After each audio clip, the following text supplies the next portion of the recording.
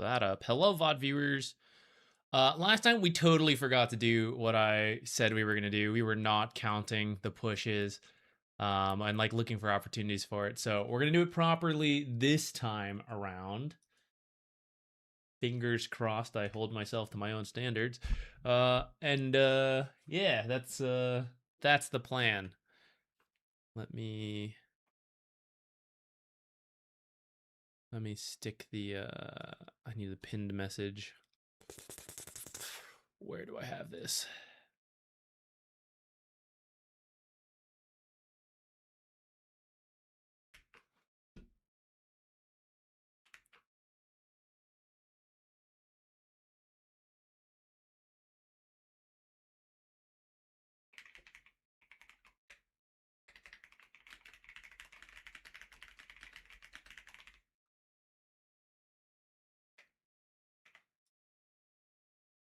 Okay, there we go. Pin it.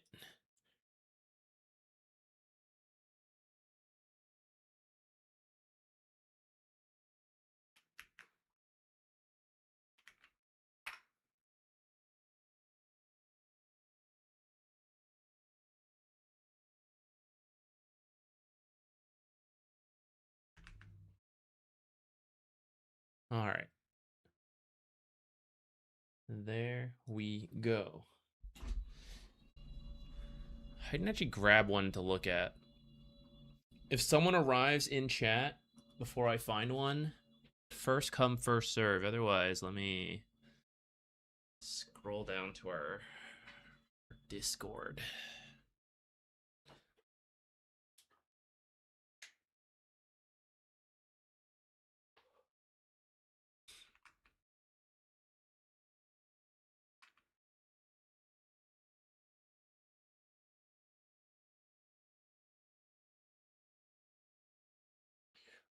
Robo, what's up?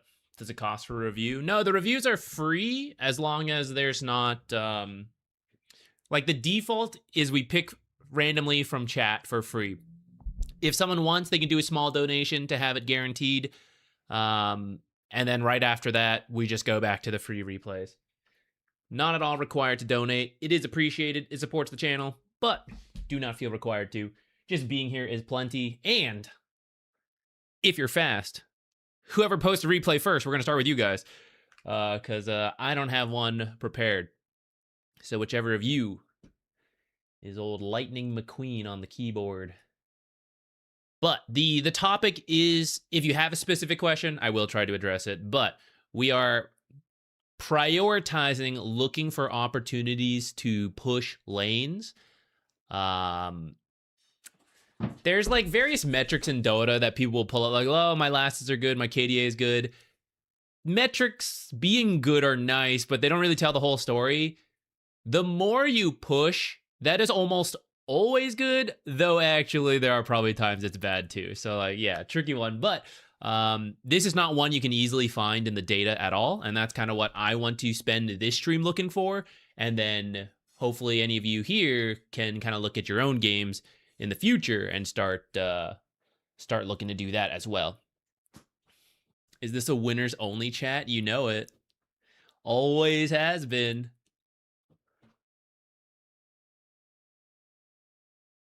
Oh, you're watching. I panicked again. I was like, oh God, did I mute my mic again? What have I done?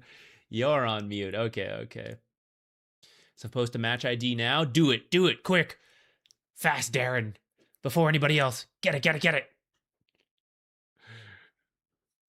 What'd you think about IO double heart? It seems overkill. I haven't, are people doing this? Seems unnecessary. The Ags, I think, is cool. Late game heart seems good.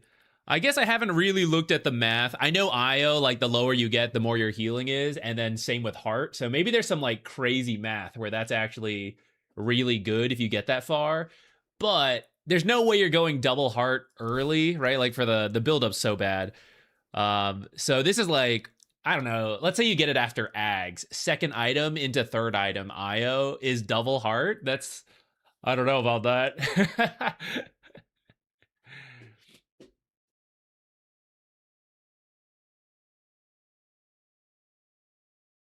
shit. Goodbye. Well, thanks for being here, Joy K. I appreciate the honesty, the self-regulation. Time to head out.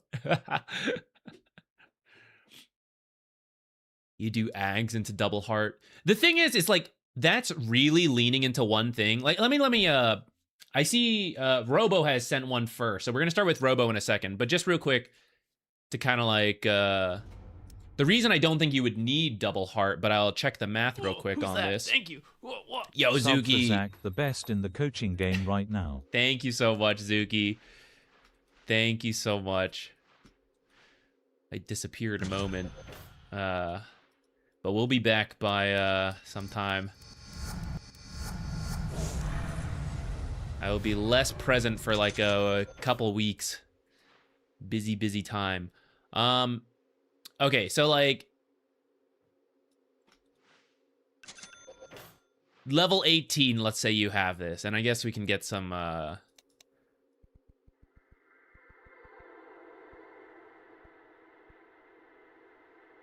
so we have like a shitload of regen.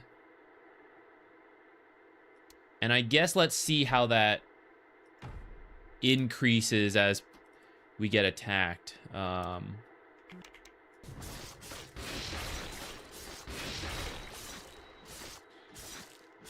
I guess I gotta give her an item. I'm afraid to give her a divine and we get killed too quickly. Though that'll actually lead to what I'm about to say. So we get super low and we go up to like 160. So that's pretty cool. But there's certainly some math here where we are being affected by Desolator. So without Desolator, we're at 40% physical damage reduction.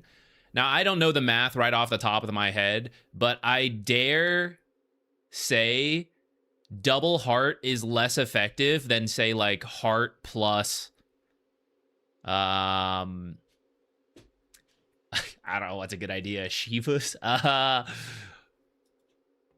Heart plus AC, heart plus, I don't know, right? But like 1 heart's worth of regen plus increased physical damage reduction, I suspect is better. Plus, when you are healthy and you're not like super low, the extra item you choose to get has value. Whereas double heart is like, I don't know, you're very tanky and you get some damage because you're universal. But, like, what else are you doing with this if you are not being attacked, right? At some point, they just ignore you because you're so tanky. And I guess, yes, you do heal your teammate. But if you're full health, the double heart is, like, not... The behemoth's blood is not really activating because they're not targeting you. They're targeting the teammate. Whereas this would help you when being targeted and help teammates or, like, some other item, right? This is like general itemization principle, which is why like double heart is not a thing on like other heroes, or like leaning too much into raw strength or anything is usually not the play. Again, though, the numbers are pretty, it's pretty high. I'm not gonna lie. Maybe you could just buy like some casual armor item and then call it a day. There's math to be done here. There's math to be done. We're not gonna do it right now, but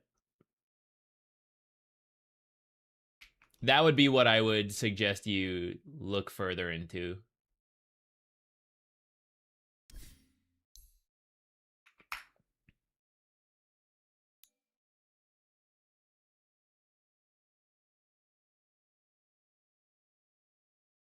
Okay, Robo, what, who are you playing here? And let me see, you put some comments, actually, let me see where your question is. There's a thing where I pull to get the lane equilibrium back, but the carry came back to farm the pull, and I had to catch the lane and felt awkward. That's actually okay. Like, that sequence of events sounds fine, but if you don't realize it's happening, I could definitely see why it would throw you off. We'll take a look at when you did it, and we'll see, see what happened. Oh, gotcha, you're on YouTube, you're switching over to Twitch. Okay, cool. Appreciate the heads up. Sometimes people swap between it, I don't realize. I'm like, who are you now? Not to doom this stream, but next one could be actually acted. We're going to help with this laning stage question, and then we're going to look for what we're looking for. I believe. IO 4 or 5 is fine. Although I wouldn't really condone the smurfing for it. I would just play on the main account. You know, just saying. Just saying.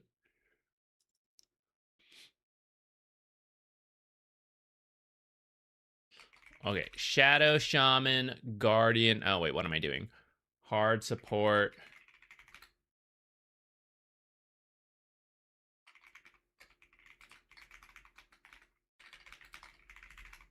F, chat down.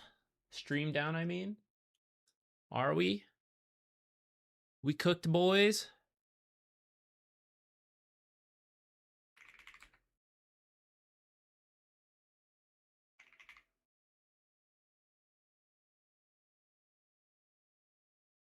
It went down for a sec, but it's back. We'll give it a couple more seconds before we hop into this.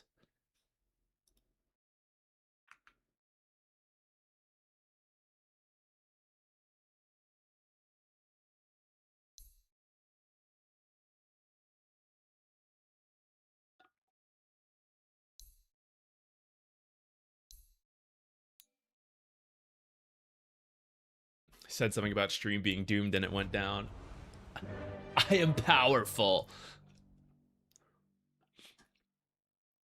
Is Filipino barbecue a good hero? I bet it would be. I bet it would be. Okay, main question I had was this weird pull, as well as how much to help other lanes when there was some big infighting between position 1, 2.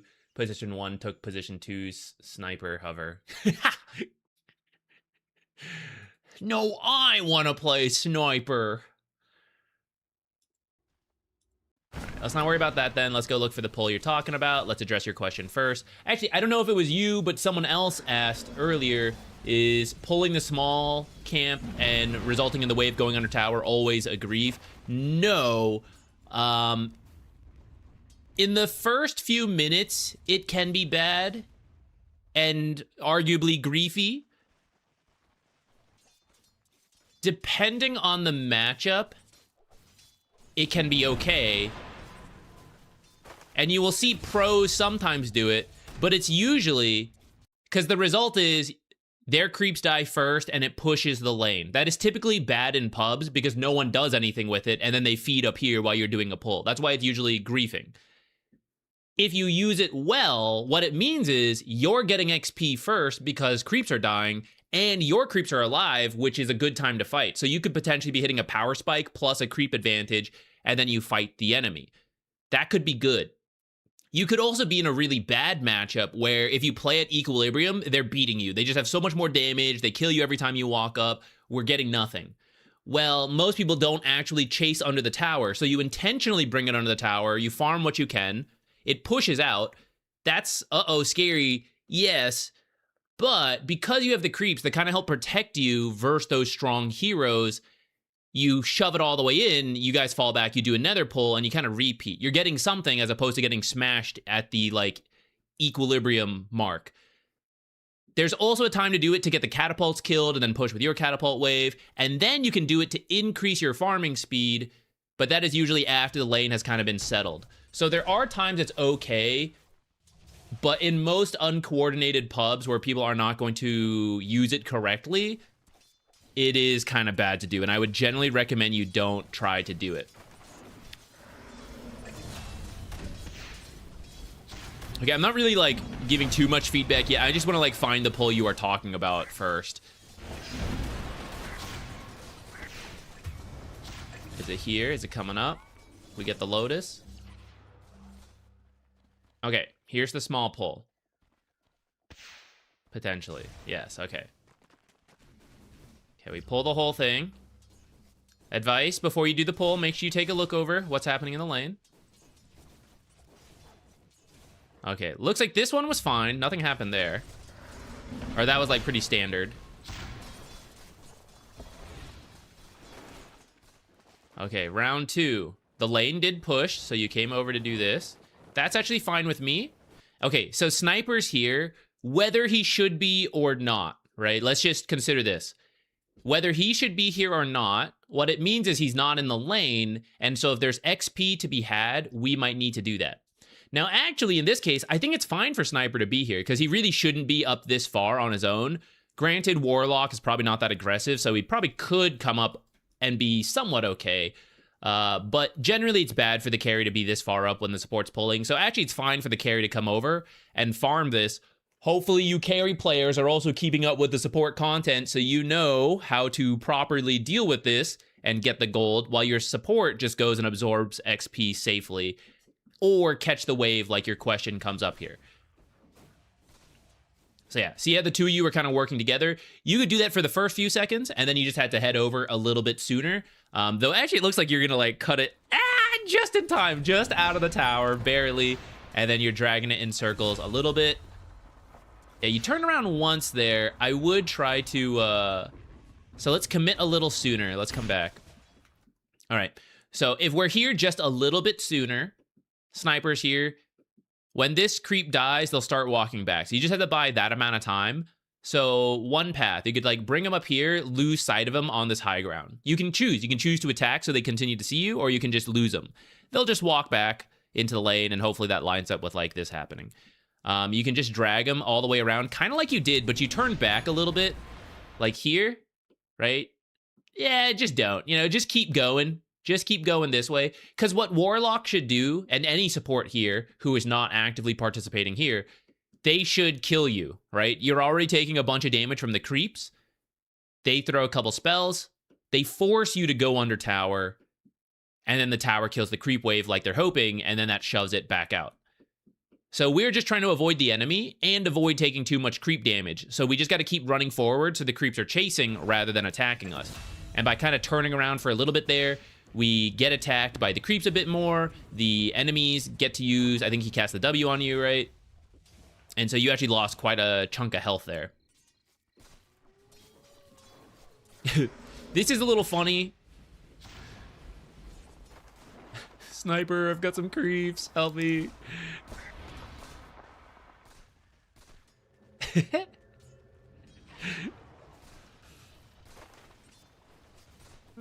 Okay, besides the extra damage, in the end it worked out. We took them around a journey for a little bit.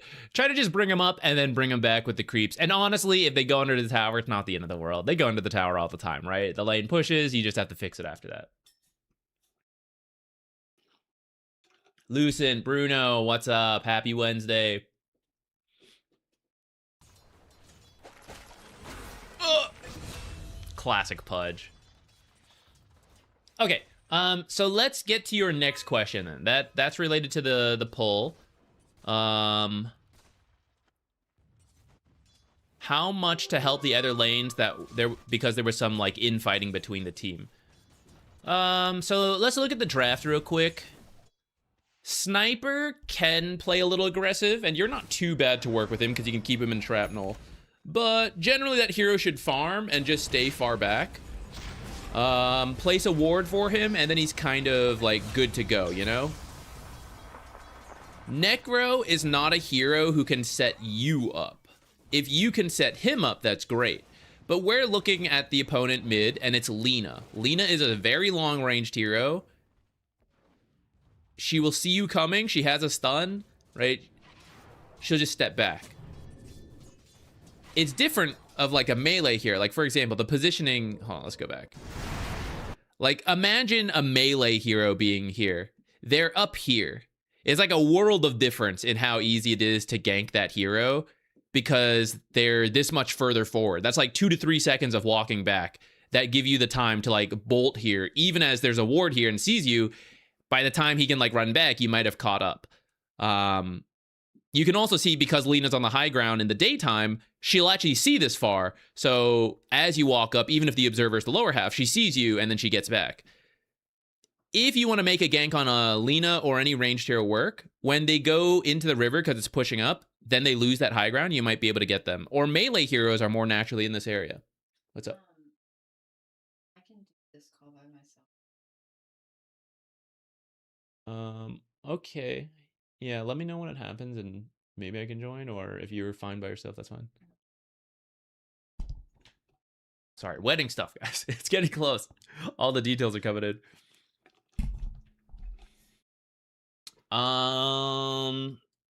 What was I getting to? Oh yeah, so ganking mid to help Necro is kind of tough, especially when I see he's getting kind of getting bodied here by Lina. It would be nice to help him. Probably the most you can do is help secure runes so Lina does not get more out of control. but I don't expect to kill Lina. But maybe with a good rune, maybe we could. Invis or haste. Otherwise, stacking for him to catch up could be good. Down here, if this lane's going well, I mean, this is your default anyways, and if we've just decided we can't really help mid all that much besides runes, then this will be the last place you go to. So once your lane is settled, which I'd say it is, level 5 sniper should be fine on his own. You just need to place an observer that lives up here, sees the pudge, then we can go. You're kind of like flashing on the creeps here, by the way. They might check this. This is also very common. Anywhere in this area is very common. I'd recommend either to the side over here, to this ledge over here. Those are like my two go-tos. Versus a pudge, if you want to put something more like over here, that's fine. So you can see them like more in the trees. Anything in here tends to die to like pull camp stuff. Though we are reaching the end of the lane, and if people like never fought over this stuff and you don't think there's a sentry, you could maybe make a case for it. When teammates are actively anti-synergistic, how should that impact my thought process for rotations and ganking? Ultimately, you still need to, like, who is the hero that will win the game, whether they're toxic or not, right? I'm just going to set that aside. If this is the hero that I need to win, there we go. I need to work with that hero. At the same time, if you're like, no, I want to play with the nice people, as long as you can see a way to do it, I'd say it's fine, right? You don't need to win every game. If people are already like toxic against each other and it's slighted against you, sometimes that's just how it be.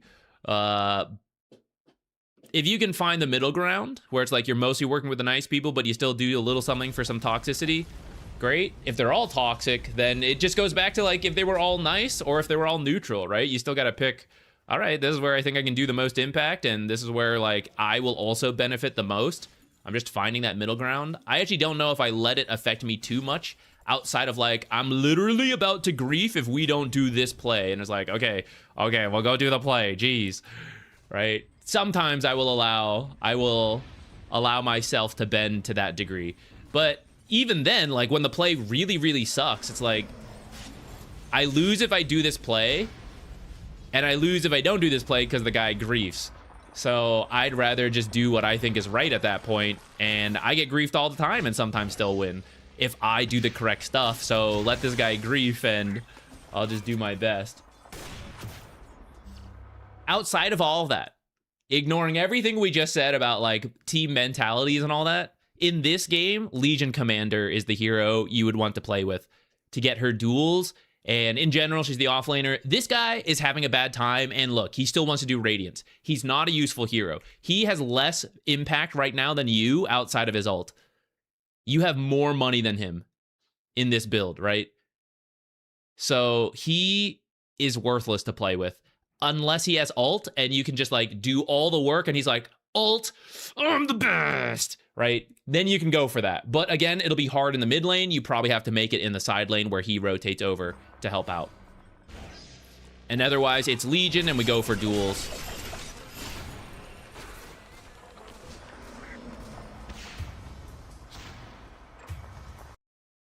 So he sentry'd somewhere in here. Since you just got this kill and they ran away, you could put your observer like down here and then get out. They won't really know. You're gonna go home. You're so low. Okay. I think that sort of answered your question. I want to start doing what we said we would do, which is look for opportunities to push. Notice you're too low. We just ended up like kind of doing nothing. That's why like, yeah, we should just head home. In the end, we were both low. We both gave each other fake confidence, so we both die. Really, you should just leave, go heal up, and go to a lane, and then Sniper on his own should be smart enough to be like, wait, why am I up here on my own? I should just go jungle. He won't die, you won't die, and then right now, while you're respawning and walking somewhere, you'll actually already be making the play.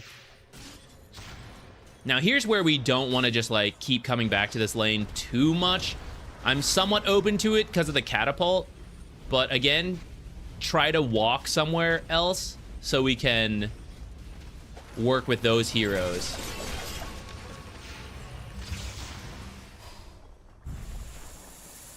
If you don't have shackles, don't bother using the ultimate.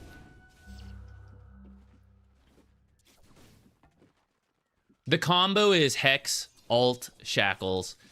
If you're missing some component to that, if you don't have a lot of mana, it'll end up being wasted, kind of like this one.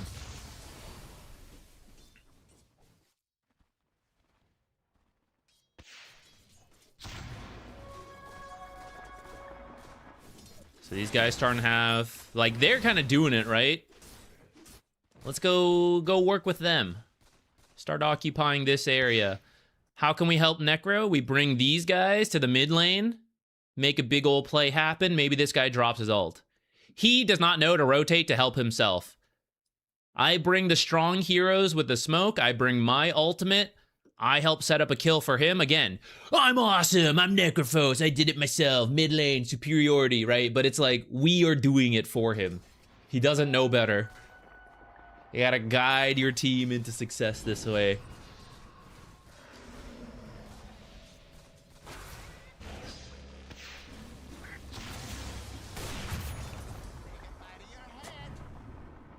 Okay, first, two things here. First, if you are going to push up and get this kill, like, we've been doing this a lot. If you get the kill, we're doing this, you know? Like, turn back around and drop this ult, I would say. Alternatively, it's time to TP mid and save this guy's ass. These are the kind of situations, guys, where it's like, oh, my mid laner sucks, they're so bad, blah, blah, blah. These are the moments you're looking for. When your mid laner sucks, the enemy mid laner gets overconfident, they start diving. Shadow Shaman, seeing this happen, rotating in, Hex Shackle her under tower, completely changes the matchup. Look, as bad as he is, like, getting bullied, his money's actually not that bad. One moment like this completely changes the momentum and the feeling of the mid lane. Now, it's hard because, like, in the middle of this, it's happening, right? But this is where, as you retreat, you kind of, like, look at your map and you're like, whoa, she's just zooming under that mid tower. What's going on there? Click, TP in, like, right here. Save this guy's life, get a return kill, drop the ult, you kill mid Lina. You're level 9 now for, like, all the XP you get. You get this whole creep wave. Huge play right there. But here's the other huge play. This is multiple plays all happening at once. Like, pick any of them. I killed Warlock here. Let's do it, you know? Let's drop the ult on the tower. Let's get the damage in. Let's force rotations to come defend, which will draw attention away from the other lanes, you know? If we back off, sure, but, like, I want to use my ult on something, a big kill or a tower push. I don't know when those will happen. I'll try to make them happen, but, like, here's the moment to do it. So I might as well take this one as soon as possible, drop it, back out. If I don't get the whole thing, it's okay. Then, as a separate from all this, if you lose an observer somewhere, just don't put another one there. Unless there's, like, some key reason you need it, which is, like, this is the game-winning fight. I promise you there will not be a game-winning fight at 13 minutes in this area. He killed one of your observers here. He will kill this one as well. At some point, he will bring a sentry. He will put it again. It's just a cycle. You're in the cycle, too. You're like, I lost one. I'll put another one. He's the same. He's like, oh, I lost one. I'll put another one. Oh, he killed my sentry. Guess I'll put another sentry. Oh, my sentry. I'll put another sentry, too. Here's an observer as well, right? You'll both just cycle through it. You'll just throw away your observers. As soon as you lose one, just never put it again for the rest of the game.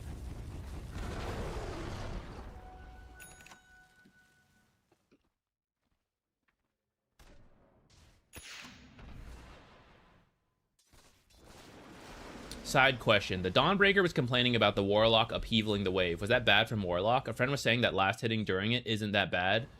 But is it really bad equilibrium-wise? I would say the biggest issue is mana-wise. This is a lot of mana to use for a very low impact skill. It used to be stronger. It's not really that strong right now. So 110 max damage sounds awesome. It is not 110 damage when it begins. It starts... I think it starts at 0. Does it say? Anyways, you need to channel for, like... It starts at something, and you need to channel for a certain amount of seconds to get there. So it's like, don't worry. The enemy is going to stand in my upheaval for 10 seconds, and then I'm going to start doing some real damage. Or you could just press Q on them and do the same amount of damage guaranteed way faster. Or you could press W and do that amount of healing and just trade right clicks or something. Like, these are way more consistent abilities in the laning stage. Upheaval is just low guarantee to actually do anything, is the bigger issue. It does push, but actually so do his other abilities. So pushing the lane is not the issue, because Warlock always pushes the lane, and then he has to do pulls to fix it. So it doesn't really matter if he pushes with this ability or he pushes with this ability, but it does matter in like, okay, I pushed the lane, sure, but I did half of Sniper's health, so we're super free in this lane, as opposed to like, he stood outside Upheaval, so I shoved the lane in, and also I did 10 damage to him, right? You like, just let a Sniper care. He'll come fight you now at the pull camp because he didn't lose any health. It starts at 10 DPS? Yeah, that's very, very little. Very sad.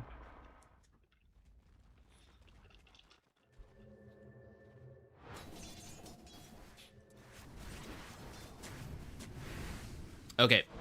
The ult at the tower is one such case of like, didn't really push. It was different from what I was kind of looking for, but it is one such example, so we'll keep going from there.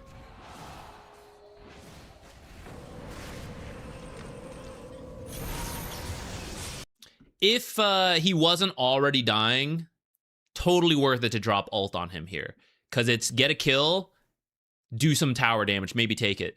In this case, this tower is actually so low, if you want to greed out and try to not drop this, I would understand. Like, save it, use it somewhere else, I get that. Because it's so low. If it was healthier, I would just drop the ult and, like, finish it. Okay, here, like, what are we delaying for? This is a micro example, but an example nonetheless. I kill a hero, I have a catapult, I have a creep wave, there's a low health tower, I want this tower. The longer I wait, the more likely people are rotating. They could be teleporting right now, potentially. A lot of people are missing on the minimap. But I want this tower, so I gotta push as fast as possible. And we're just kind of like, you know, walking away. Let me come to the Necrophos. Let me use items on him. Look where he is now. He's where we were. He will come to me at some point. And if he doesn't, he's in the wrong spot, so he doesn't need my regen, right? At some point, he will be here. Jupiter, get down from there. Don't make me spray you with this water bottle. Get down. He will come to you. We kind of wasted, let me see how many seconds that is. So, 20 seconds. This guy dies, 21. Start attacking. You know, hit this range creep, hit these melee creeps. Attack. Attack. Attack. Attack. All right, we're back in the lane. 27 seconds, right? So 6 seconds have passed. One of these creeps is already dead. We're starting that push forward. I know it doesn't seem extreme, and partly just because of, you know, who we are, we don't have the best wave clear, but it is 6 seconds of push difference. And let's see if you guys end up with this tower or not, or people actually show up to defend. We still get it in the end. And now let's head bottom. Let's see if those 6 seconds mean anything anywhere. Maybe we get bottom 6 seconds sooner. You probably would not have got to the Lina in those 6 seconds. I think you're helping with runes here.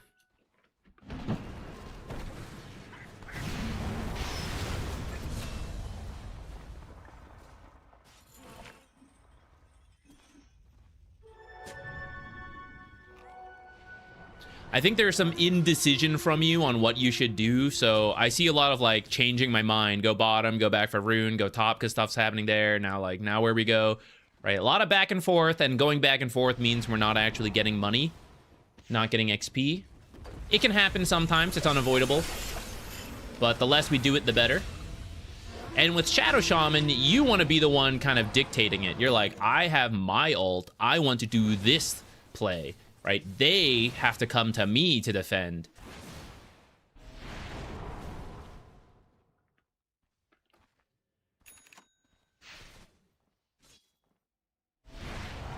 Okay, so the person I'm going to play with is Legion, and the easiest tower to take is top. Both of them are in the same area. It works out really well. You even have a smoke. All right, let's head up there, smoke the Legion, look for a play. Our mini-map's a little cut off after we shifted things.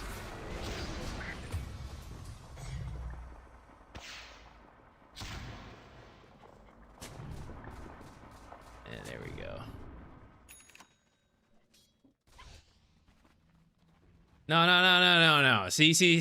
Hold on. Wow. Wait, where did we kill Pudge? All right, okay, we kill Pudge. How many people are up here? It's me, it's Sniper, it's Crystal Maiden, it's Legion. We got a kill, great. I want to find duels with Legion, but she doesn't have her blink yet. Finding a pickoff could be tricky. But you know, one way to get heroes to walk up to you is if you attack a tower, they feel they need to defend, so they walk up to you. You don't have to blink to them because they walk up to the creeps to defend. That is one chance to potentially get a duel. If we don't want to force it because she's so close, I get that. Well, that's okay. She doesn't need to do it because we can push this. Now, I know you don't have your ult yet, but that doesn't... There's other heroes without Serpent Warts, and they can still push towers, you know? So I can still push things as Shadow Shaman even without my ultimate. Warlock runs away. Here, okay, here's actually a good example of not pushing. Notice how everybody is chasing this Warlock? Let's pretend we kill the Warlock. Fantastic, we did it. All right, let's all walk backwards now. Do this. Okay, let's all walk this way now. Pudge is almost up at that point because of the extra time back and forth.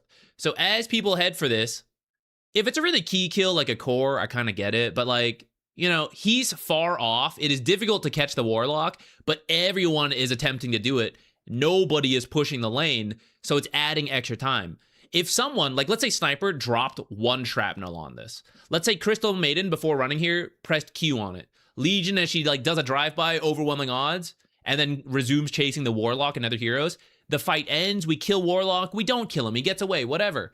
Here come the creeps. Boom, straight into the push. It's another like 5 to 10 second save. All right, back to the creeps. And because these creeps are equilibrium, now we're only pushing with 2 creeps. Instead, we should be pushing with like 4 creeps, 5 creeps. And then, this is what I mean. All of us are here, we've killed heroes here, and then we're like, well, let's go try something else. Let's leave. Why did I need kills? For the towers! So I got the kills, and now I'm just gonna go look for more kills so that I can take the tower. It's already gone. This is the last one. This is the last one. Not that you can't get tier 2s, but it's much harder. It's much harder. Buggins TV, thank you for the Prime sub. Thank you so much. Sorry, I was on a rant there. I had to finish my rambling.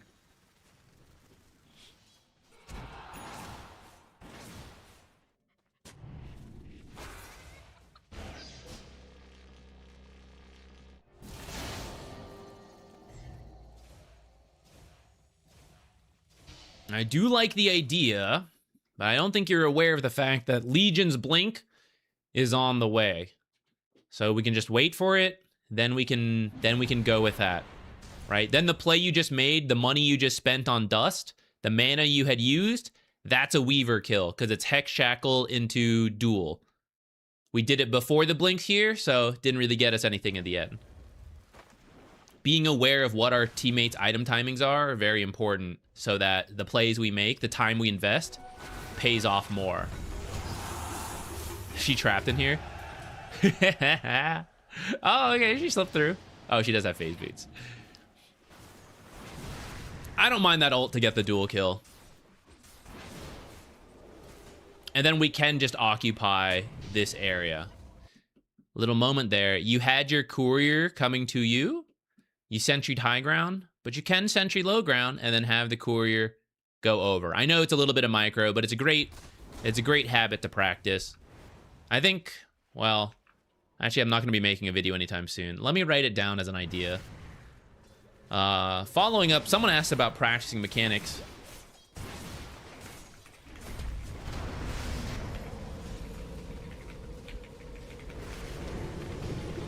There are a couple mechanics, things like that. Like if the courier's on the way, let me shift queue it to a cliff. Little mechanic, let me practice item dropping before arcanes. Mechanics that are easy to practice 100 times in a custom lobby, and then you just carry it over to your like real games.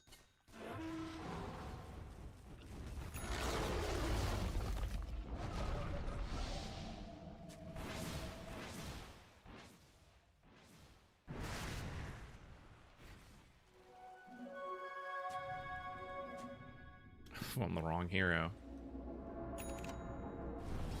I'm kind of curious. Okay, I was distracted by writing stuff. Let's take a look at how long Lena's been pushing top on her own. Okay, while we were getting involved in this stuff, here goes Alina.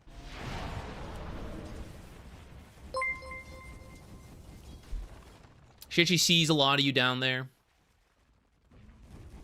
This was actually a bit dangerous because you exist and so does Legion. It's a bit dangerous for her to do this. This is why pushing is good though, right? She's still in the area. The exact way she's doing it is very dangerous. She is frequently showing here, waiting to get dueled, but you guys are showing bottom, so it's all okay. She literally just stood in front of your tier 2 tower for that entire time, missed out on like 200 gold in the camps, but like, you know, whatever. Whack, whack, whack, whack, whack, whack, whack, whack, whack, whack, whack, whack, whack, whack.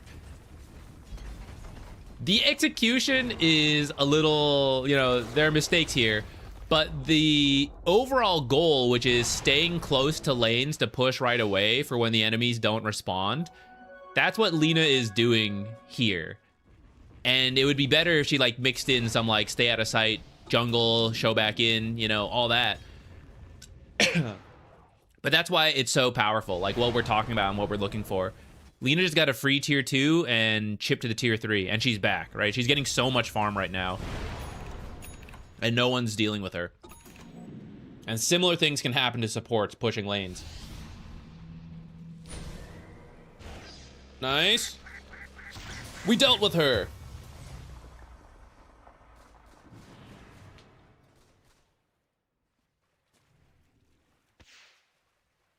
Snipes, kind of peaking at 7.2k EU. What are things to improve at this level? I don't see or feel anything obvious. One, I don't play in Europe, so I don't have a perfect feel of like what 7k feels like there. I do think making sure your heroes fit the draft is kind of important. Like for this rank, being proactive towards the winning game plan is pretty important. So like you have to understand how to adjust to the given game and how to like actually do things about that. Like, oh, this guy is their win condition. How can I do things that I need to do, but also slow that guy down and like actually be involved in that and work proactively towards it and not just like, I'll farm here and just like teleport, react passively to stuff. A lot of the basics are still very important. It's just like, you know, the basics are always important, but you always revisit it. Anytime you want to climb, like you have to keep up with where you're at. If you're sitting there, like you're not underprepared probably, but are you better than 7.2 with your laning, your last hits, your map awareness, all that stuff? You know, just like slowly bumping those up can also be good.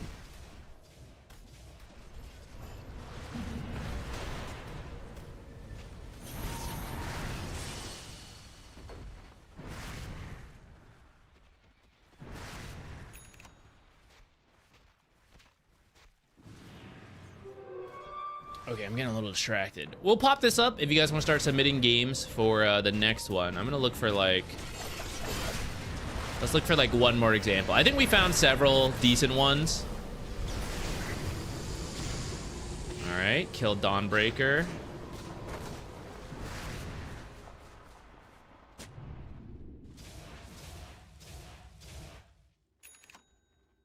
And we ult this tower. We walk up really close. There we go. Just drop it. Just drop it. Don't worry. I feel you're like, oh, maybe I don't need to. Maybe just do it. Any tower over like 1/3 health, just drop the ult. If it's below 1/3, I'm more open to the discussion. Anything above 1/3, drop the ult. Just take it. Just do what damage you can.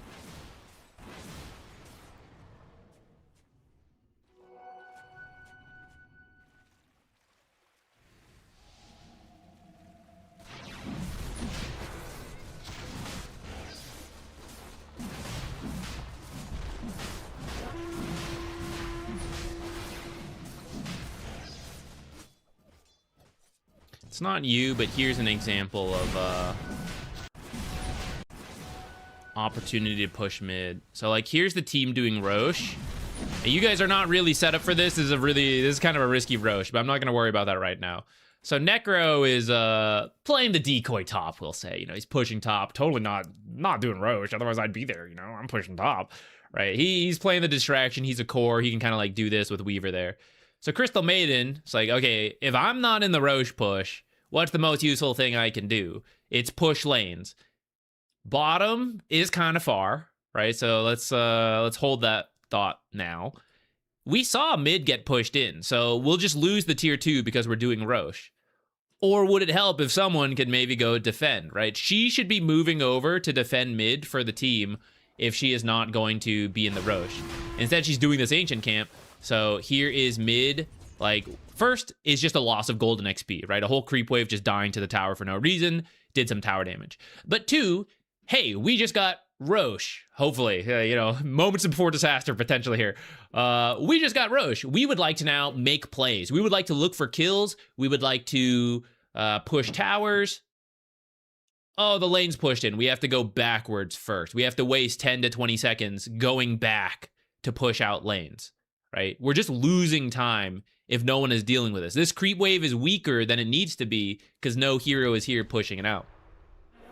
So all these little things will... It's not usually like the end of the world, but every time you do it, it's like 5, 10, 20 seconds, up to like a minute and a half of time saves when you look for these moments to push. And that obviously just like adds up over time.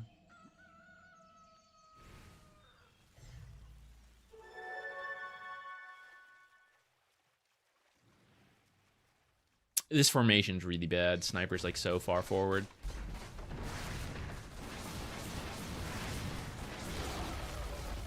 This is really good from Weaver, this creep cut.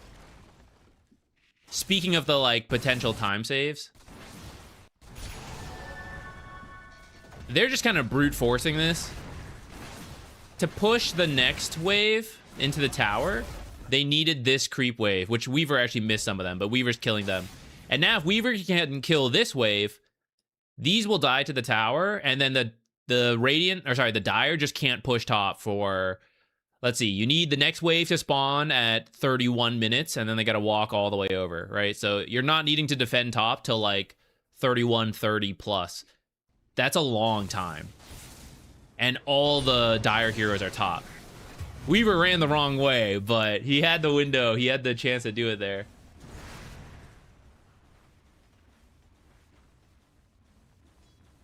Just look at items and overview. We can do that. Let me pop it up. What are your favorite ranks to review? I don't really care. The most important thing is like people are interested in learning and they're like, the most fun, I guess, is like people who are proactive and asking questions and all that stuff. It's kind of the same with any teaching thing, you know, like students who are more engaged and passionate about what they're learning is like the most interesting, no matter whether you're teaching like math to a kid or like some complex engineering stuff, you know, as long as the passion's there, that's the fun stuff. Higher ranked Dota is like kind of interesting more because it's like you can actually talk about the meta and like game specific stuff, whereas maybe lower ranks is a lot of basics. At the same time, that can also be fun in its own way because you get to see like wacky games and like here's how we shit, I forgot to do the timestamp on the last one. You get to see like thank you. What? You get to see wacky stuff and it's like, hey, here's how you would handle the wacky stuff, you know. It's like fun in a different way. It gets boring if I do the same type all the time, but if it's mixed around, then I don't mind like any rank or anything. And even if it's boring, it's my job, so like whatever. Foxes, thank you so much.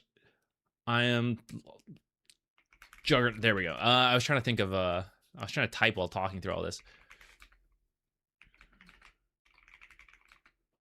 Okay, so this is just an itemization question for Juggernaut.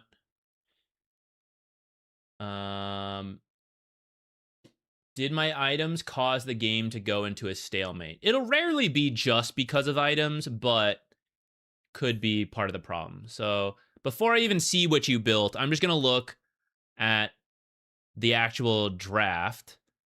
We are going to need an item, things we need to deal with. We need to get to Sniper and to an extent the Clinks to kill them. might need a nullifier at some point to deal with their like defensive stuff, and you would probably need a blink to get to them. Those are kind of like more late game items. We may need an item to deal with Razor, though Omni Slash is also not a bad way of just like run, drop the ult. And in a way, the blink doubles in that purpose, right? Just jumped him. He can't even link in time, hopefully. Arguably, we could also maybe consider Lincoln's also more mid to late game.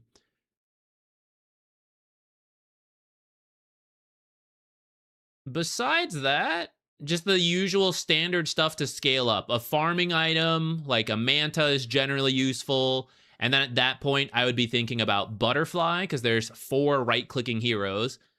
And the Blink, and then possibly the Nullifier. Maybe Basher Abyssal could also be a way to go about it, though. Like, stun them so they can't use defensive stuff. And it's not like you're totally working alone. There's other heroes who can jump in with you, or you wait for the hooks. All right, so with that in mind... Okay, you went Radiance. The evasion for yourself is kind of nifty.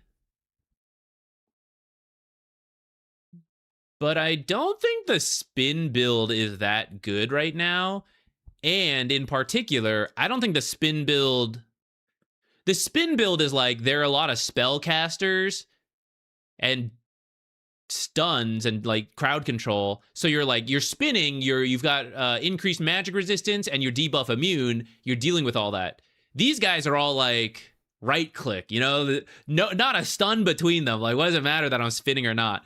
You know, so actually, I feel like you don't even need the Radiance. I'm open to the Radiance build in general, but I don't think this is a game where it really makes a lot of sense. 4 ranged low HP heroes, so I wanted to try the Radiance. I would argue that's why you'd need the regular build plus the blink and stuff. Because they're low health, I want to just jump them and swift slash and all that. The Radiance is actually better when you're like going to spin a lot and when there's a lot of summons and illusions more than like low health heroes. What do we do after that? SNY is fine. Though I think Manta could be good to help you. One, he already had the Orchid at this point, so you kind of knew you needed it. 2, you can kind of confuse him for a moment at least of like, who do I link? There's 3 illusions. Do I have the right one? MKB at that point. So now, this is the issue with Radiance. Radiance has raw damage, but otherwise has no synergies with attacks, with like right clicks. Compared to like MKB, right? Damage, but also attack speed and True Strike. So then it synergizes multiple reasons with other right click items. You're kind of like pivoting from the Radiance to the others. Compared to like Battle Fury. Battle Fury would cleave on all your attacks as well of its damage. So it's a farming item just like Radiance, but then the cleave synergizes with right clicks, whereas nothing from Radiance will synergize besides just the raw damage that other items also have. Maelstrom procs every now and then, right? So when you attack faster with other right click items, Maelstrom also goes up in value. Like the items connect together. That's why you don't usually see Radiance on too many right click heroes. Again, not that it's like terrible or anything, and someone like Wraith King does it, but part of the reason those heroes do it is because they're so tanky that they live long in fights. Jug is notorious for being pretty squishy, which is why it goes back to like, if spin actually keeps you alive, then sure. But again, this is like a very right click oriented build.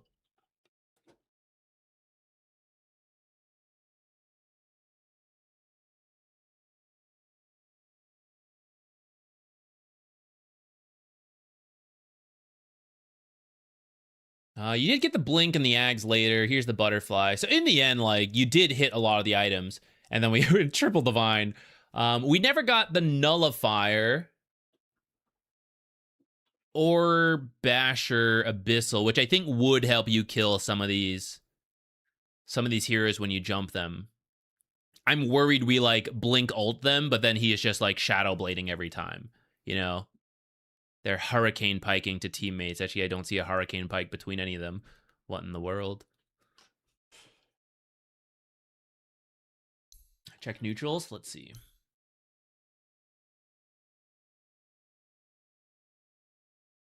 Is this right? Is this bugged? Well, these guys got neutrals.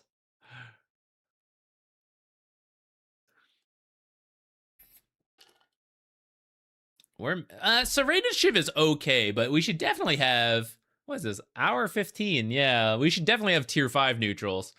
I didn't even notice that.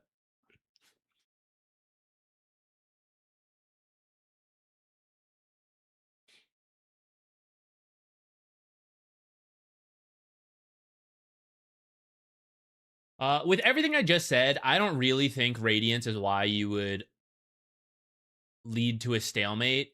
If I had to guess, you guys just can't kill the long-ranged right-clicking heroes. And if I look at your items as a team, so Tusk has the blink. She has leap, we'll say. And, okay, so here's where she got leap plus scythe, which is a hell of a choice over Abyssal, but here is when you guys can start, like, actively killing Sniper and Clinks and Weaver 35 minutes into the game. That's really late, right? So before that, it was like, does Pudge get them? And that came online at 30 minutes into the game. So you just couldn't make a play on these heroes till 30 to 35 minutes in. That's just way harder, right? Like, that's the real reason we stalemated. And then for us, we also can't individually kill these heroes until, like, over here, 40 plus minutes into the game. So that'll be why it's hard to actually do anything. Radiance aside, you could do Radiance and get, like, Battle Fury. Sorry, not do Radiance and do Battle Fury, and you would still slow down here. Caesar, sorry, I saw it. I was ranting and forgot. Thank you so much for donating. Was that for a replay? I may have missed that. Let me go back.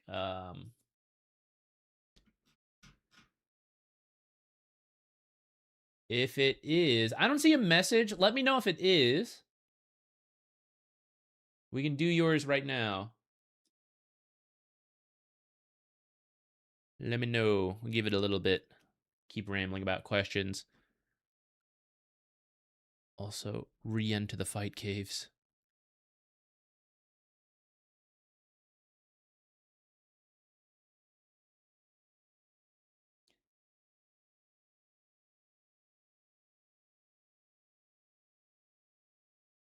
This is Jenkins level Herald review.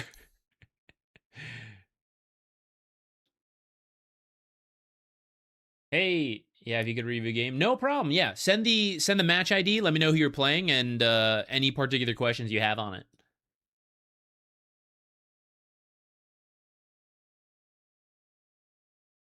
You shouldn't skip your boots, by the way. You should finish your power treads or phase, but at least one of those. I think power treads is a little better right now. Though maybe if you're doing the Radiance build, maybe phase is better. I am not sure on that. There's a lot of fighting this game. On the late game, it got better. Looks like early game, there was a lot of trading depth.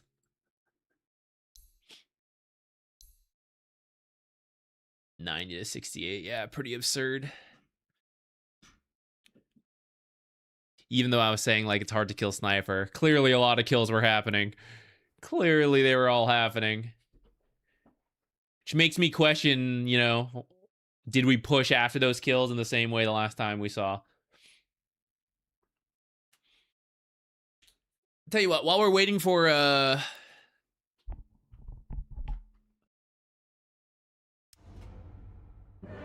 we're waiting for Caesars. Let me jump in real quick. I'm just gonna find a random fight, and we're just gonna see if you guys push. Or any team pushes, really. Seems like both teams are getting plenty of kills. Here, let's go like 30 minutes. Still pretty even game. Learn from your mistakes.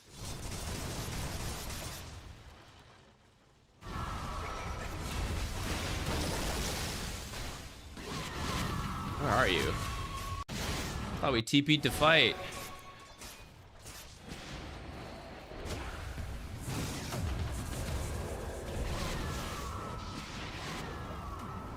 You looked at Weaver. Oh, he got the Weaver. Okay, okay. Meaning like those guys got the Tide. All right, my bad, my bad. I missed the Weaver kill because we were zooming around. All right, this is an excellent opportunity to do Roshan, to do Tormentor, or to push towers. Here we go. Oh, we got bots. I didn't even notice that in the thing. Yeah, I don't know. I don't know if you need bots at this point either. You're a level 22 hero with 2,000 health. You know, you're actually so easy to kill. Look at this Tusk. I don't know what this build is, but he's tankier than you. We did push here, actually. Maybe a little too hard, but then they also threw a bit. I'll just highlight this. Also, by the way, Sniper's tankier than you right now.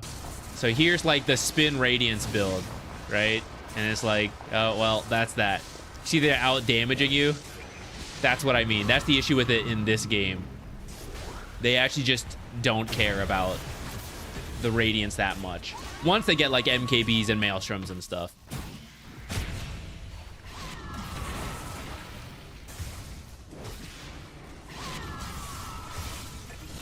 The classic sniper hold.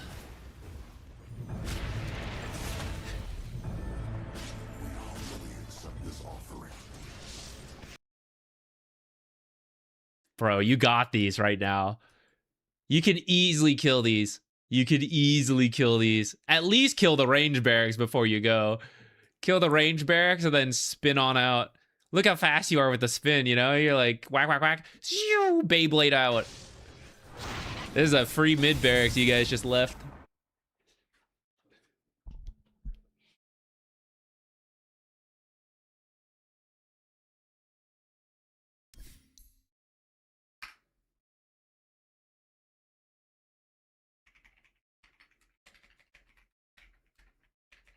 Okay.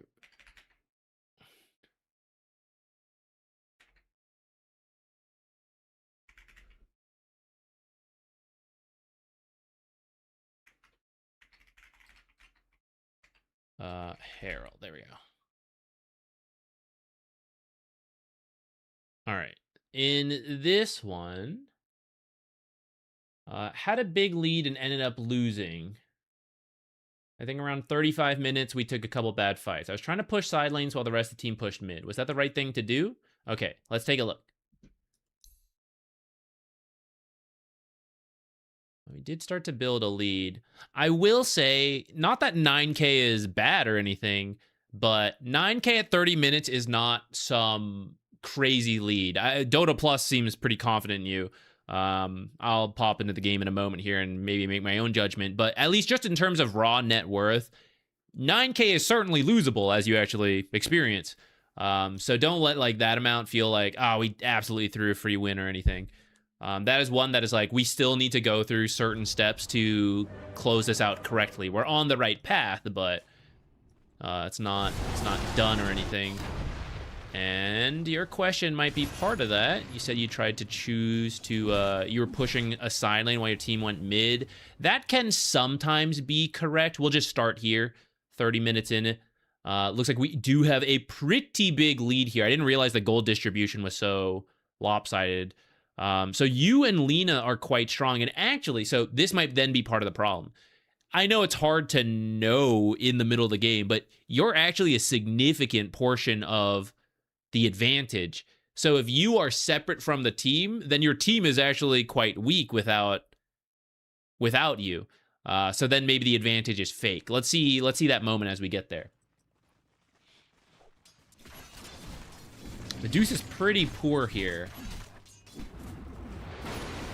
Very poor. Okay, so you're pushing in mid, you're backing up to do some jungling. It's pretty good. So at this portion of the game, it's a lot of mini-map stuff. So let's jump into here. Roche is obviously great to do. I understand it can be pretty tough to get your team to do it. note here, so your Lina is actually dead right now. We have a 10k gold lead, but Lina is actually 17, 18k. Again, you don't need to know the actual gold amounts in the game because you should just have a rough feeling based on like this hero seems strong, this hero seems weak, or if we look at scoreboard, yes, Lena's probably, you know, pretty high net worth this game. So am I compared to like, you know, this, right? You don't need to know the numbers, but you have a rough feeling of the general power scaling. And with that in mind now, she's dead 44 seconds. We have a lead. A lot of the lead is dead in Lina. And where are we? We're actually all on their half of the map, with Treant being pretty far, and they are all missing.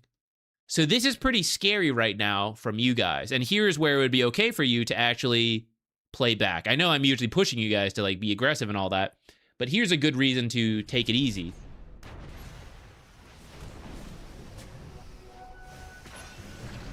We're actually like running into the enemy, you know? This is 3v5 territory if they knew it. And actually here is the duel. Are they gonna get you? Fortunately, you're pretty tanky. You actually lived through that. Don't worry, Zach. I knew all I needed was a 3v5. I had it all calculated. In the end, this has actually mostly worked out. This is why we always talk about like work on your lane, build a good gold lead. This is the gold lead carrying Bristle through this because tactically this is not a good choice, and we can't really assume if the enemies are gonna execute correctly. If they'd all focus Bristle, they would have killed him, but they didn't. Then the net worth carries Bristle through this, and inevitably we will make mistakes, right? I don't expect perfect play from any of you. But this is why, like, one of the ways to climb MMR is just like, just get money. Because when you make mistakes, it's like, but did I really? Because AC just won me that fight.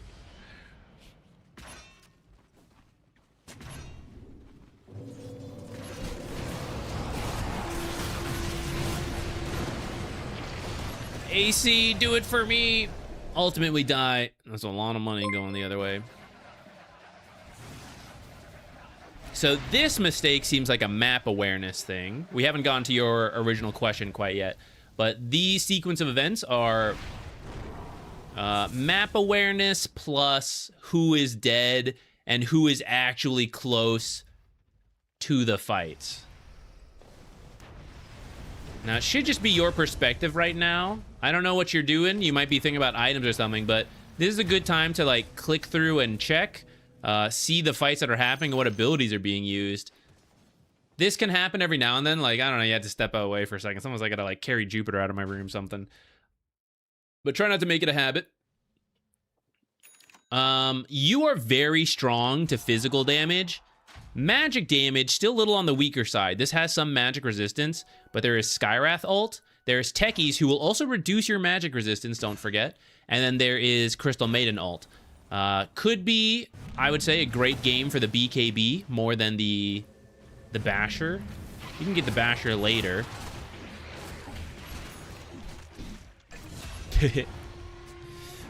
You are strong enough to just do Roche on your own, if I'm being real.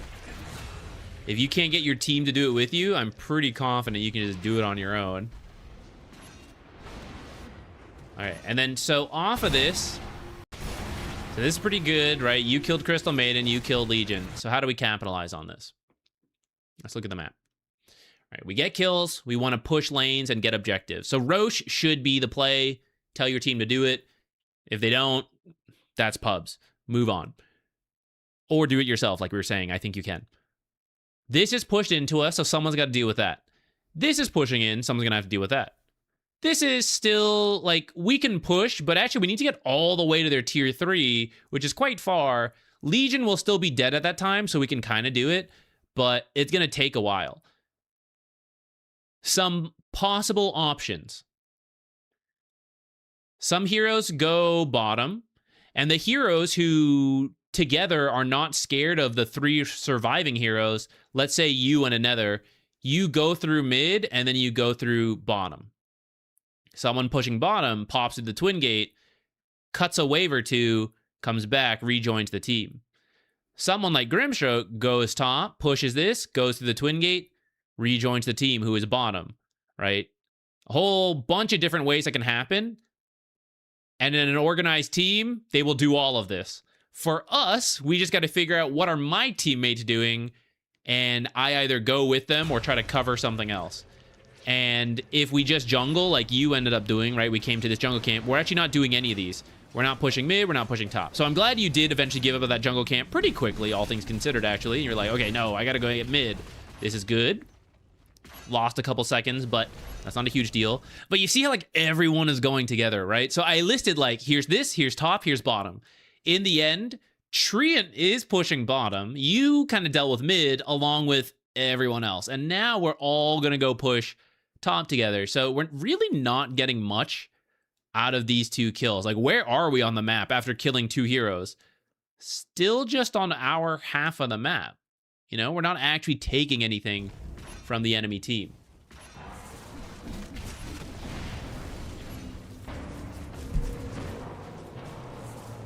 Here we are, all pushing top, all moving to the jungle. And actually, okay, so now you are back in the jungle, right? I know you're close to Abyssal. Let me tell you, give you a little secret here. With Abyssal, you'll kill them. Without Abyssal, you're actually still killing them because you're really rich, right? So the Abyssal is nice, but it's honestly a little not overkill, but like, you are strong without it. So you don't need to get your farm back here. You can get your farm like up here, which would align with pushing in lanes as a strong hero. Also, a little bonus tip. You can actually disassemble Sange and Yasha to get the Sange to finish the Abyssal. I don't think having both is too bad, but I also think you could ultimately replace it. You could get a Manta. You could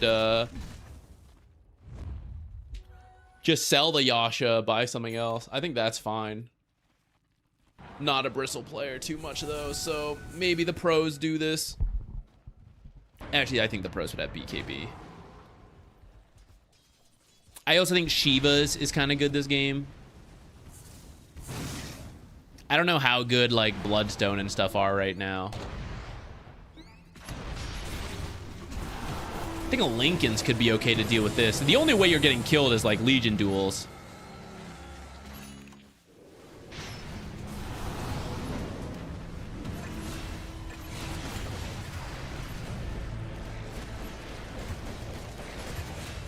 Yeah, at least we kill them. Alright, so this fight... This is where itemization... Sometimes the gold is not enough. This is where itemization, I think, could have helped you, where we don't get dueled. I also think, as you guys were pushing in bottom, you just got a little scattered, because they're shoving in bottom, and you're going this way. And at the same time, nobody has showed on the mini-map for a while. So they could be coming to fight, which is actually what ends up happening. You get hit by some mines into the duel, and although you're all bottom, who can help you right now? Duel is going on.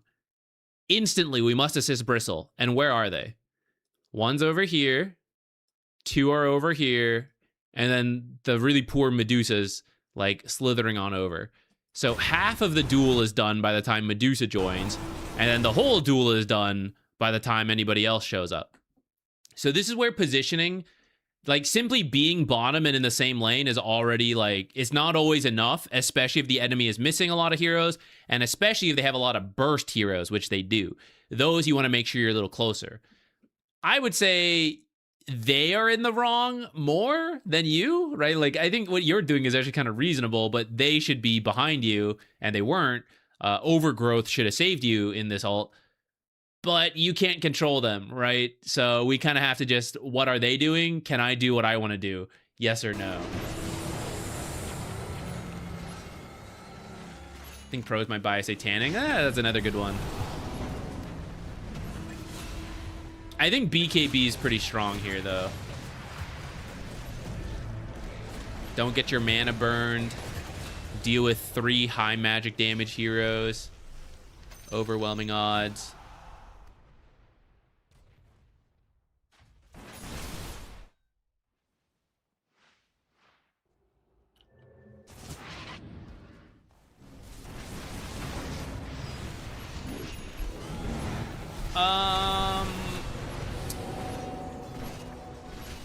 I am somewhat open to the blade mail, but I also think you would probably have gotten it earlier rather than get it now at this point.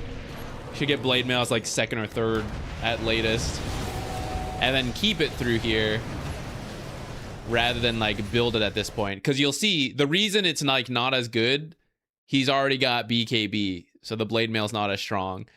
This guy's like picking up spell lifesteal, you know, satanics. Things like that will address the blade mail. So you get it early to make use of it. And in these late game situations, when you can make use of it, you use it. But if it's countered by an item they bought, you're like, well, I got the early game value out of it, whatever. You know, it's just filling a slot right now until I get something else. That's why you don't usually buy it at this stage. It's already a bit countered. So now, itemization aside, let's come back to this. Again, feeling strong, wanting to push. Okay, the fight's happening. Is everybody doing stuff? No, because like I'm here and then Medusa's there. So here is a team coordination mistake. Now I know two of them are dead, right? So it's like pretty tempting. Like, can we do this? But no, you know, like this shows it cannot. Like you cannot split up this far because they are also capable of taking smaller fights. So like when Lena's just on her own like this, we should be here with them, and Medusa should definitely be here, but like I can't control her, so at least I should be here in this area. This might have been where you were like, they're pushing in, I want to go push another lane in, but I would say you just don't need to do both. And especially you don't need to get this close to the high ground. You are tankier than Lena, so it's a little bit more safe for you to do this kind of stuff. But it's still pretty risky because, like, if they were to fight, it is 3-on-1, and then Grimstroke is nearby. But it's still a 3-on-2 if you think about it. And it's like, if we are 5 versus 3, why should I even give them a chance to take a 3-on-2? You know, that's like the only thing they can hope for is like some small fight that 3 of them have the numbers advantage. Why should I even let them have that? Let me just go with them. Maybe we can say it's suboptimal, whatever, blah. But it's 4-on-3. Like, you know, how are we going to mess that up? Maybe, you know, pubs find a way. But pushing this in is fine. And then you don't actually need to walk up to where you are. You can back up. You're doing what the Lena did, essentially. But Lena, you know, she paid the price for it because she is squishier. But you're both doing the same idea of, like, let me push up on my own and then attack.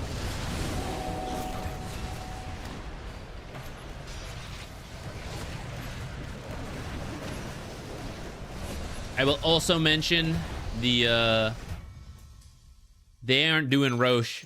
Like, if you did Roche, they are not defending this way. And then you will respawn, and there will be no Wukongs, and there will be no BKB. Is this still first Roche? What do we think? Yeah, it is. Yeah, it is.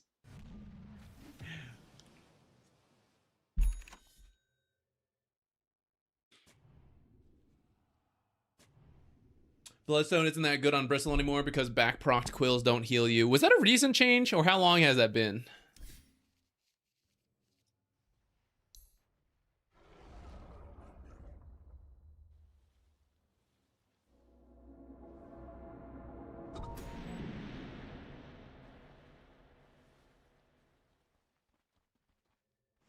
Ah, 7.38.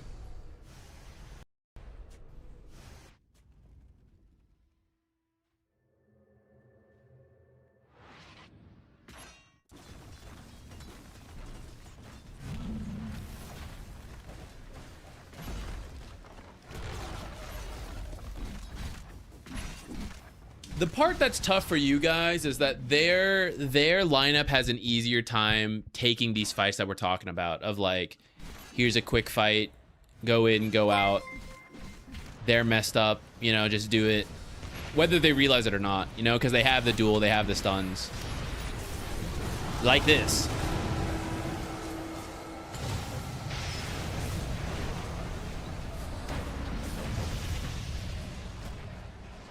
This is the BKB logic, by the way.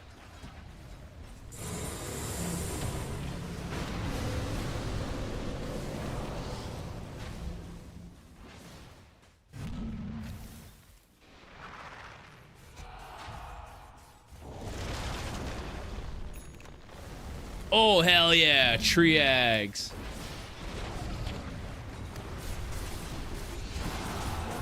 It's not doing it, guys. Oh, no. That turned real fast. That can always happen in pubs, though. So, to your original question, I will say yes. We should have stuck with the team. You can push in mid a little bit, but we should fall back to the team a little sooner. Now, we jumped kind of in. I'm going to go a little sooner to just see a little bit more. If you were going to do Blade Mail, I think you could do it around here now, by the way.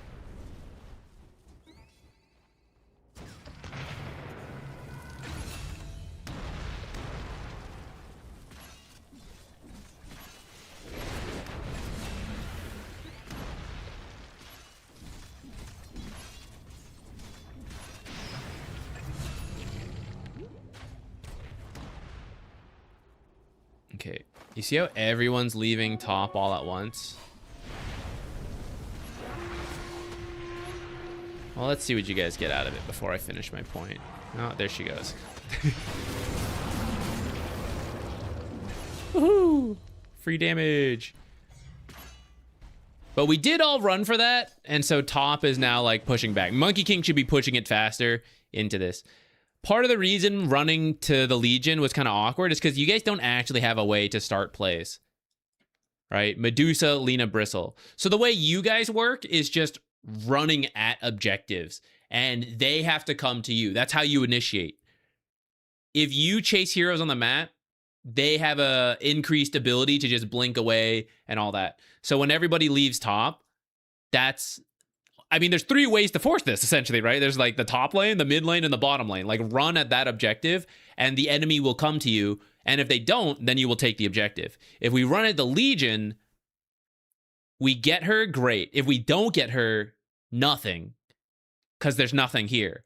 Sometimes there are with, like, Roches and Tormentors that we saw. We didn't do those. So that's why I'm kind of limiting it to the lane.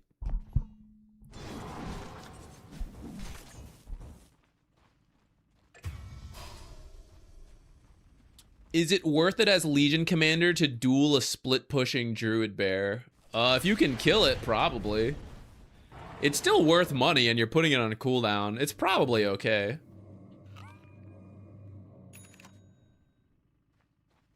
What's the meta for position 5? I mean, in pubs, it doesn't really matter. There's a lot of strength melee offlaners, so anyone good against them is nice. Beyond that, it's the same as always. 3 cores, no stuns, you know, you'll run into that all the time. So any support that has some kind of crowd control is pretty good. There was sort of a healing meta for a little bit. It has died down a bit, but it's still not too bad.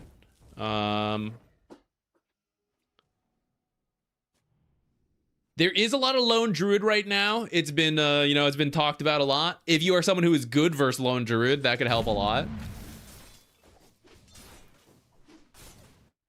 I have a tier list if you want to see like who I think is good in pubs. It's on the channel. I mean, I can flash it on the screen in a second here, but there's a whole video on like who I think is good. I want to main Snapfire, but you said she's bad this patch. You think it's better to try other supports? It's up to you what you want to do. If you like Snapfire, just do it. The majority of the MMR I have gained, like when I have tryharded at times, I did it all on heroes that were not particularly meta. It was just like, I like this hero, I think they're good. I see a way to win with them, and I want to do it, you know? I've never gained a significant portion of MMR spamming the, like, broken meta hero. It's always been things I typically want to do and enjoy, which has sometimes aligned with, like, the broken hero. Like Largo, for example. Before people thought Largo was broken, I was playing Largo support and we gained some MMR, but not even that much. What is happening? So if you like Snap and you want to do it, I say just do it. If you are someone who appreciates and enjoys the meta a little bit more and you like the statistical high win rates and stuff like that, then, you know, you can follow that as well. There's nothing wrong with either approach. You just have to want to do it. At the end of the day, what will help you improve the most is being excited to play and wanting to spend the effort to look into the details. if you spam Snapfire and you're like, this is the coolest fucking shit. Look, it's a dragon toad. Fucking awesome. You know, like, it doesn't matter. If you love that hero and it makes you excited to like learn the mechanics and like, how do I make use of this lane? Oh, like there's gotta be a way to use Cookie in a really cool way. You know, like if you're excited about it, you will come up with ways to outplay and like make use of the hero. And that will carry you. If you play something boring and your brain turns off a little bit because you're like, I hate Bane. I hate Bane. This is the most boring gameplay I have ever experienced. You're just not gonna like, you're not gonna do much with it. And even if he is good, it's just gonna fall flat. So whatever gets you excited to play Dota and wanting to improve and go through that process, because it's a grueling process. Learning a complicated game, dealing with toxicity, it's a lot. So you gotta be excited about it.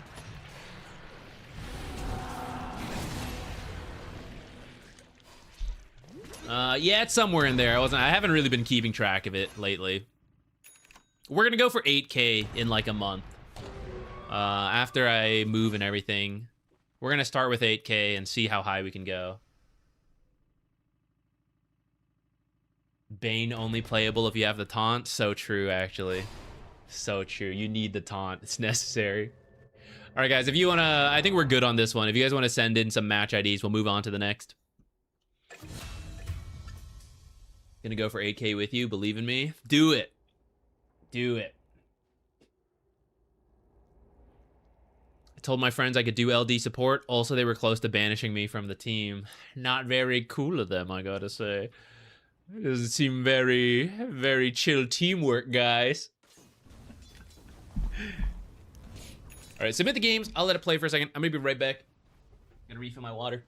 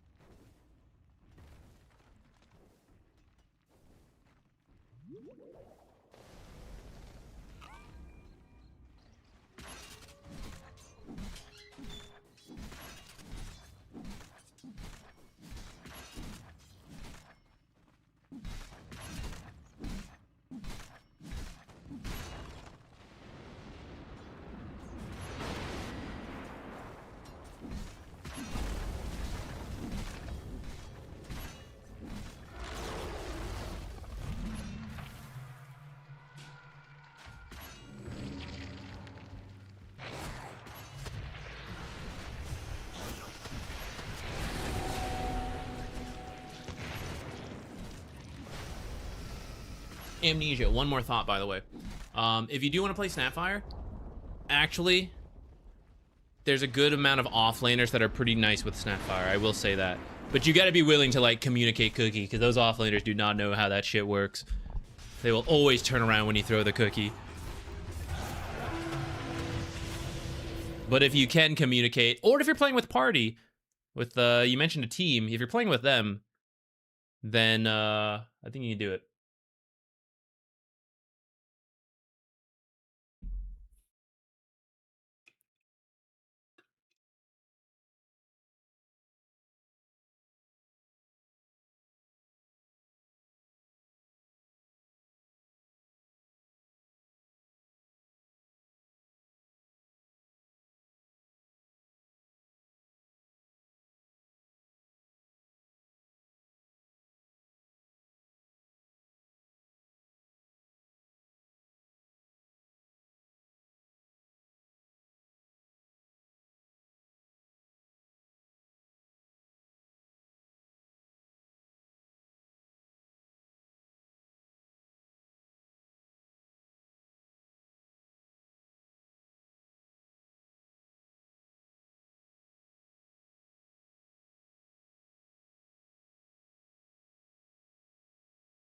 Let's do... Let's do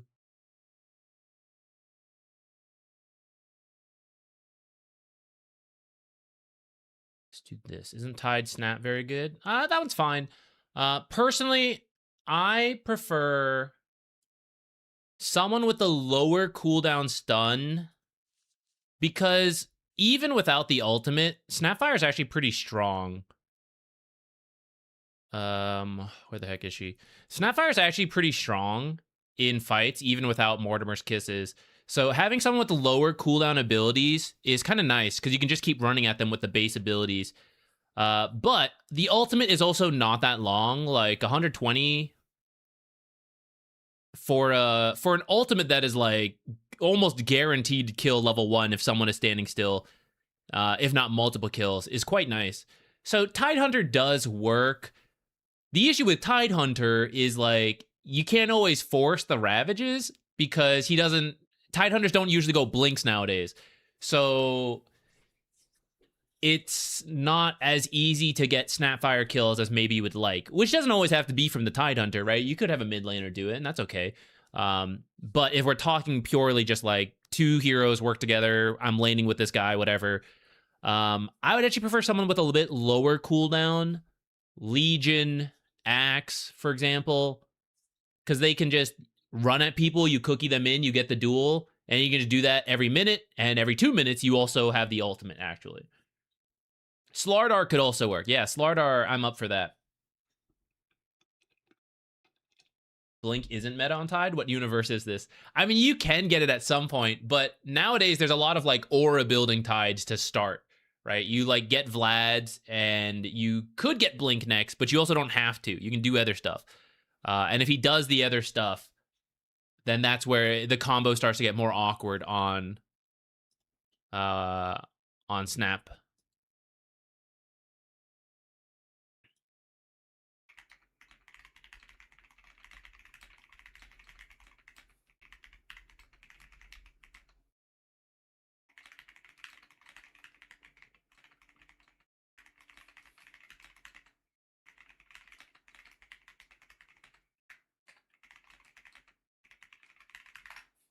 Sorry, just responding to something.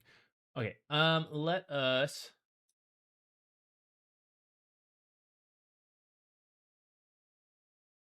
do this one. This will let us mix up the ranks a little bit.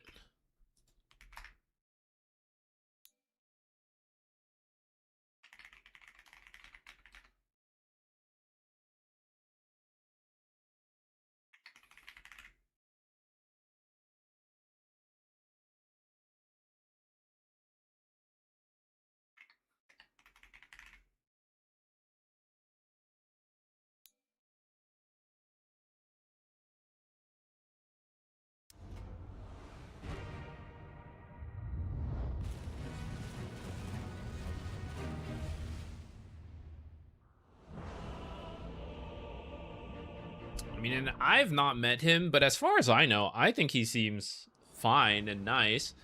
I don't really think he seems pompous at competitions. And even if you think so, or anyone else thinks so, I don't really want to hear that kind of critique. Like, I don't really want to be bad-mouthing other people. Even if it's not me, it doesn't make sense to, like, bring it here. These are essentially, like, friends and coworkers, even if I don't, like, directly know and work with everybody. I think it's fine to have criticisms if you do, but I don't think here's really the place to bring them up.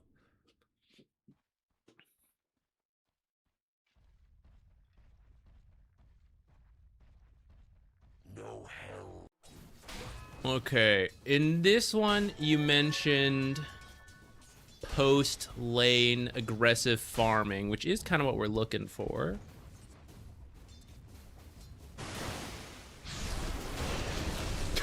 So much damage.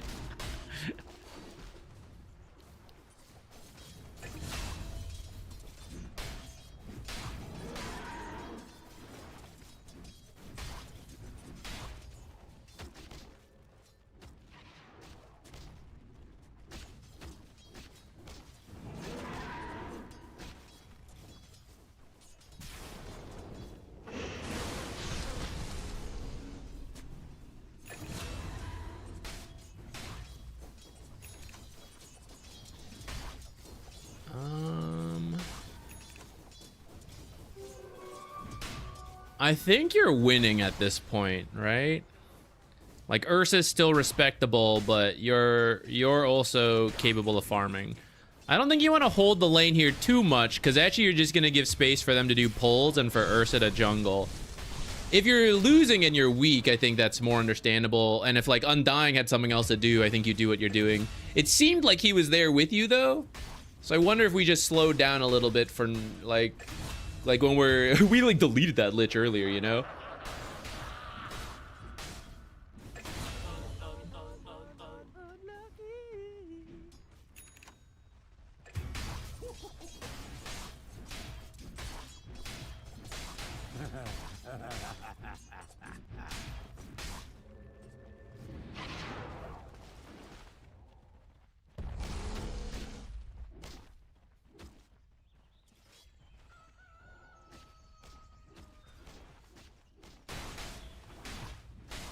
I think your team needs to try to... Either you or your team needs to coordinate something with Ravage.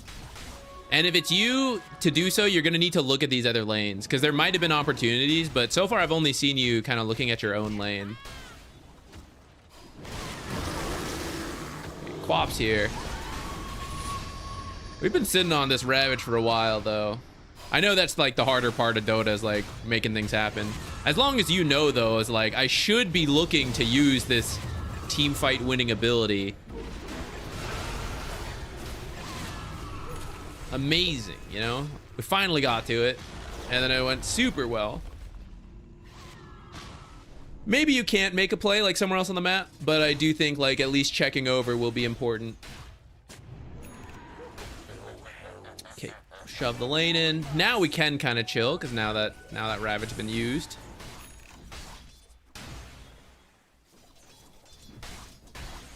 Double wards here. I want an Ursa teddy bear persona. He sort of has the... He has the, like, the little kid on his shoulder one. That one's kind of like a teddy bear.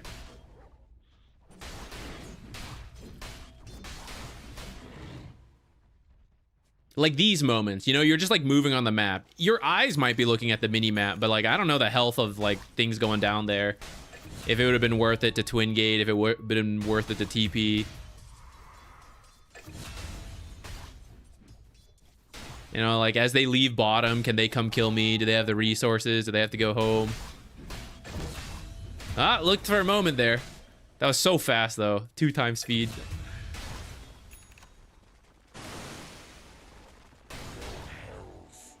I do feel like sometimes making a 50-50 play with Ravage is not as valuable as full farming. I don't disagree with that, but I think we're only going to know if it's a 50-50 play or a good play if we're gathering information. Now, I'm starting to see you do it a little bit more, you know, but prior to that, I didn't really have the info from your perspective. Maybe there's, like, team comms that we can't see, but I feel like we need to be the one gathering and deciding, because no one should know Tidehunter better than me in the game if I'm playing him, you know? Like, I will know the best if, like, I can join this fight and if it's good or not. And that's, you know, it's a little hypocritical. This is one of my worst habits as well, but, like, you know, I'm here to give the feedback. For my own gameplay, it is something I also need to work on.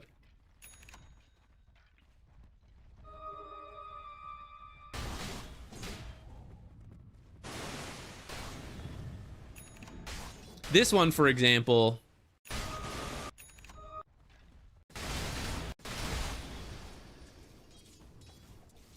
So they're all mid, or at least a chunk of heroes are mid, and Witch Doctor comes up here, and you kind of, like, join him in the smoke. But, like, this one makes no sense to me. Like, this is where I agree with you of the, like, is this a 50-50 play or what, you know? Because there were a bunch of heroes mid, and now they're missing. So I don't know if they're coming to me, or if they're going somewhere else. This is a strange one right now. So, like, this is where I feel this is a full farming moment. But here is where you did go with the smoke and you're like, okay, let's head in. And then you're like, ah, no, never mind. I changed my mind. And I'm glad you changed your mind, but, like, that's one such, like, small moment of inefficiency. And now as they're missing again and my team is, like, under the tower, here's where I do think we should head over. Because, like, okay, clearly they're not there right now. Otherwise, the enemy team would be attacking my team. But they may be coming to defend, and that's where I can have Ravage. So I would join mid, especially if the tower is still up. Turns out the tower is pretty low, so maybe we don't. But then we got to be careful here.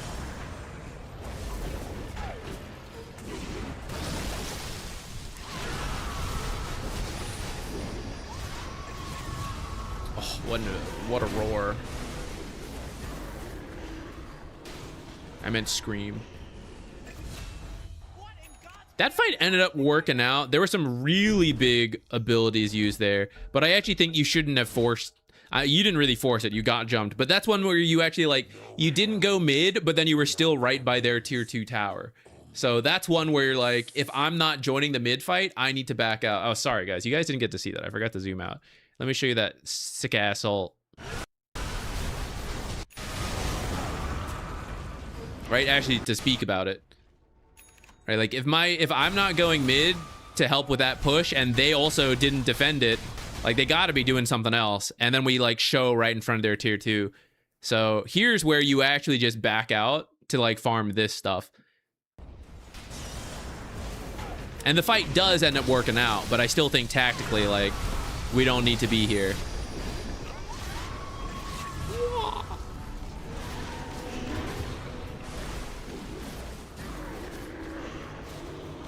Can't believe that guy lived.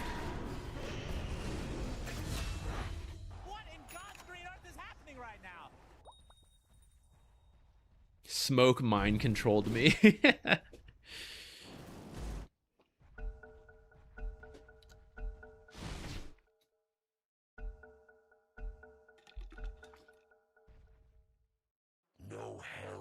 Okay, we're gonna go a little further with this one because the Axe is a very good pushing tool for Tidehunter.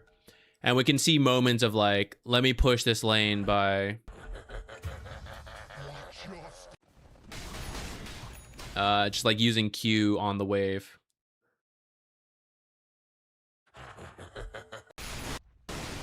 Unlucky.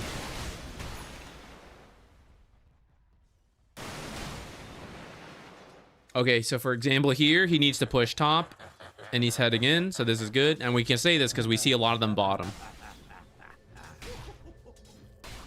I think you can be backing up here and just use Gush to finish it.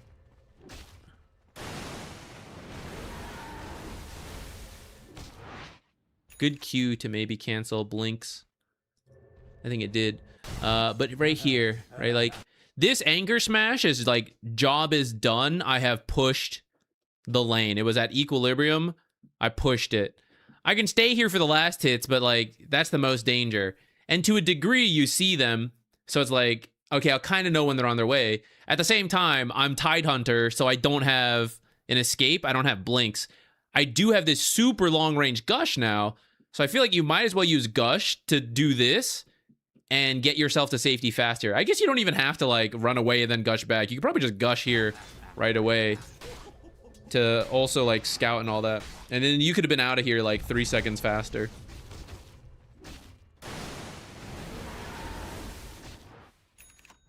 And then maybe you don't even have to TP out. Maybe you get to stay.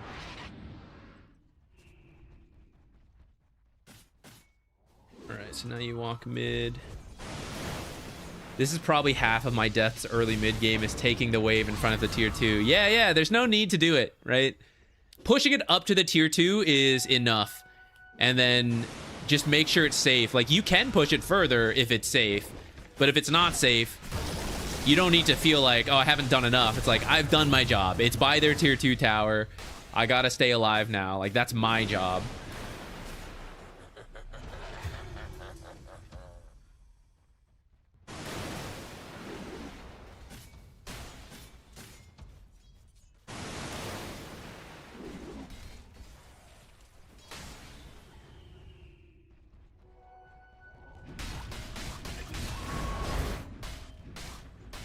I guess she killed Ursa first, but this is another one of like someone else doing it.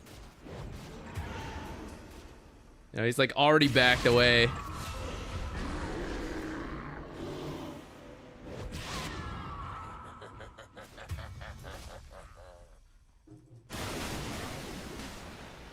this, you know? It's like, it's right by their tower.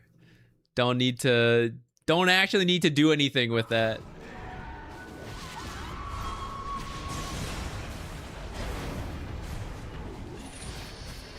For your team, I know even in Immortal it's hard to get people to do this stuff. Tormentor and Roche should be like the things on your minds.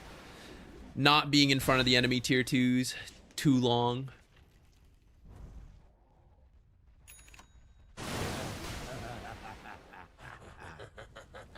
Ah.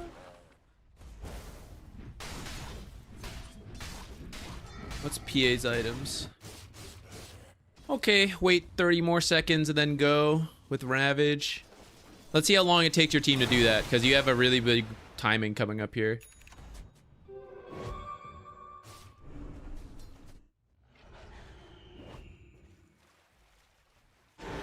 Does seem like you guys are sort of doing it. No one dying, though. And then, like, the play is to a tier 2 tower instead of Tormentor or Roche. And then we lost focus, so we immediately scattered.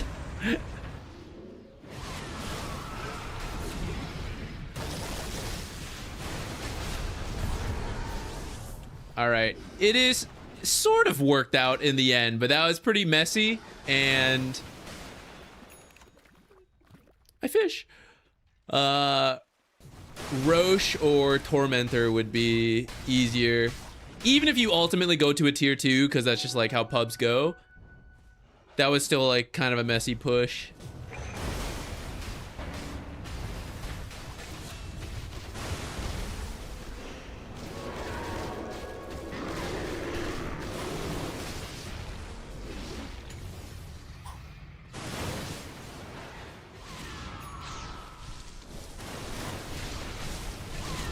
And now we will certainly go for, certainly get.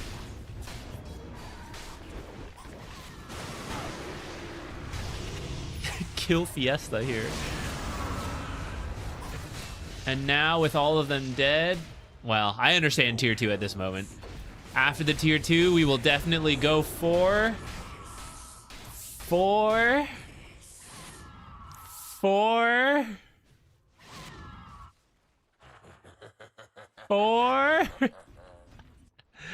Gush this, bro.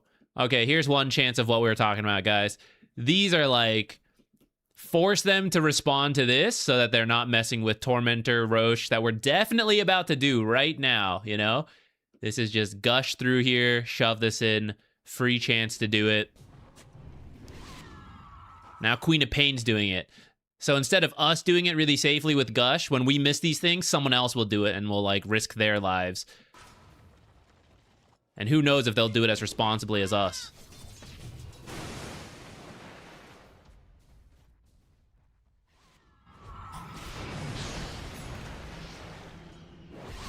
Because someone did it, though, it stayed here. If nobody had done it, it would have been, like, pushing out. Actually, you had a catapult there, so it'd probably be stuck there. But as soon as someone on the enemy team pushed it out, it would then build a wave pushing mid that would force one of you guys to go back. Yes, one of us is thinking about Roche.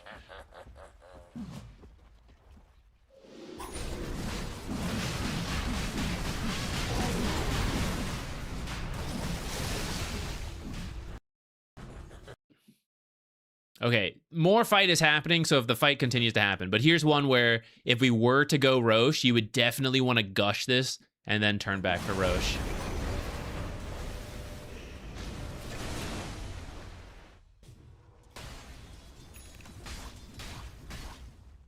And this is what I mean. When the wave pushes out, someone's got to come deal with it. It's inevitable, but like that's why when we have moments to just like gush a wave as we pass by, it's really good.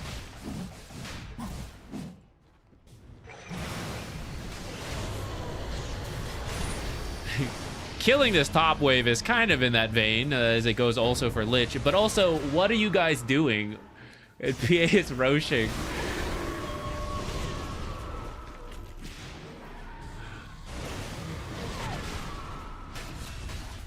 The ability to kill, but not get objectives here.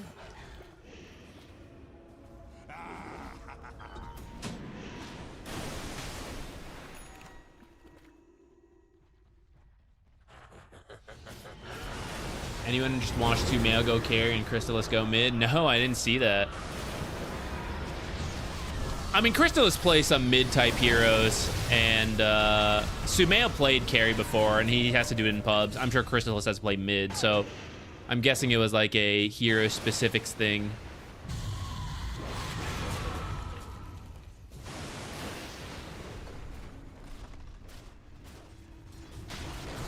Yeah, was it Huskar? Crystallis seems like the Huskar Razor kind of guy more than Sumail. How to get games replay reviewed?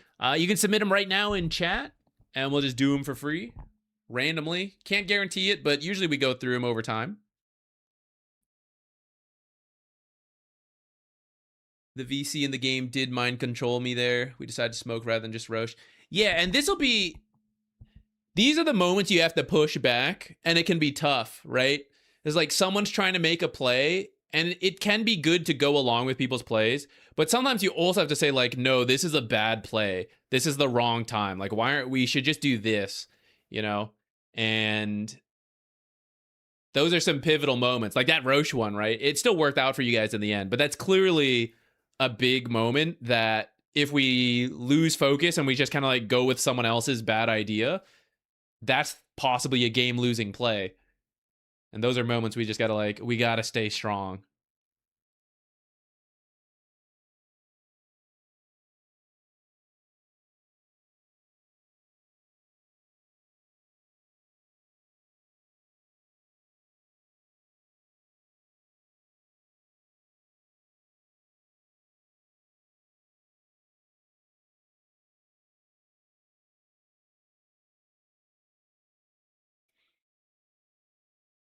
No one's casting on Twitch. Yeah, what event is this actually?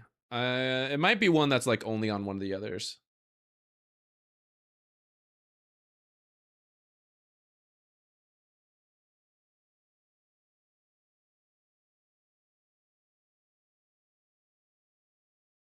One Essence. Who's running that one actually? I did hear this was happening, but I actually don't know what organizer's doing it.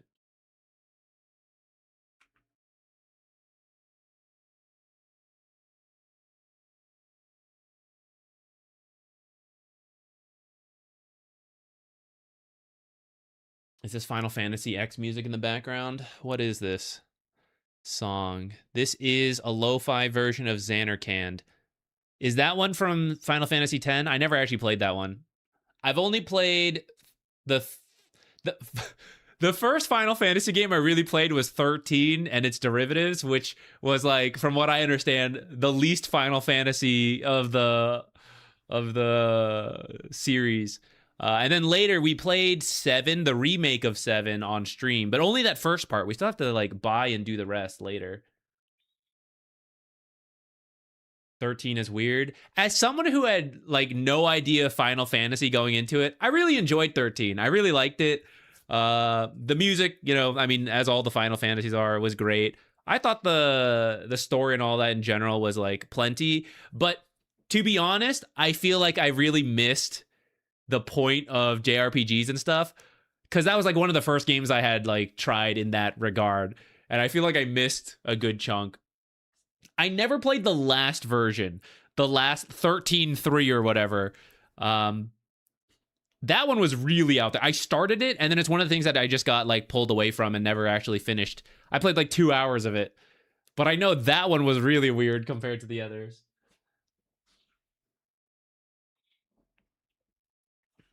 As Dawnbreaker is 200 last hits at 20 minutes normal. I'd say that's quite high, actually. I think for any hero, 200 last hits at 20 minutes is pretty good. It would depend exactly on what the game is. Arguably, it could be over farming, but that seems good to me.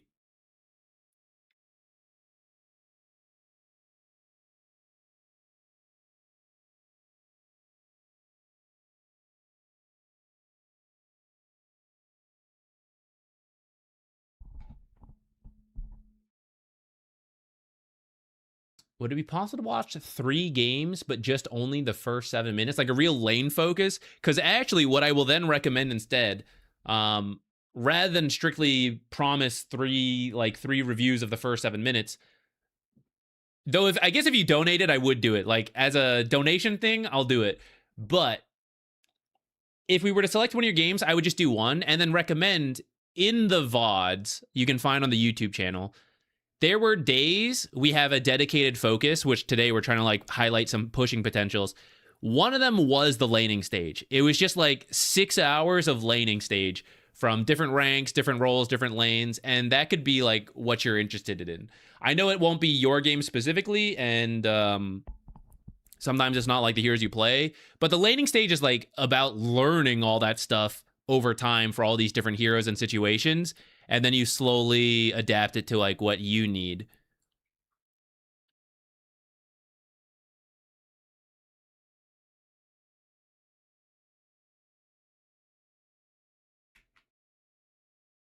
Okay, first, before that, let's start with this one.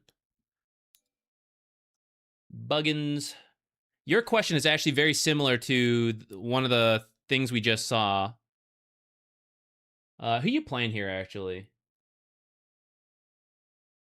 I have the anonymous mode on, so I can't see it. You're the Ember, okay. He said everything kind of fell apart after the Roche, which in that last game, we actually saw kind of like a bad Roche fight, though they still ended up winning. Here, maybe we can see what happened. Like why Roche, this particular Roche attempt maybe was no good.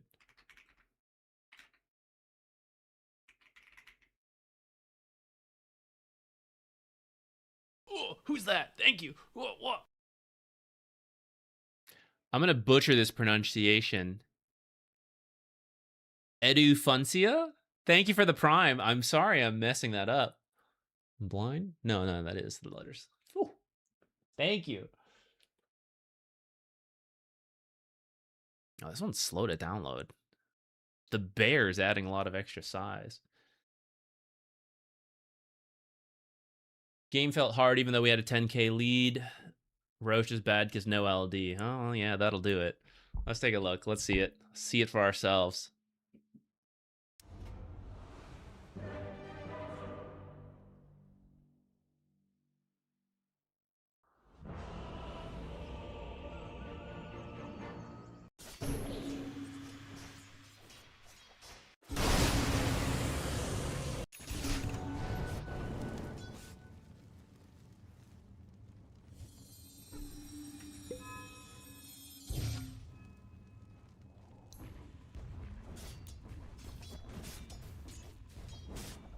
So Roche around 30 minutes. Let's jump there.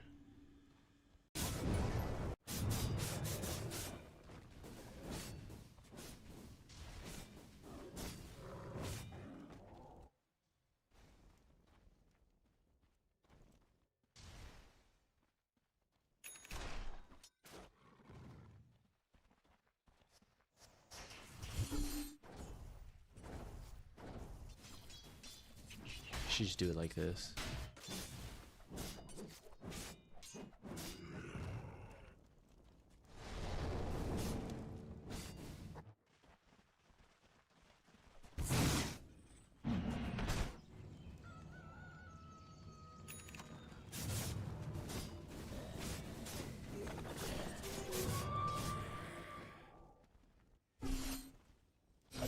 Okay, I'm just kind of like looking at you guys distributed on the map. Let's do 3 games and in any game I made pushes. We could count them. 87994663. Okay, thank you.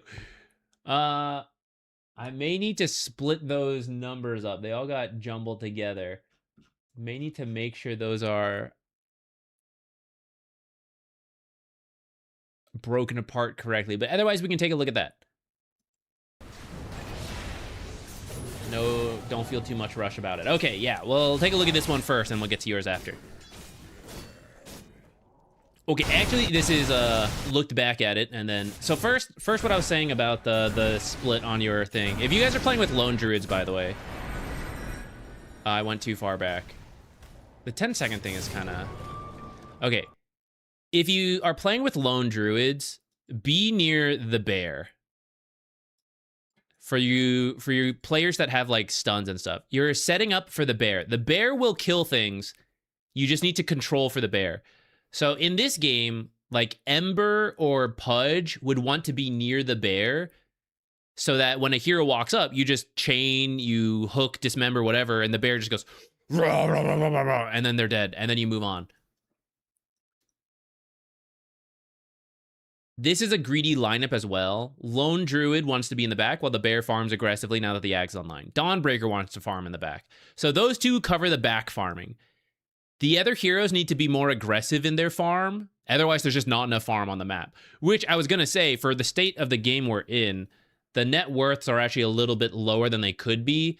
I know some of that is just like, yeah, there's going to be messes, like not perfect farming in Legend Archon, so I'm not that worried about it. But some of it is the draft on our team, which is like, if we're all bumping into each other in the jungle, yeah, we're not farming as well as we could be.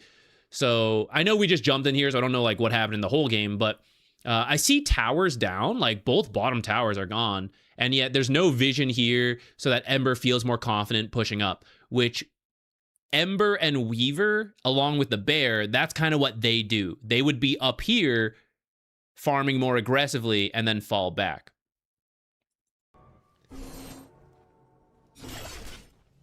Now, as part of that, so like this mid play happens, Ember was too far off on the side to join, and it turns out we're like losing this fight. So as soon as Ember can decide this fight is cooked, okay, well actually let's say I can join this fight. So we join the fight, we make the best of it that we can, we'll go from there. If you decide this fight is cooked, I don't want to do this, we need to first enter the minds of the enemy. If we win this fight, what should we do? Roche and Tormentor are always great objectives. Roche in this case would be best. But as most pubs go, let's just go tier 2s, right? They're going to push the lane that they are in closest to. So we, on the losing side, if they're going to push mid, I have to punish that. I have to go bottom as fast as I can and push this in. I have to go top and push this in. So Ember decides, okay, this fight's like no good. Remnant away, like kind of mess with them a little. And then you're jungling, right? We're wasting time in this jungle though. Like all this time jungling is time that could be spent running over here. Because as soon as this fight is done, they will either do the things we talked about or they will look for more kills. And if you wait too long to head here, they'll see you there and they'll be like, we're done here, let's go get him bottom. And now we can't push in bottom enough. So we need to be heading over there a little bit sooner. You put a safety remnant down, but actually the safety remnant is in an area that they might invade to. So this is actually not that safe. You need to put this remnant like over here instead. It's a little less farm efficient, but it's like the actual safety. And if you plan to fight, like if you're thinking like, oh, I think I was going to go fight, that's what you have your teleport, so you can do that. This is good from the bear, cut the wave. Something Ember could have also done, actually, as they go by, Ember could like slip through this way. That's another option. The real hero should be heading top to push this. And because here they go mid, right? Here's where in pubs, sometimes they'll just go high ground, even though they're not supposed to. Right now, they're supposed to go Roche. Let's say they go high ground, they go Roche, whatever. But then Ember has been pushing bottom in. If he was here a little sooner, maybe we're a little bit further along, right? Maybe we're here. And so as they're thinking about this stuff, they're like, ah, shit, wait, Ember's pushing bottom, you know? Like, there's a catapult headed to our tier 3. Someone's going to have to come back. And this is Ember delaying the game. They're doing it right now with the bear. The bear cut the wave. They go, ah, shit, we can't really like push the way we want. We got to go find the bear. This is buying time for these guys to respawn so that we can now go fight. So here, I don't want Ember to retreat. I'm not sure what Ember's about to do. Ember has a safety remnant down for a little longer, and Ember can put another safety remnant down like somewhere by the Twin Gate. I don't want Ember to leave bottom yet, because I don't actually know that the enemy team has come bottom yet either. Currently, they're chasing the bear, so I actually know where a couple of them are. I want to be near bottom to keep pushing it in if they don't come here. Like, oh, I pushed this in, and they just ignored it and let the tower take some damage, but they kept doing Roche and top. Well, then I want to keep going. I don't want to retreat too quickly. So I don't want to retreat this way, farming this, and go back. I want to be, like, jungling this stuff. I want to be jungling here so that when the wave comes through, I can go. In fact, as they show on the bear, I want to be killing the wave that's about to spawn in 3 seconds really quickly and then get out. Or I could twin gate, because this guy never did it. I need this to push in, like now. So that's another option. Okay, I'm done bottom, like this is going bottom. I could go further, but I'm going to choose to push another lane in. I'm okay with that. Let's go here. Let's go push top in. So as these guys kill the bear, and they're like, okay, let's go do Roche, let's go do whatever, they go, oh shit, we're losing our tier 2, you know? Now I got to go defend tier 2, buying a little bit more time. So Ember actually goes to the safety remnant and is now going to jungle here. But then this is not helpful to the team at all. This is helpful to Ember's own farm potentially, but it's not going to keep bottom pushing in. It's not going to steal farm from the enemy in this area, and it's not going to be pushing top in to prevent them from doing anything. So we're actually going to, let's cheat a little. Let's free cam it for a moment. And so here's the enemy team. Looks like they're heading for Roche, right? And this is where Ember in the jungle down here, biding his time, safety remnant now over here, so he can just remnant TP out when he gets found here. He scans. He goes, okay, they're doing that. I need to punish them. I need to go to this lane right now. This from over here, let's say he was like at the farthest camp, you know, like a 10, 15 second walk for Ember. Phase boots, maybe he could even remnant aggressively. I think like 10 seconds. This mega wave with a catapult plus Ember will be hitting the tier 3 as they are still working on Roche. So that's a really good trade-off then. I mean, I don't want to lose Roche, but like if I have to lose Roche because I'm missing heroes or whatever, then that's really good. This is why top, right? Look at Puck. Puck is about to come push out top, and it's right here. So then Puck will just come back. Now, in this case, actually, this is not that much further from Puck either. But what it could have been, if top was pushed in sooner, it could have been this tier 2 being damaged and creeps dying. So Puck is losing some gold because Puck is getting there too late after like chasing the bear and joining and whatever, right? Puck now heads this way. Now, because Puck is over here, maybe if they did fight, right, Puck has to run back. Again, in this case, the distances are actually quite similar, so maybe it's not that big of a deal.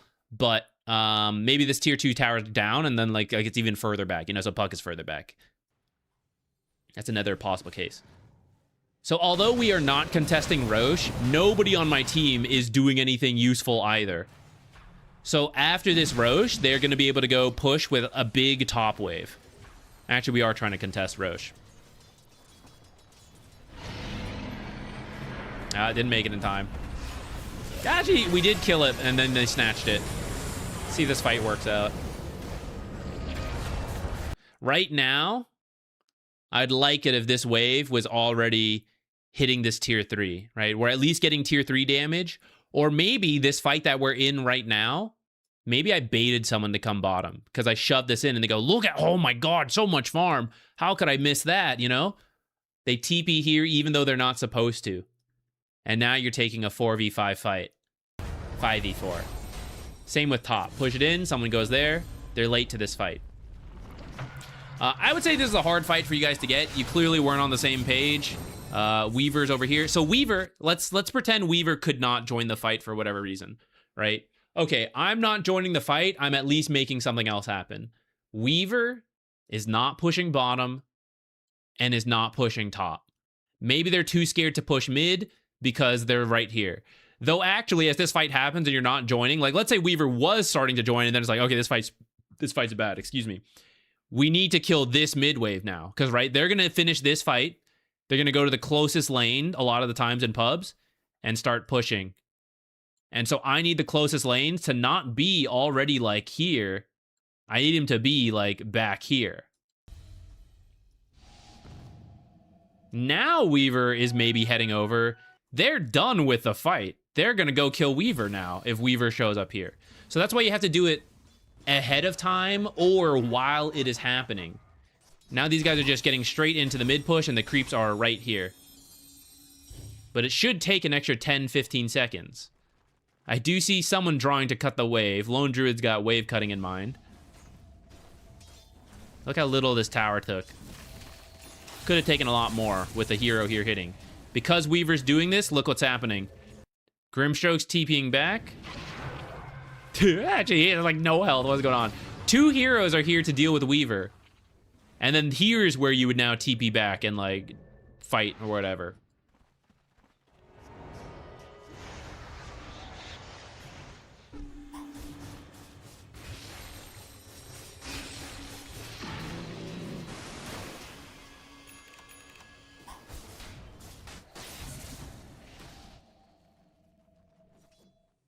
Weaver needs to look for this wave.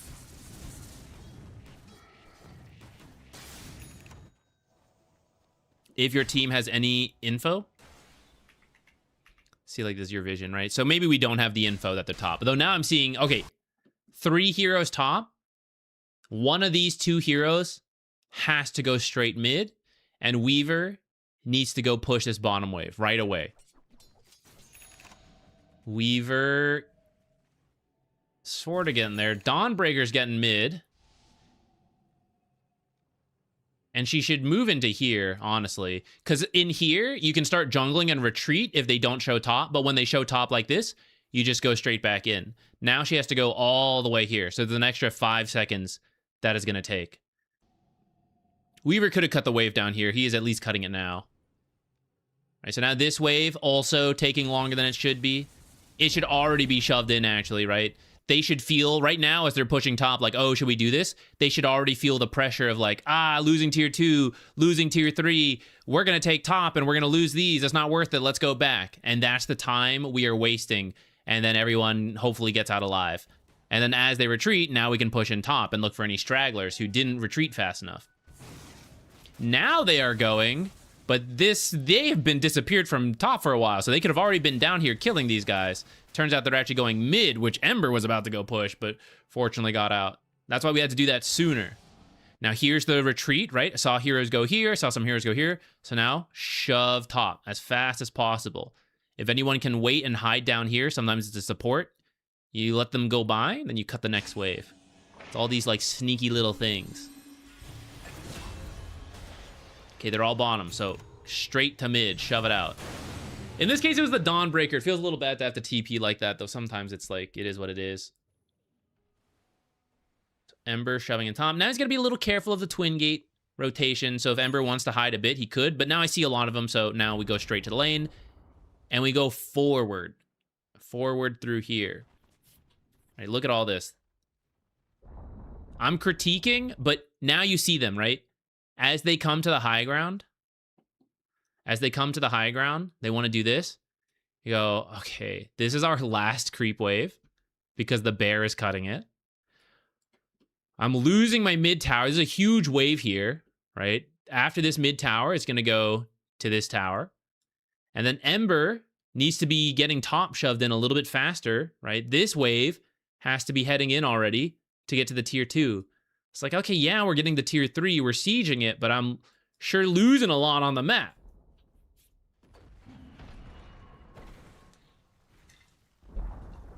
All right, so simply to force reactions after retreating on the map and to put more urgency on pushing waves in particular for the reasons of punishing. Yeah, and what we're hoping is that as they fall, if they're going to push high ground, they should commit, you know? They can't be half-assing it, one hero here, one hero here, one hero here, like all over the map. But that's what you're hoping to create, because it happens all the time in pubs. I want them to mess up, and once I see them mess up, I can now come back. You are Ember Spirit, Lone Druid Bear, right? Pushing things in. So can a weak support come back, or will you solo kill them?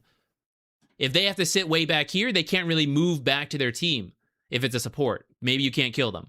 But maybe they send a core instead, because they can't be solo killed. Now you come back, and there's a missing core in this fight, and you can take that fight. That's what we're looking for. Your team has now retreated to fight. Like, if we come back to this, because all those little, like, 5 seconds faster, 10 seconds faster, whatever, right? If we were already hitting all this stuff, then they would feel that pressure. Instead, they're pushing pretty quickly. We are not quite defending, and we are also not quite trading objectives right now because of those time delays. And funny enough, we all retreat to defend after it's already gone. At that point, you should just stay on the map and do that instead.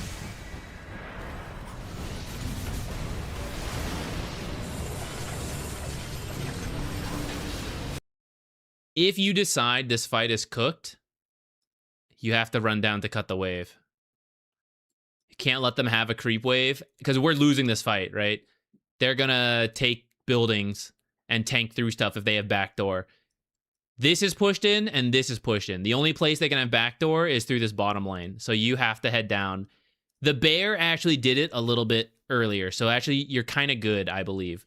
But if that hadn't happened, you would need to be the one doing it. You need to head down here. And it still wouldn't hurt because actually there is one coming in.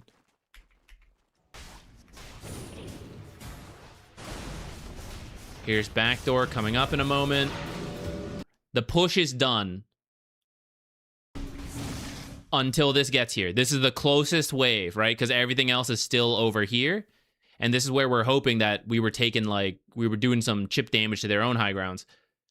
But now, soon, they can reorganize with bottom. Bottom's going to get to here while people are still dead. So then they could take this. So that's why when you decided, like, oh, this fight's done, you have to run this way. And you're not at risk because I know they're all here winning the fight. They can't kill me over here.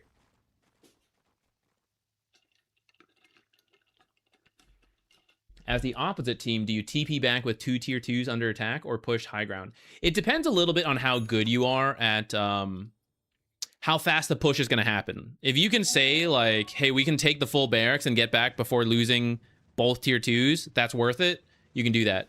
Some lineups are really slow at pushing, and you're like, I'm going to lose both tier 2s and lose tier 3 damage before I even take this barracks. And sometimes because the enemy is like Caudle, you know, wave clear super safely, Lena, Zeus. So you kind of have to weigh how quickly you can take objectives, how quickly the enemy can take objectives. If we're just talking trading objectives, I would say typically it's okay to trade outer towers for tier 3s and barracks. Though just tier 3 tower for outer towers does not feel very good. I think it has to be like the full barracks to really be better. There's one more thing I was going to say. What was it? It also depends how many opportunities you're going to have to push objectives. Especially if you're being ratted to all hell. At some point, you got to just say, like, this is our one opportunity to push. Do we want to give it up to protect a tier 2? Or do we want to take our one opportunity to take barracks? Because we're not getting another one for 10 minutes. Like, it's really hard for us to push. You know, those are the ones you kind of have to commit to the trade.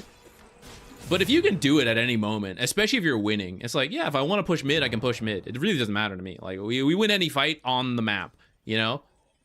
Well, why do I have to trade then?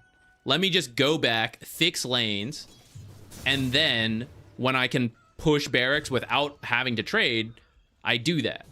And I can do that any moment because, like, anytime I want to push, I can push. But not every game is like that.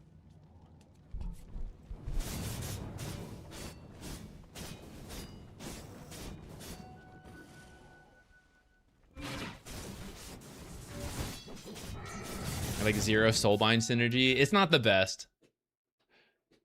It is not the best. Although being able to control the bear and Ember and Weaver with soulbind is actually not too bad. Also, Dawnbreaker ults next to like people. So latching soulbind as control is pretty good. But yeah, it's unfortunate none of the team picked anything to go with that.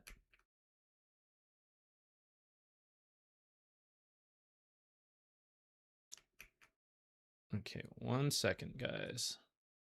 Let me get the next one in and let me split this up. I got kind of clumped here.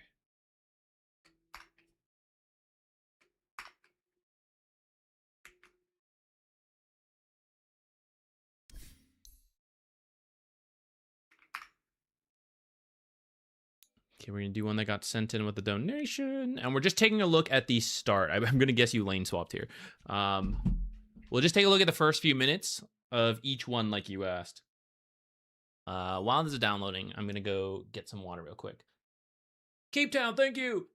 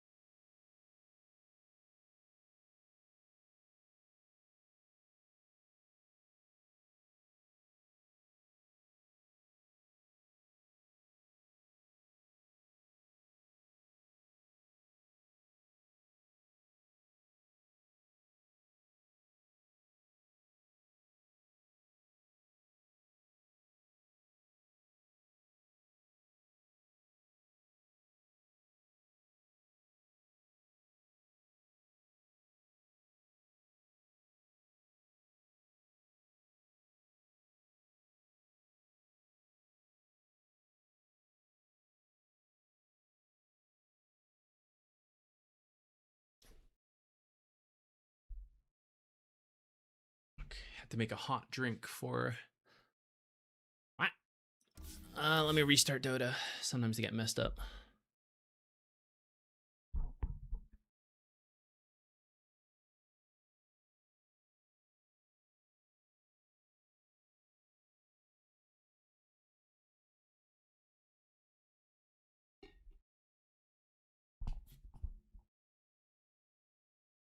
I don't know if we'll get to the game. We have a couple we need to cover first. But your question about how to convert the winning lane into the mid game against a high tempo hero like Anti-Mage, there's a couple options. Like, can your team actually catch Anti-Mage easily? In that case, you don't even have to feel that rushed, because like you can just kill him later. Not that you shouldn't like try to slow him down at all, but right, I'm not as pressured to. If it is a kind of game where it's like, okay, once it reaches a certain point, we're cooked. You know, like there's no way we'll ever catch Anti-Mage. We'll get ratted to death. He has a good matchups, whatever. You need to slow him down a little bit more early. But it's honestly not that different than a usual game plan. It's like, okay, so we need to invade the part of the map he's on. You know, we need to head to his lane, take that tower, push in. And then at some point you can, we were just talking about trading buildings, right? Especially if you're on a time pressure like someone like Anti-Mage. Let's say he's trying to rat you. He's got his Battle Fury, he's ratting you. You're like, what do I care? I can finish barracks and move to another lane for more barracks. This Anti-Mage is still weak. He can't do anything in the defense. He can only cut a different lane. In that case, like, you just send it. And Anti-Mage only gets scary at like 2-3 items, so you're trying to end before then. If you keep chasing him, he will get to those 2-3 items, and then he will get scary.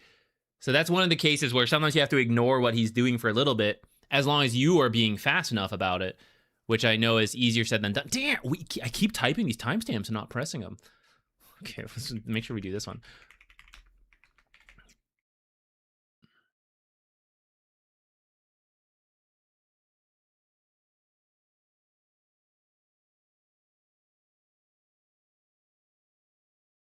Okay, rather than type, you might be Crystal Maiden in all these, so I guess I will type Crystal Maiden. Maybe we'll change it later. So I'm going to assume you swapped for like 5 or 4 here. I'm going to guess 5. And then we will... Okay, you were asking, we're going to look at the first few minutes of these like 3 games. You're hoping for just like one major thing to work on, because you can only improve at one thing at a time. That sounds good to me. I think that's the right approach as well. You can like have a list. If I talk about several different things, you can just like list them, keep them in the back of your mind for the future. But we'll come up with like the one major thing. First, maybe a minor thing, itemization. Will you need 3 mangoes right away? Right? I always say the courier, when you get the bounty runes, you have some money. The courier will take 40 seconds to go from here to here. So I was like, will I use all my consumables by then? 1 or 2 mangoes? Maybe. But like 3? Probably not. So let's get some iron branches in here. Some stats to fill in these. And then I can just buy the other mangoes with the bounty rune and get them then. That's the only thing I would really mention. Especially because like the blood grenade is really good on Crystal Maiden. Tanks you up. It's good for early kill potential. Crystal Maiden has one of the strongest level 2 timings if you go QW. So if you get the blood grenade, it's like you have a 3rd ability, right? So I would do 1 mango, blood grenade, at least 1 iron branch. Maybe you can fit in a 2nd. And then you can just buy mangoes with your bounty gold.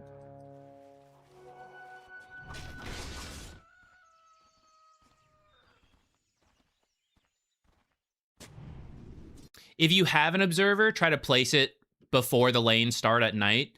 That'll also be good. So they don't see you and then take stuff out.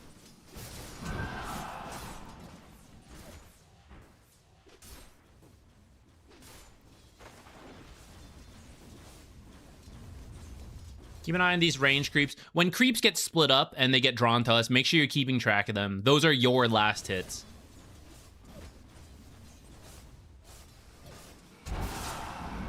I'll just talk about what I see, and at the end of the games, I'll highlight one thing that I think is the most impactful. Or maybe we'll do it after 2 games and we'll see in the 3rd game. We'll like highlight more specific moments for it. That's a good Q. This is a good kill. Notice you did that. I got 2 mangoes, right? So that's what I'm talking about. These 2 mangoes could have been the iron branches, giving you passive regen, passive stats, and then you just buy more mangoes to come in.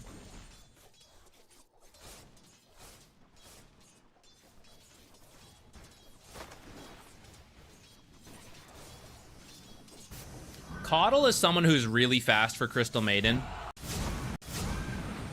And this is true for like any fast hero if you want to kill them with QW the way you just killed Legion. Generally, you're going to need to keep the lane here, so pulls are going to be important. And we're going to need to sneak up on people because Crystal Maiden's pretty slow. If they are on the other side, we're going to have to get over there. Going through the mid, we'll just scare them back. So actually, that's not like that bad, but we're not really expecting to get kills because they should see us coming. But once we're over here, we're now kind of like where we're happy with because we can play the trees to try to get close. But also, I'm near pull camps if I need to do that. That's why this is usually the default side we like to be on, but we gotta also... You do have to move around sometimes. The Observer somewhere here to look for Coddle Blast might have helped you more. So we're back on the right side. I think to avoid these type of Coddle Blasts. But it means we have no chance of ever doing these pulls.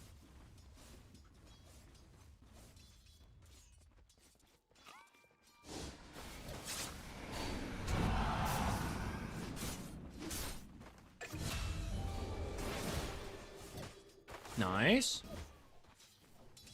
Okay, let's head over to the left. Anytime you get kills, try to look at the time, try to look at the minimap. And as a default habit, head to the left. This is not as true as when I made the video years ago, but typically most things on supports that exist to do are on this half of the map. On the top side, it is on this half, the right side, but, you know, whatever side. Now, Twin Gates and Lotuses, there are things to do on this side of the map. But still, a lot of the default in the beginning is like over here. So you can already be heading here. Are we going to kill Legion? I know she's low, but how do we get kills? It's through like using all the abilities, right? I did that to get the Coddle kill, so I'm now out. So what's the next thing I can contribute a lot is through pulling and fixing equilibrium with where we're at. And if I look at the time in the minimap, I got to be heading there right now to have any chance at making it. You may not. Again, we're pretty slow, but if we're gonna have a chance, it's from back here running straight over. And you might recognize to do that if right after you get a kill, you look at the time, you look at the minimap.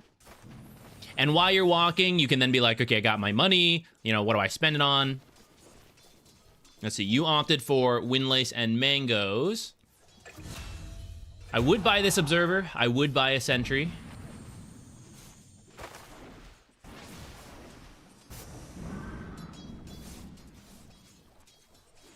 And Raindrops over... I'm debating on the Windlace. Raindrops might have helped you more to tank and live. This is such a large amount of creeps that you actually do kind of want to let them go under tower.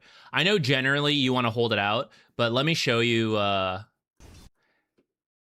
This wave is supposed to fight this wave here. And you guys have... like 2 extra waves in the lane from what's been going on. So actually, even if all of these creeps and all of these creeps go under the tower, there's a good amount, there's a good chance that this amount of creeps will actually still kill this wave so that the next waves that spawn will end up meeting here. If you two try to tank this amount, it's just so much, especially as Coddle is here to actively fight you guys, and you can't fight him because he actually has more damage potential right now with this amount of creeps here. That's actually not fully true for how squishy he is, but you have no spells, so it is true. So you guys want to go under the tower here. And that probably would have kept you alive, though Legion took some tower shots for it.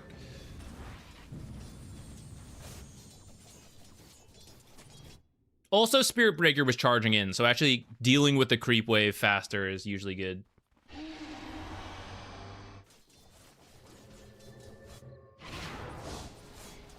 Oh, there's our Blood Grenade. The Blood Grenade doesn't scale, though, so level 1, it is the strongest, and it'll only get worse. Not bad. Still gonna be good to get it, but that's why you want to get it first. Pretty much every support should start with a blood grenade nowadays. There's very few cases to not get a blood grenade. It's usually some kind of boot start hero. And even they often choose to skip tangos over skipping the blood grenade.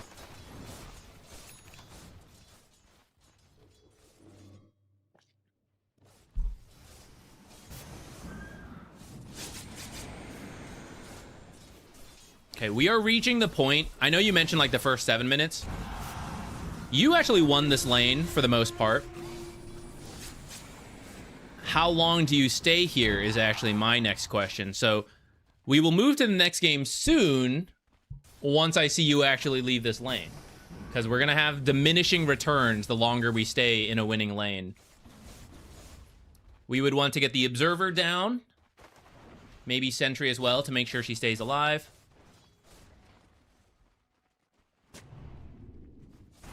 Here's an Observer. I'm not going to worry about the positioning right now. We did place it. You mostly stayed out of sight, but then you like crossed over and got kind of close. If they're checking you, they'll remove it. But we are still here. Off of this, we could have gone through the Twin Gate. Could have gone for Power Runes. Got our Tranquil Boots, extra move speed, faster rotations.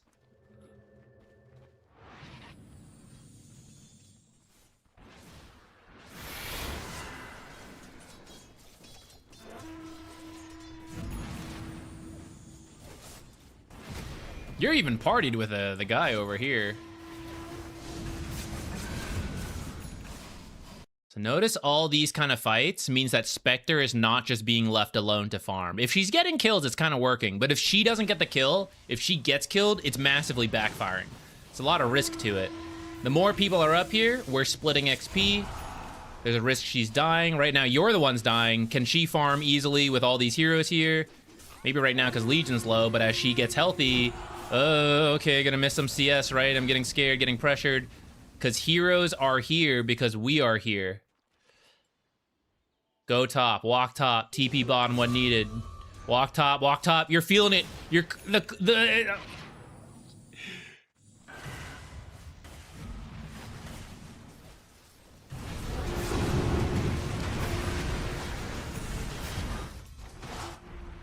Okay, we're walking away, walking bottom.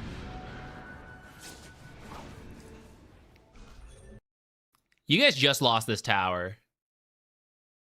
Physically, is it even possible to make it over here for this ward? Probably not. Now, sometimes they ward this early, but it's actually quite rare for your rank. Usually they only do it after this tower and this tower fall. You're also Crystal Maiden, so you should use Crystal Nova to check it and put it on the low ground.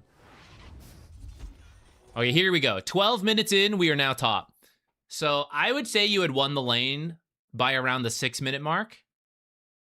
And so 6 minutes later, we ultimately leave for the first time. Let's see your other games before we get too into it. But that might actually be the problem.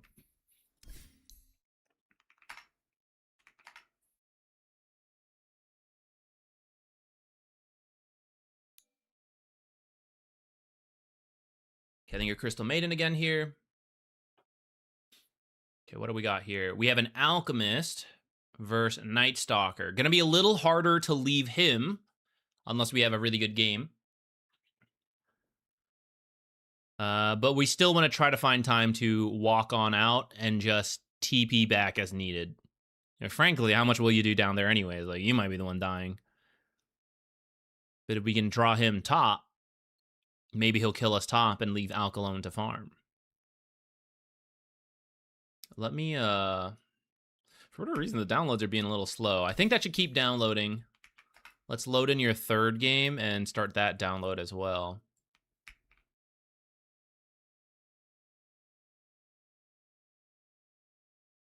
Who are you playing here, by the way? Because this third game looks like you're a different hero. Third game, you're the Lich. Okay. No, what happened? Oh, it's already pending. Weird.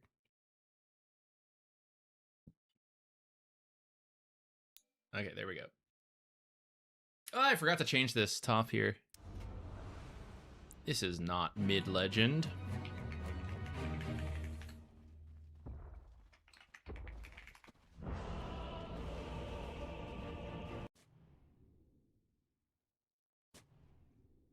Oh, we do have our Blood Grenade and our Branch this time.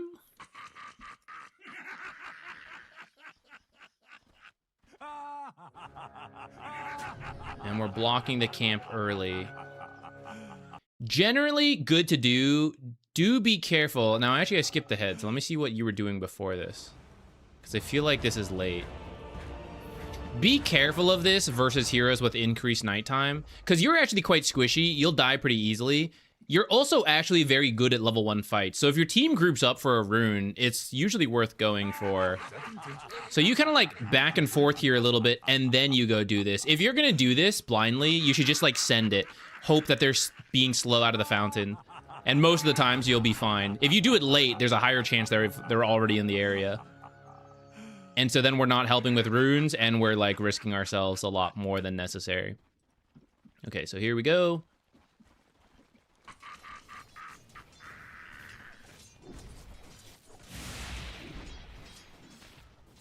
See our first auto attack here. 49 seconds in. 20 seconds in the lane. There's a little bit of positioning, but let's compare it to Rubik. 1, 2, Fade Bolt, 3, 4. Goes for a deny. We'll count that as 5.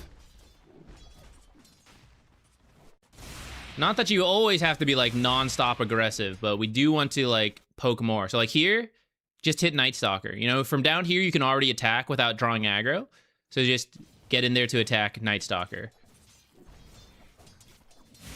And then you'd be like on this right side after that to avoid aggro, and you can either fight Rubik or get ready to Crystal Nova this creep and Night Stalker. Super far back. Here is already enough to drop aggro, so we can be attacking Night Stalker and Rubik. Well, Night Stalker. Rubik is probably on the far side, too far.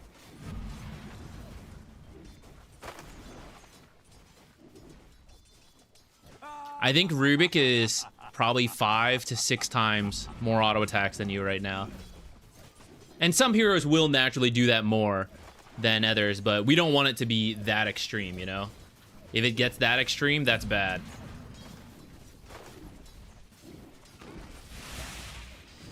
Okay, you do know your level 2 power spike relatively well. You overlapped this a little bit, though, here. Let me show you. You started with the Blood Grenade, but you may not need the Blood Grenade. You don't actually know yet. You should start with your abilities, if possible, and then in between the abilities, because actually, even if you don't overlap them, like first you Frostbite, then you Crystal Nova for slow, there will be a window when the slow ends and Frostbite's not up yet. That's when the Blood Grenade could be really good. And you'll see, like, okay, I do want to chase further for the kill, commit the Blood Grenade to slow him till I have Frostbite again. And then the Frostbite buys enough time for the Crystal Nova, and that's then the kill. But if you decide for whatever reason, like, I don't want to go further, then you save your Blood Grenade. And you just use the mana. You are standing still in this time, but if you're throwing the Blood Grenade, we're going for the kill. So you should be kiting forward in between auto attacks and spells, because this guy's already at your max attack range, so you're not going to attack anymore until more abilities land. But you should be a little closer up. Like, that should be an attack already there.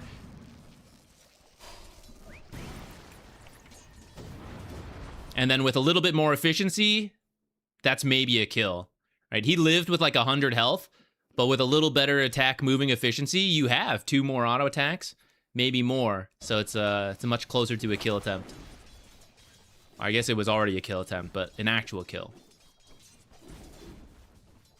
Or earlier we mentioned like we're not attacking very much. If you had auto attacked a little bit more, 2, 3 more auto attacks earlier, then that's also a kill attempt.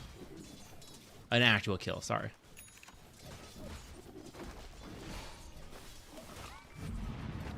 Let me show you this, actually. Maybe this is the problem. Okay, you see how you're like... So he's walking in, and you're like, okay, let me get out of there. And this is not always wrong to do. But what that means is, like...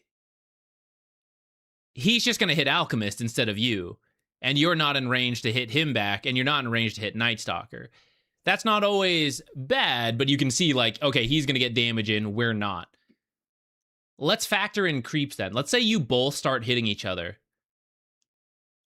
This is good for you because he's in your creep aggro range and you're not in his creep aggro range. So as he is walking forward, you just attack back. So we're going to match each other on auto attacks. He's going to mess up equilibrium because he's drawing aggro in our favor. And then you're going to win the trade because the creeps are attacking him and nothing's attacking you. So this is a moment where it's like, you don't really need to run away. But because you're running away trying to avoid this stuff, like he drew aggro anyways in the end. And here's him hitting the Alchemist twice. Now you did turn it with like the spells, which is good. But I'd say you don't even need to turn. You don't even need to run around before coming back in. Like you could just stand your ground and fight back.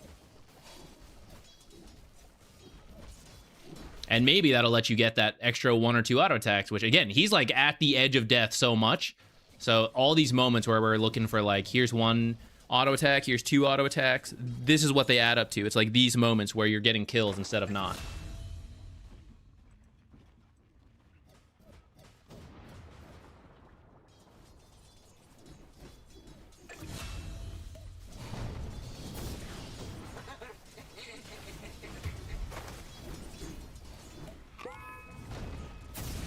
Here we could probably just back up and pull. You don't actually need this kill. This will be harder to do because he's got the tower and the armor. And Crystal Maiden wants to get the kills to then like have the money to buy more regen. So if we're pushing really difficult kills like these and then they don't work, we're not getting the payoff for spending the money on the mana. So these are the cases where it's like, oh, just do my pull. Get some money there. Don't spend mana. Let it come back here for an easier kill attempt. Now here's where things are hard because now it's nighttime, Night Stalker.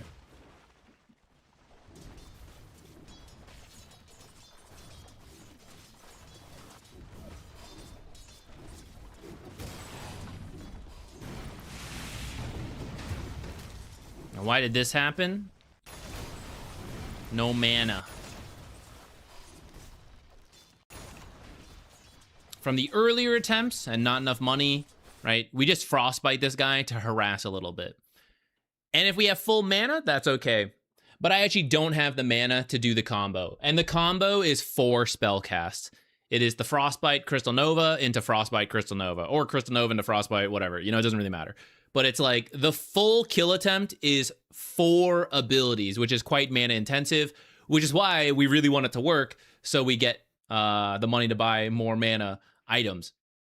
And if we're forcing it too hard, we run out. Like you need not only mana here, but also like mangoes and stick charges and stuff. So casual harass with an ability, that's not always bad, but you typically want more mana already or a lot backpacked so that when it's time to kill, you can do it. Here, we're going to harass a little bit, but that's it. Like I am now nothing in the lane. I have no abilities whatsoever. So if they fight, I can do nothing. And I don't know if they fully realize it, but that's ultimately what happens here, which is like, even if we look at the health and it's like, oh, we're so much stronger than them, right? But I tickle like a wet noodle, and then I even get silenced on top of it, but joke's on them, I have no mana, right? Then they just whack me a couple times and I die. And Al can't do anything either because he's also silenced. Now, I guess he could have lotused you to keep you alive a little longer. Maybe you could have gotten a spell off. But leading back to that, did I need to be here? Or could I just do this? Or it was 6 minutes. Maybe I head to here. Like, hey, Al, just farm this stuff. The lane's pushing in. I'll TP back when needed. I'm going to go secure mid-rune while I regen my mana.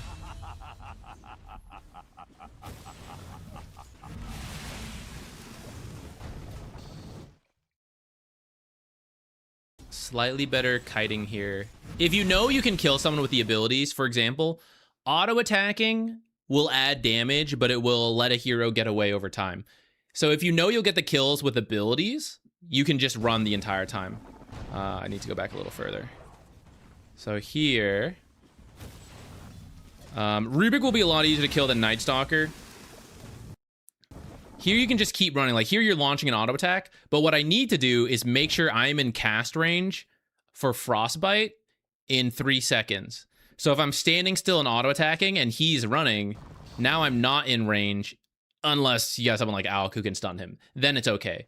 But even after this stun connects, here's where we got to make sure we're actually running forward to, again, still be able to frostbite in case it wasn't close enough to being up.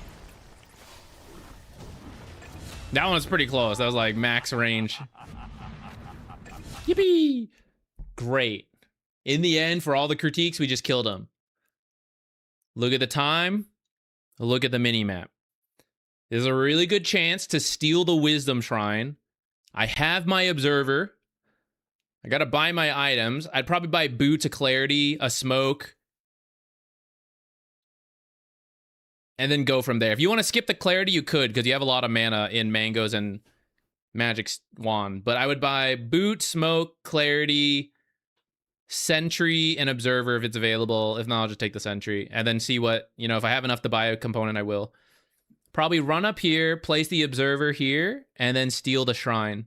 Or try. We'll see if anyone TP's in. If the timing was different, let's just say it's not time to steal Wisdom Shrine, I'm going to plant the Observer. I'm not going to show in the lane at all. I'm going to plant the Observer and decide if I'm going mid or if I'm going top. But this is the perfect time to rotate. They're dead. I'm not needed. I have mana. I can do stuff. Denies, not that important. We are walking up. We are heading for the shrine. 10 seconds late, so we might die on the way out if they rushed here. They did not. We're good. There's the Observer. But because we took so long, Night Stalker's actually back in the lane, and then he ends up seeing you, ignoring the fact he had nighttime vision as well. Even a daytime hero or a regular hero, like, they might just run into you because they're back. So we wanted to do this a little sooner. Now they should get your Observer.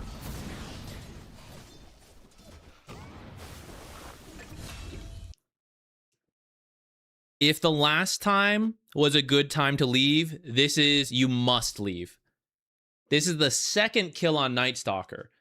So he has no teleport this time.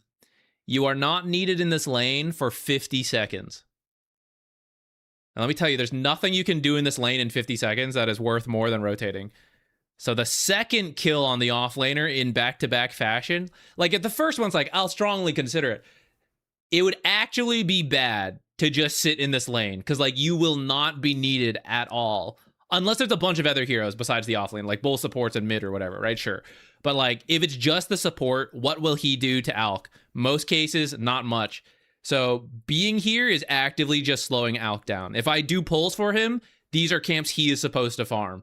So I am actually just taking away money from him. And I am also making a 60 gold play instead of going for kills that are worth like hundreds of gold, or going for power runes, which are hundreds of gold and more with the rune, right? This is the time to move. And oh shit. Okay, we moved in a different way than expected. We got killed by Rubik. This is still okay, because when I respawn, I will.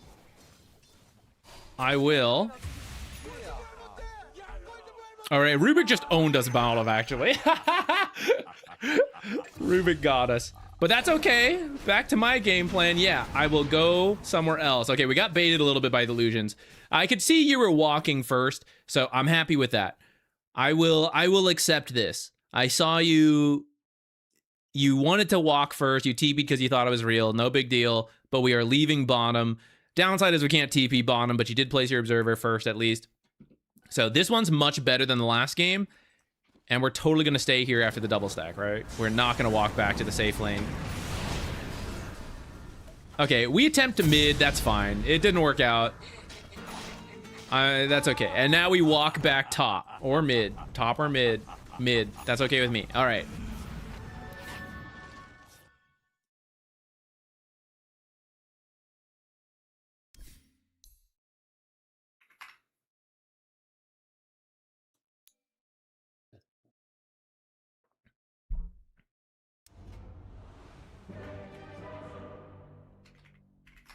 All right, last one. This time it's Lich.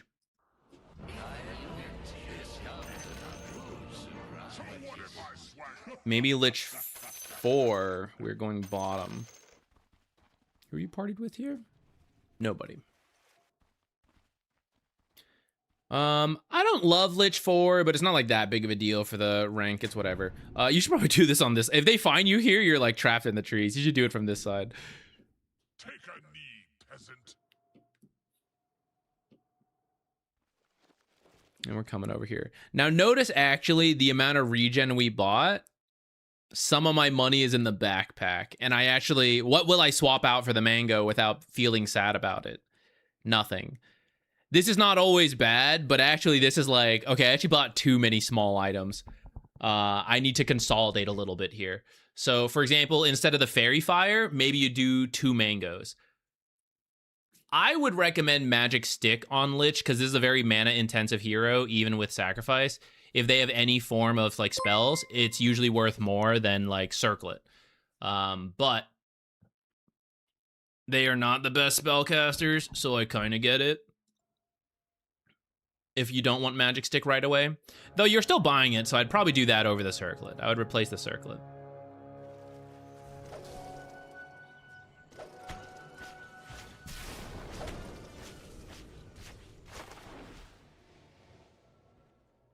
We're generally looking for split push. Not split push, but just like pushing wave examples. This one was a donation with a request for like specifically in the lane, so we're kind of like knocking that out. This is the last one. And then we will return to probably looking for some push examples.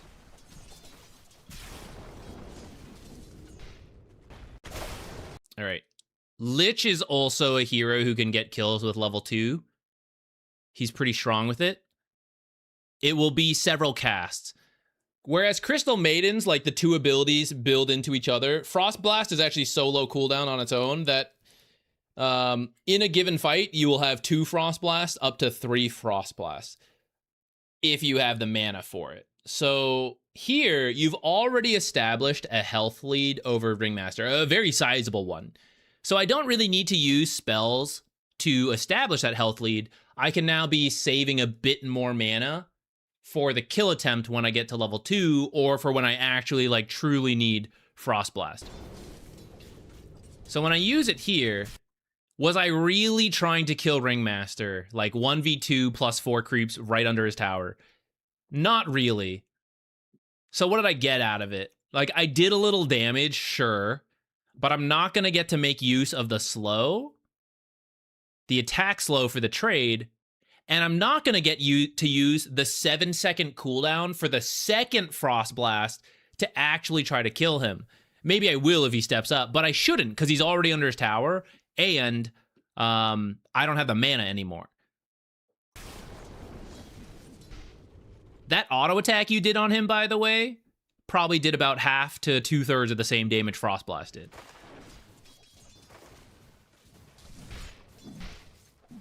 I would love to secure this if needed, but I don't have mana.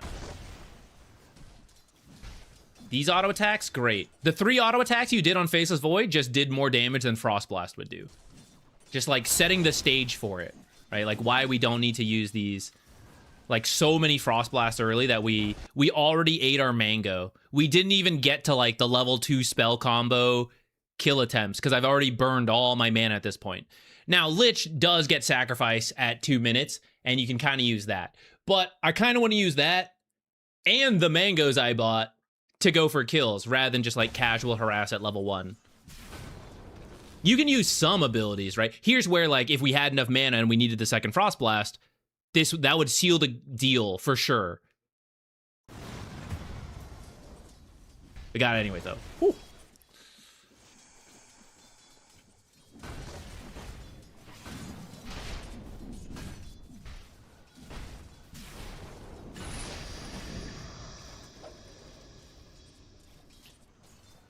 Q into E on Faceless is okay, but as you see, it'll be easier for him to avoid your damage than the Ringmaster, so trying to spend too much mana on the Faceless Void, auto attacks on him are better, or just like 1 casual Q, which is going to pretty much double in value soon at level 3, which is part of the reason I don't want to burn all my mana and consumables on level 1 Frost Blasts if I don't have to.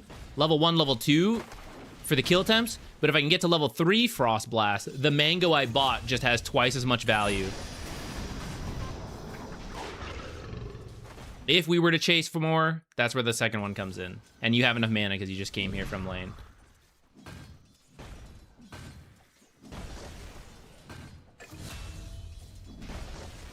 Which is part of why Lich 4 is very difficult, because you have to first get the lane into a good spot, and then you can run people down. Lich 5, like if you were playing this safe lane, you have a much easier time running people down with the Frost Blast. Also, this Sinister Gaze is too far, really, right? Like,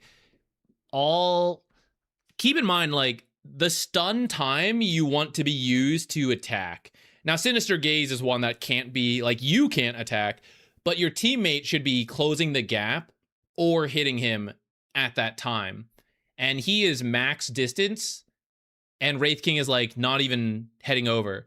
So in the end, like, this Sinister Gaze actually won't really do anything. It'll just go on cooldown now. So this is one you just want to, like, sit on, and then instead, just poke Faceless.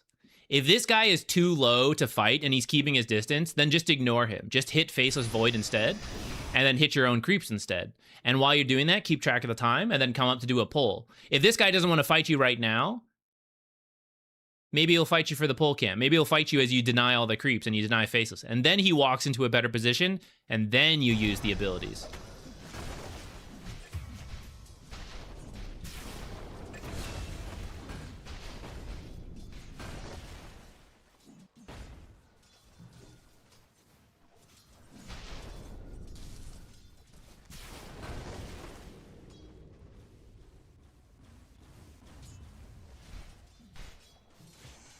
A little scary. They will still get XP when you eat these creeps, by the way. So it would be better to just eat one of these creeps that they're totally out of XP range for. Or wait for the banner creep to go by, because the banner creep is more than double the value of any other banner creep, any other melee creep.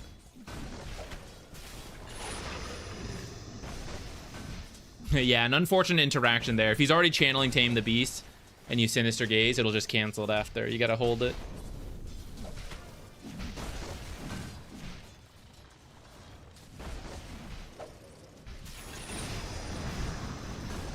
It was a banner creep? Okay, my bad, I missed that.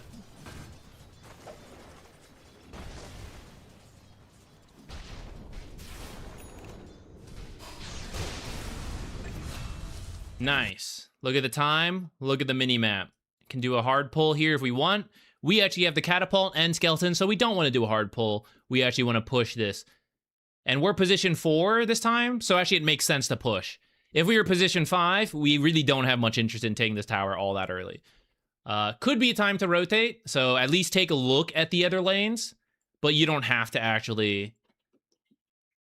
You don't have to, like, force the rotation because you're position 4. You don't need to go here, but position 5 does want to come down here. Alternatively, if we're interested in pushing, you can head over here to catch this wave and drag it out. That's another way to get a bunch of tower damage in and threaten the tower dive. Or if your Wraith King ends up doing this stuff like, oh, I'm not pushing, then you as the ranged hero can poke Faceless Void to chip him down. Much easier than the melee hero can, especially one that's like a little low.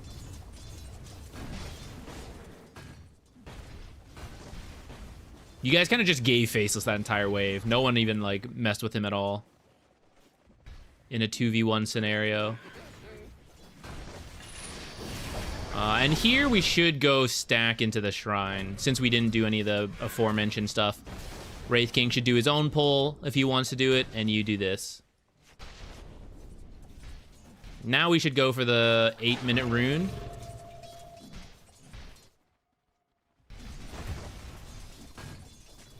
All right, so that's kind of like that laning phase you mentioned. I'm gonna give you one major thing like you asked, and then I'm gonna give you a bonus one. So the major thing, try to work in more auto attacks and be a little bit more careful with when you choose to use spells. I think the Crystal Maiden felt a little cleaner than the Lich, but they both are actually similar in like, I want to get kills. I have very strong abilities, and I buy mana to convert mana into, like, getting kills and getting gold back that way.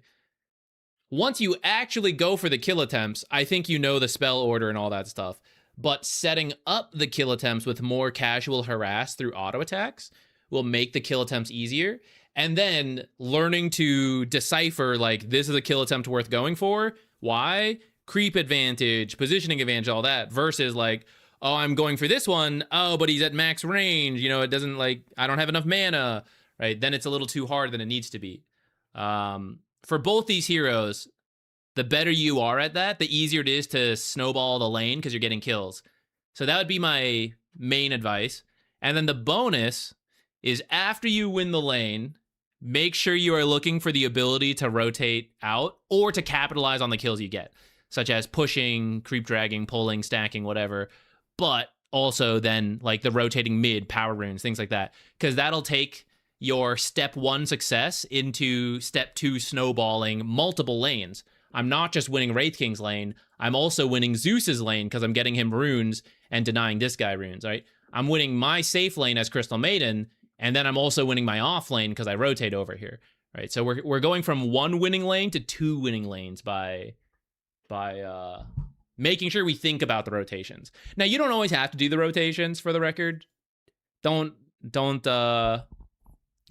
you know, like, oh, I got to kill Zach said I have to go. I want you to check, right? That's the habit of, like, okay, got the kill, gonna move to the pole camp and look. Oh shit, they're low. Okay, let me go twin gate, let me TP, and then we commit. But if you look and you're like, okay, they're fine. Okay, just stay in my lane. As long as you're looking, that's the skill. Yeah. Any other, like, minor stuff is, like, stuff we talked about. You can add those in if you want, but we don't have to.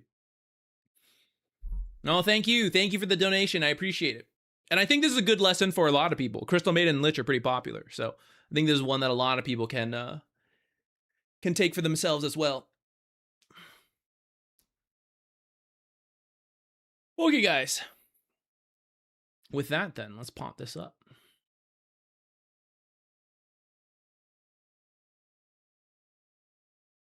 Submit your games if you want to be next.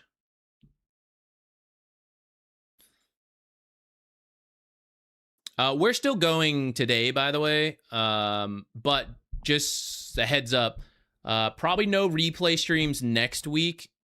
Not probably. Definitely no replay streams next week. And even the week after may not have very many streams. And in fact, even after that, there may be a bit of a drought for a little bit. We'll see how busy I get. But there's going to be a whole bunch of junk all at once. To continue, we need to confirm it's really you. Hello? What is this? I began the stream as ZQuixotix, but perhaps I might no longer be ZQuixotix, guys. I might be somebody different. What is it? What are they even asking me? I gotta log back in. Is the YouTube stream still going? Verify it's you. What in the world?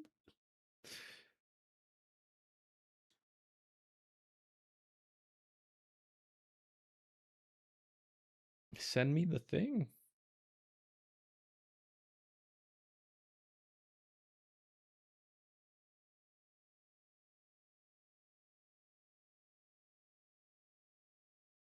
What in the world is this? You know, usually it's like, hey, double check that you're, check your phone, tap it to whatever. Usually that's what you get. But now it's giving me a try. I gotta go to, like, my settings and then, like, pull up something. What is this?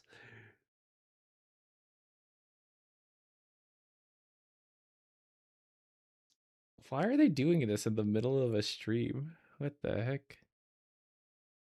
I can't look at YouTube comments. If it wasn't coming through the multi-chat, I just can't look at YouTube right now until I do this.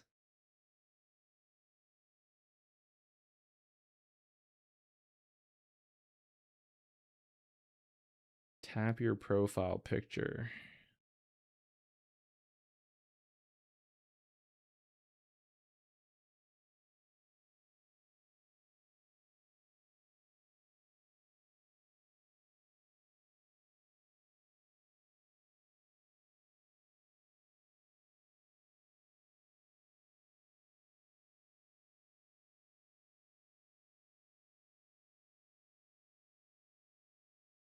Tap security code. Enter the code. It gave me 2 codes. Should I use code 1 or code 2?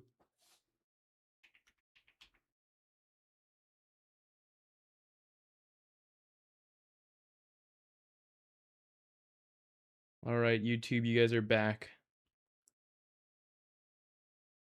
Bizarre time to verify my identity.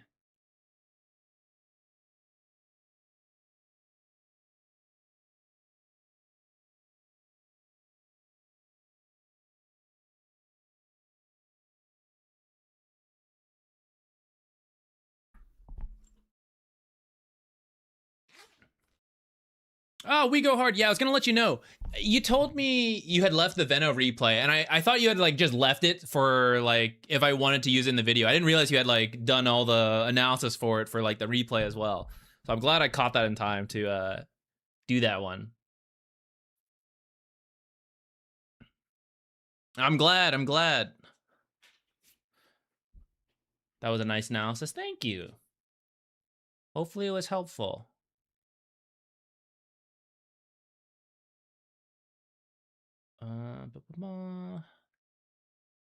Let me see what you guys put in.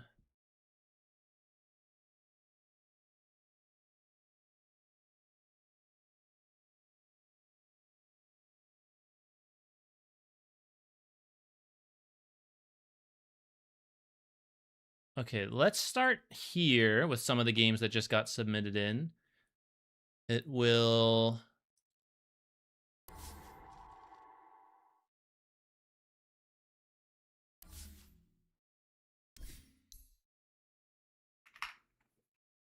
give us a carry game, because we haven't actually... We talked about that, like, Juggernaut carry itemization, but we didn't actually, like, look at the game.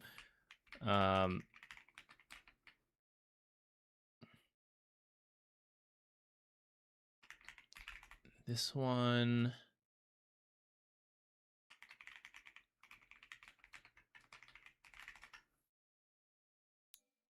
always do this. I gotta start the download first. So this one, you felt very clean pushing while team was distracting enemies. Not sure if it would have been good to TP to some defensive fights, but overall felt in control the whole time. Okay, so yeah, let's double check those moments of like, should I be teleporting back? Because that is kind of step 2 of split pushing or pushing away from your team. It could be to accelerate your own farm, but part of it is to bait responses to then go back to your team. But of course, it depends on exactly what's happening. So let's take a look for a couple of those. Carry players who can find the right... Like, this is the hardest part about playing carry, is balancing this. So the better you are at this, the more impact you are likely to have in your games. All right, so maybe we can start around here at the end of... well, the laning stage can technically end a lot sooner, but... for pubs, this is pretty standard. Okay, so you did your own pull. This is one we could maybe teleport to if we had it. Since we don't, I do think you should push like you did. You could look a little longer, though, I think, because I think you did look, but then you, like, came back to your hero, but you're just hitting creeps. So I think you can just watch the mid-fight going on right now. Longer. And just, like, A-click down here. Now, since we didn't head over, we should just keep doing this. Yeah, pull and farm this. I guess you were collecting that Mad Stone earlier. I don't think it's that urgent. I think it would have been nice, let's say, from here to just push this faster and then come here.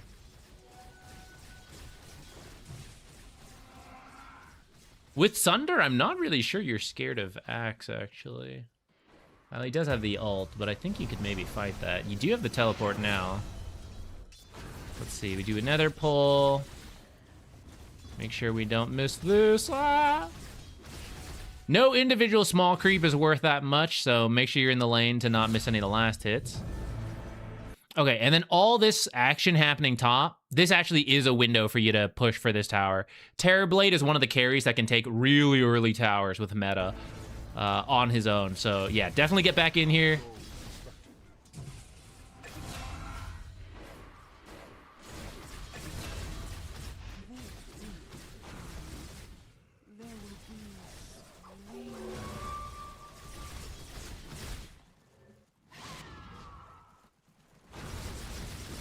Metamorphosis is essentially your version of a typical carry's ultimate, like how Spectre or Faceless want to use their ult to get a kill and then go back to farming.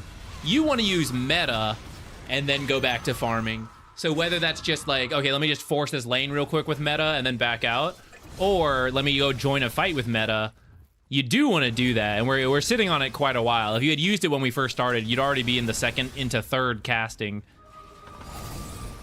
And if you don't feel you can force this one because Axe keeps showing up, you actually could go to your team mid or go Twin Gate and take top. That could be an option for you. I think because so much was happening otherwise, we maybe could have gone to the top lane.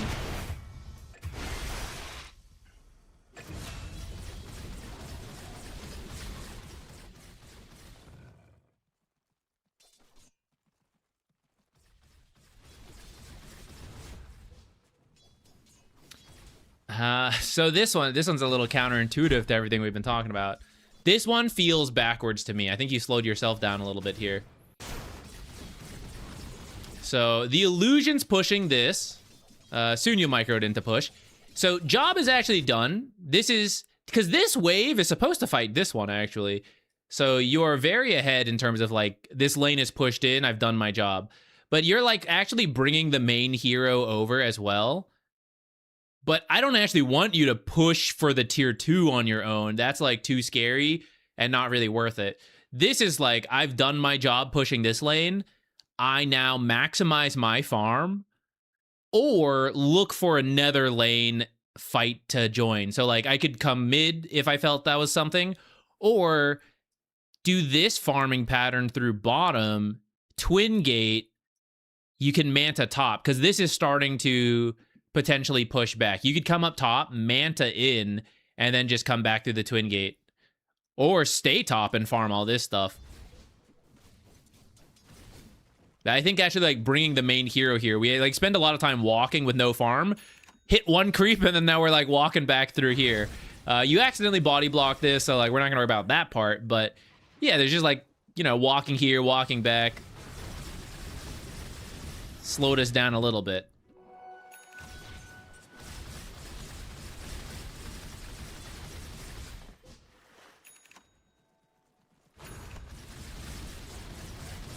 And yeah, meta is still just unused right now.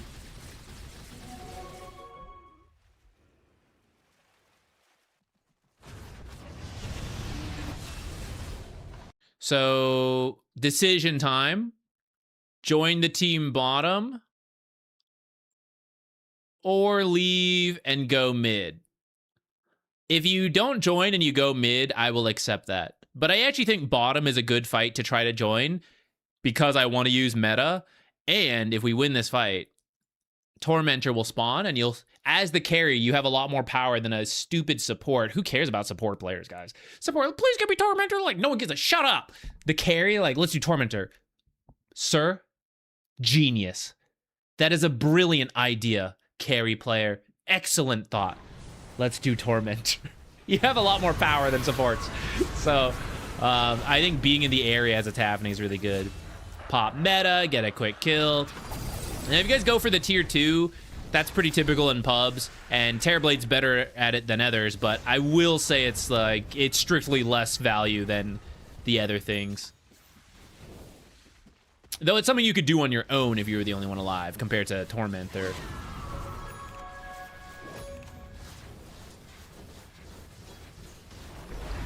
If we're doing it, we're doing it. Yeah, send the illusions to tank. Yeah, but notice, like, in the end, it's like, despite being Terrorblade with meta, you know, it's like, that's what we did. Not that much, so that's why this is way easier, or just, like, just take the farm on the map, scatter out. So see, walk back forward. So here's actually, now you're good.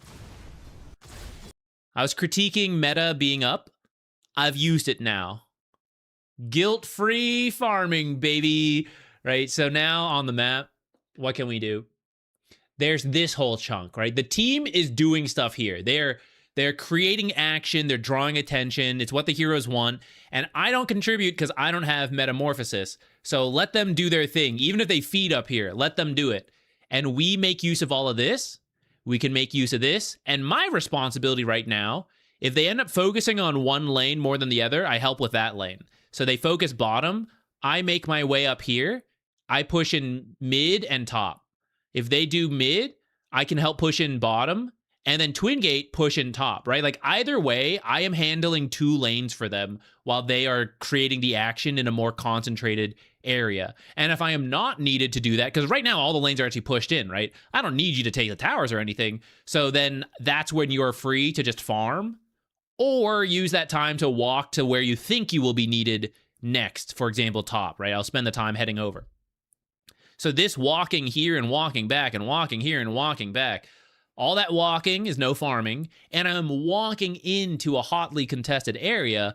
My teammates are going to farm, right? There's just less farm for me up here, and then I better get ready to fight because there's so many heroes here. They're going to bring heroes, but then I don't actually want to fight because I'm missing Metamorphosis. So here's where you are guilt-free for about 60 seconds. And as it comes up, we will then like, hey, can we move towards action or something? Right? But I don't actually care about taking this tier 2. This is going to slow you down and get you near fights like this, which, fortunately, I think we're living.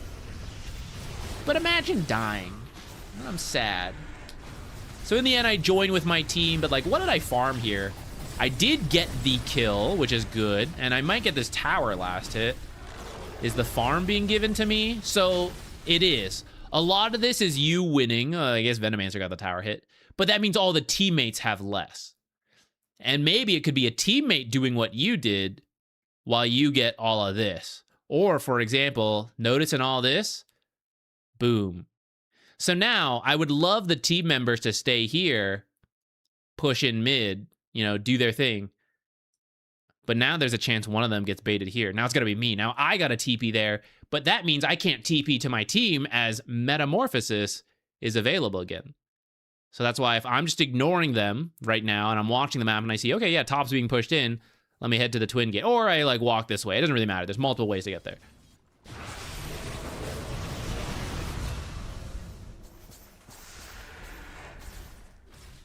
Right, like that's farm. Yes, you are farmed. But every time we're doing it near teammates, later, like if the game goes poorly, you're like, man, where are my teammates farmed? Oh, Venomancer was farming that camp. That was going to be his farm. You know, maybe it's the Viper, maybe it's the Undying. That's why when we're not needed, we go back. And now, okay, so now the hero I want involved is Viper. Now, granted, he did the bots build, so he actually can do some split pushing and then join in. But like, in general, I would want him involved, but he felt he had to come top because we didn't manage that.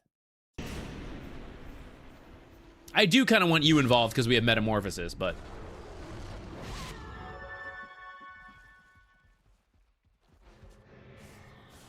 Now we're all TPing top. You have meta, so I don't mind trying to make a play. The plays I would prefer you do are, again, the Roche and the Tormentor. Call for them. They don't happen, they don't happen.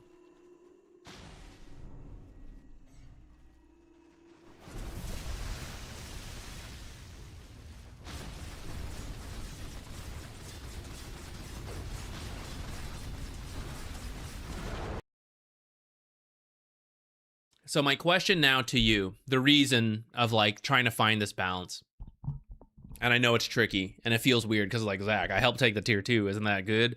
And in a sense, yes, it is good. But we have just finished the outer tower, all the outer towers at 23 minutes. So let me ask you, are we going to push high ground when I have a Manta? Probably not. Like, maybe if we want an amazing fight, we could, but like, if we're forcing it, it's like, I would kind of like more items. Well, what's the next play then? If we've taken all the outer towers, just occupy the area and farm until we are strong enough. So then conversely, what if I didn't join every single tier 2 push and it took longer because I didn't join? 25 minutes, let's say. 26 minutes. But at that time, because I farmed more efficiently, I have Manta Scotty. Then it's a more natural transition from every outer tower is out. Terrorblade has Manta Scotty, Manta Dragonlance, Manta, whatever, right? Butterfly, level 18, Aegis, that's actually a high ground push. And we would have had better farm efficiency for it. There'd be a bigger buildup between the enemies. I know this is still a good game overall, right? I'm critiquing what is good, but we're trying to make it better. These guys will hopefully look a little stronger, or maybe it's these guys, because we're not there taking that same farm, and we are instead taking farm somewhere else. So we are still the same farm, if not more. They are a little stronger. The push to take the towers took a little longer, but then they ultimately all line up a little better.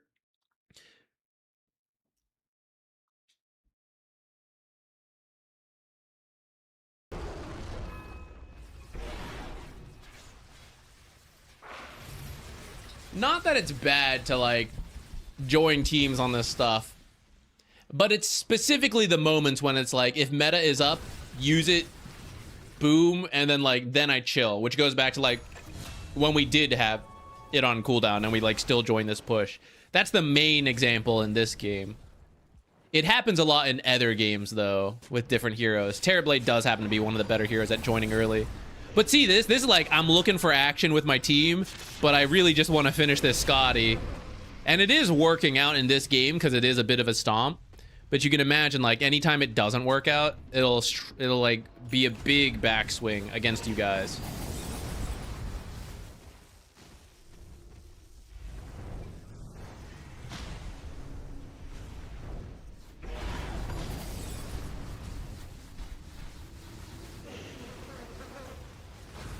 Like, we're pushing high ground and we're just using illusions, which I don't hate. But again, part of it is because you don't feel that strong because you only have one Manta. One item Manta.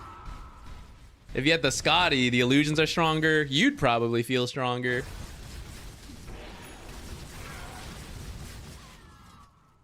And in a lot of this in the map, you can tell, like, your half of the map is just very empty.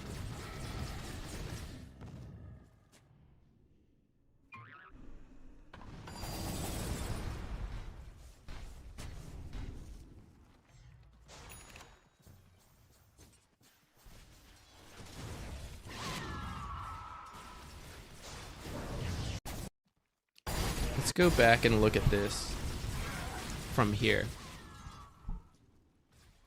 So we pushing bottom with the illusions. This is really good. The team is top, right? So this is where, as you are working on an item, this is supposed to be you. You fall back. But actually notice you, like, walk to your team, which has farmed this area. So there's no farm for you. You walk past farm, and now you push in top.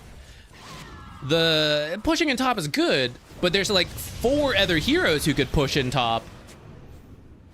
And so now we all push in top. And now we all walk mid to go push this in. We're, like, literally caveman Dota. Bongo Bongo all go together. And if it works, it works. It's working right now. You guys are winning. But you'll play a game where it backfires once, and now it's like, oh, we're all poor. We have no money. Nothing, you know? As soon as it doesn't go really well, it goes really poorly. There's a very sharp drop-off. But if you're more patient a little bit and find the right balance of, like, when we all go together and then when we split up, right? Then you'll have more consistent games where it's like, okay, they kind of threw here, I kind of threw here, but we still gain a lot of money because, like, you know, we played the map a little better. I thought we'd see more examples, but you guys are literally just going straight high ground off of this.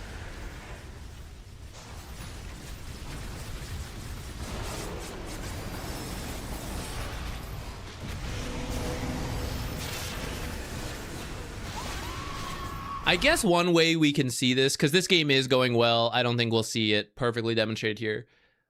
These last hits kind of are what I'm talking about. You are pretty rich because everyone's giving you priority when you show up, but everybody else is being carried by the objectives and the kills you guys have gotten because they are not farming well. For how the game is going, the distribution on the map and everything, and, like, when we are also invading those areas with them, the last hit distribution is not great, which is why as soon as one fight backfires, suddenly it's like, oh wait, why are they so rich? It's not that they're rich, like, we're poor, we're not farming as well as we could. in a winning game, like on a pro match, you'll see like these guys also have more last hits than these guys, and it's not so close.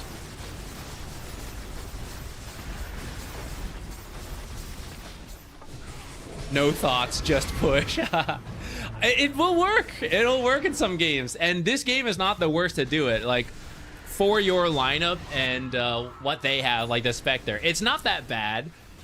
And for everything I'm saying, I don't actually want you to be like super passive or anything. You would still generally push quickly, but the nuance of it, of I joined this and then I back out, and like where I play while I back out, would be a little bit cleaner, and it'll look a little better. You are actually on the right track with your team. Like, Terrorblade is a hero that can do this stuff. They are a team that is like a little bit weak to being pushed early. So I just want to be clear, like, you guys are actually like 70 to 80% on the right track. We are just nitpicking the like 20 to 30% fine tuning of it. I don't want you to like completely pivot off of this and be like, oh, I'm supposed to be way more passive.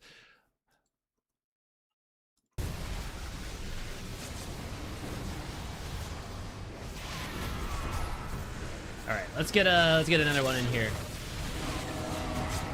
What time is it? 4:30. Yeah, we're still going for a bit here. We can probably cover probably at least another 2 games, and we'll see after that.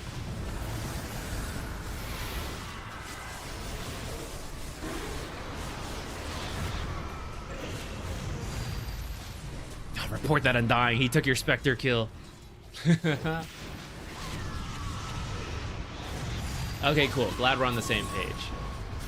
Sunder! Aww.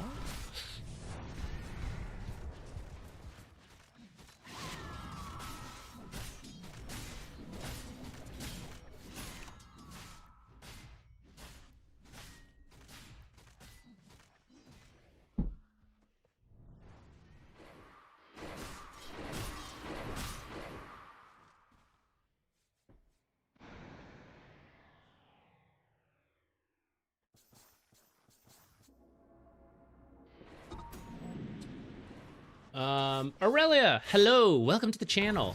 There are not really specific rules for it. The match ID needs to be from the last week, just because like I can't download it if it's beyond that.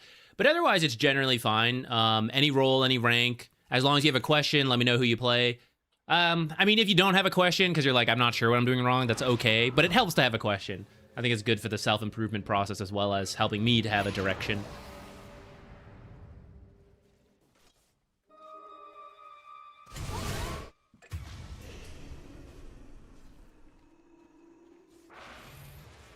I have some other questions, but YouTube has character limit. Puts them in Discord. Okay, I can take a look. Though I will also say, it seems like your core, like your initial question is that the Zeus DC'd in the first 5 minutes. I mean, that's not always like the end of the world. You can sometimes bounce back, but it's also like, if we think about it, is that a game we need to work that hard to win and like understand how to deal with? Like, that's a very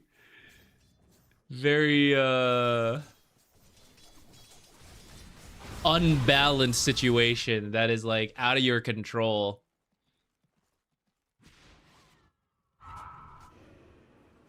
Real quick, there are some things that can be brought to legit games, so like I don't mind taking a quick look at it. But yeah, again, like should I need to know how to like handle a 1v2 lane? Only to a degree, like only in moments, not typically from level 1. Ah, and Herald. That would be more understandable on why we're able to bounce back. The higher up you go, the harder it is to bounce back from someone being DC'd in the first 5 minutes. Again, not impossible, but like very tough.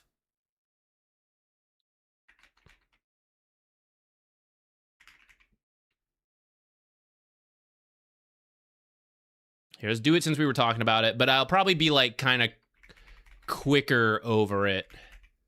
Well, we'll see. Let's see what we see.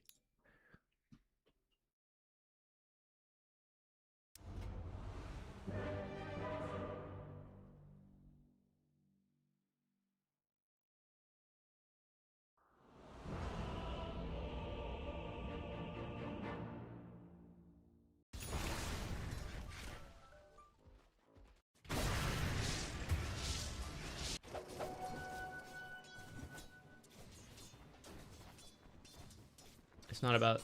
I don't care too much about the Zeus, more about like how I did the pushing. So we can look for the pushing. And I'm glad it's not like I'm not focused on the Zeus, but it's also like directly what you do is being impacted by something like, you know, grief, they're out of control. I would say what we're looking for is to just absorb XP and honestly just don't make the same mistakes that they're gonna make. Like they're gonna push the lane. Like 2v1, you see they're pushing the lane, so you don't even need to do anything. You might be getting ready to pull, but you don't even need to. Yeah, just like pick up some last hits here, hit your own creeps, and here you go, 1v2, we did it. These kind of moments, right, you don't even need to walk up. If you know he's on this side, you go on this side. If he's on this side, you go on this side. We're just chilling, waiting for creeps to come here. Even this, I can also AFK. It's 4 versus 2. This will come to me, so I don't need to do anything to risk my life. Okay, I don't need to be this far back. Here's the XP range, though. Range indicator on if you need help with this. If you have a good feeling for it because you've been playing a while, then you don't need to have it on. But as you can see, you can be a little closer up. Like when it's laning here, you can be like over here. Still extremely safe, but in range for XP. Now, as a 1v2 hero, I really don't want to be up here too much, right? It's just not fair to me. If it pushes up, I mentioned like we need to make less mistakes than they did because they are pushing it to you. That's their mistake. Then you just tamed the whip, the whole creep wave, right? So I'm going to push it back now. And it's like, okay, your turn to make a mistake. But at some point, they might stop making that mistake. And now I'm going to be stuck up here 1v2. So I am willing to lose a last hit or two if it means I get to keep the creep wave here. Because I'm going to get way more here than I am going to get up here. Even if it costs me 1 or 2 missed CS at a time. Right, like from where you are, you can even attempt this last hit. But if it was up here, we probably would not even try.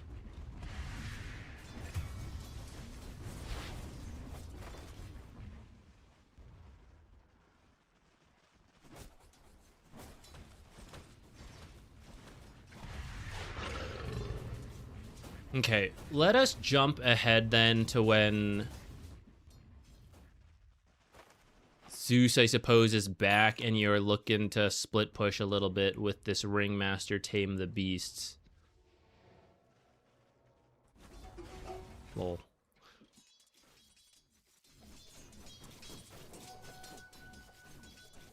So when all this is happening, just shove in the lane. Because what's going to happen? One of two things. Well, more, but, you know. As the team is doing this, they may end up overcommitting and starting to feed. And these guys especially may rotate over because they see all this happening. Now, when they rotate over, we want this lane to be pushing so that we get this tower. Now, because we're pushing the lane in, they may not ever look over. So even though my team is like, what are you guys doing? Some like tier 2 push dive at 13 minutes. But because I am distracting the opponents because they are seeing waves pushed in and they're dealing with it, they don't look over to rotate and help out over here. And so in that way, I am assisting my team. I actually see the support. AA was here against us, right? He's gone. So this is a good reason to be in here and just push. It's like, here's where it's totally fine with me to just nuke the... Oh, sorry. Like, where you just nuke the wave. You just tame the beast, push even faster. We get there eventually, but there was just a little bit of delay, you know? So now we come over. I would love if you kept pushing this in a bit further. This will push in your favor, but your teleport's almost up. It's 6 seconds. I know we save it by using the twin gate, but I also think, like, with all the people here, I should still be safe, so why don't I get a bit more farm? And if I am needed, I'll TP. If I'm not needed, then I'll just walk over at that point. I guess we are a support. Gotta switch back to that now that Zeus is back, I guess. But it's still not too bad to be pushing in lanes as a support. Especially in Herald. We saw a game earlier where Lina just, like, took multiple towers, and I think that was, like, Guardian. You know, as I see, like, a bunch of them here, right? This is where, like, bottom is just going into the void right now for both teams. But that's where I could be sitting. That hook right there, by the way, is why you should be really careful walking around here against Pudges. Any blink initiators, especially someone like Magnus, Axe, all these repositioning heroes, Vengeful Spirit, you gotta be really careful because it's, you know, you're on the low ground, they're on the high ground. So it's just their pick of the litter to then miss the hook. But if he had hit, it's usually a kill.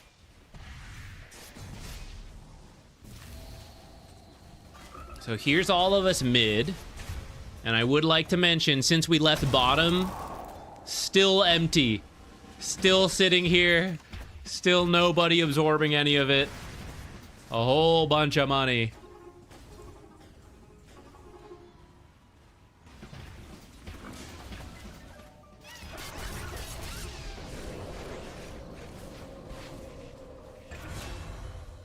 You could probably just chuck the ult there. You did mention it. Said you're not using your ult enough. Yeah, just throw it out in any kind of... A lot of heroes get into a fight. Just chuck.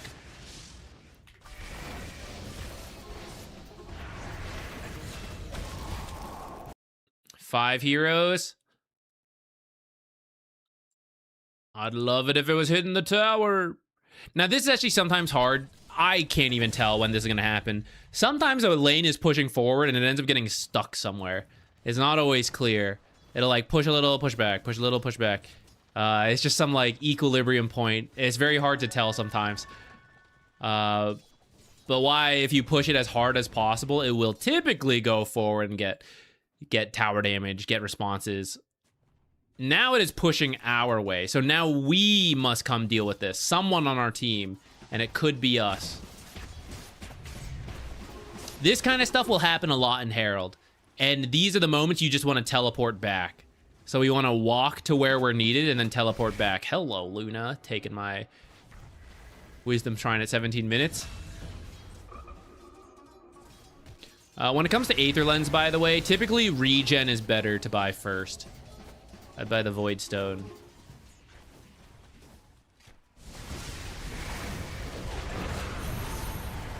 You might find it helpful, by the way, to turn on range indicators. I don't know if you're already using it, but that could help you position a little better.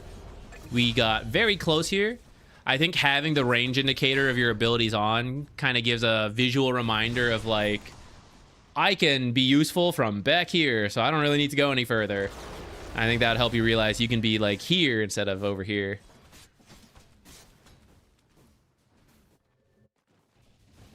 Since we left bottom, I actually think nobody has come here. Like, not just our team. I don't think they did this either. This has been just creeps for 5 minutes.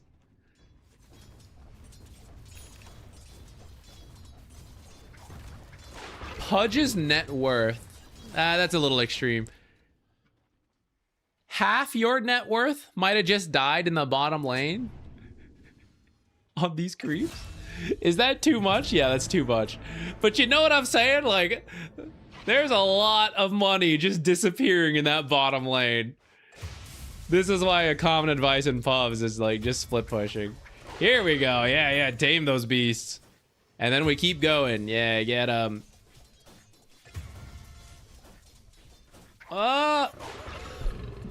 it's okay to work on the range creep. Just keep an eye on the melee creep so you're helping there. Let's go. And then we do it again. Little bonus tip for you, though. They're all dead, so I'm not too worried. What you did is tame the beast first. And then you have to go for 4 last hits at the same time, competing with all your creeps. Which will inevitably cause you to miss some. So just auto attack first a couple times. Put them into your nuke range. And then... woo, woo, woo. And then you'll nuke them all. You're more likely to get all the last hits. You're pretty much guaranteed to if you whittle them down properly.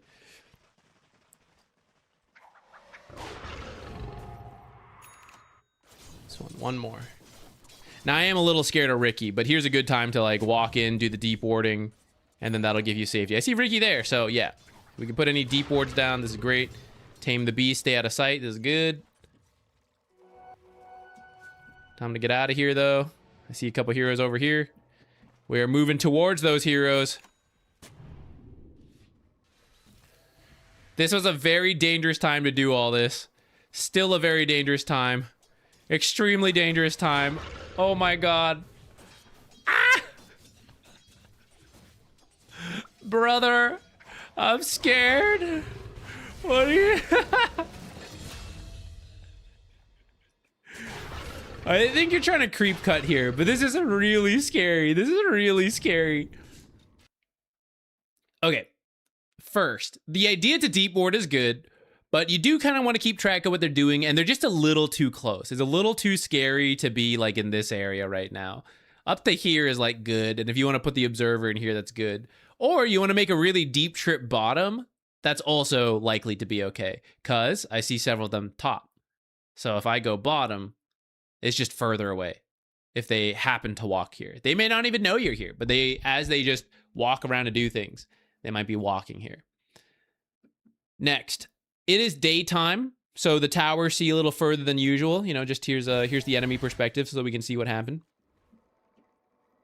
Boom. Here is where we are in vision, and they can start to react to us.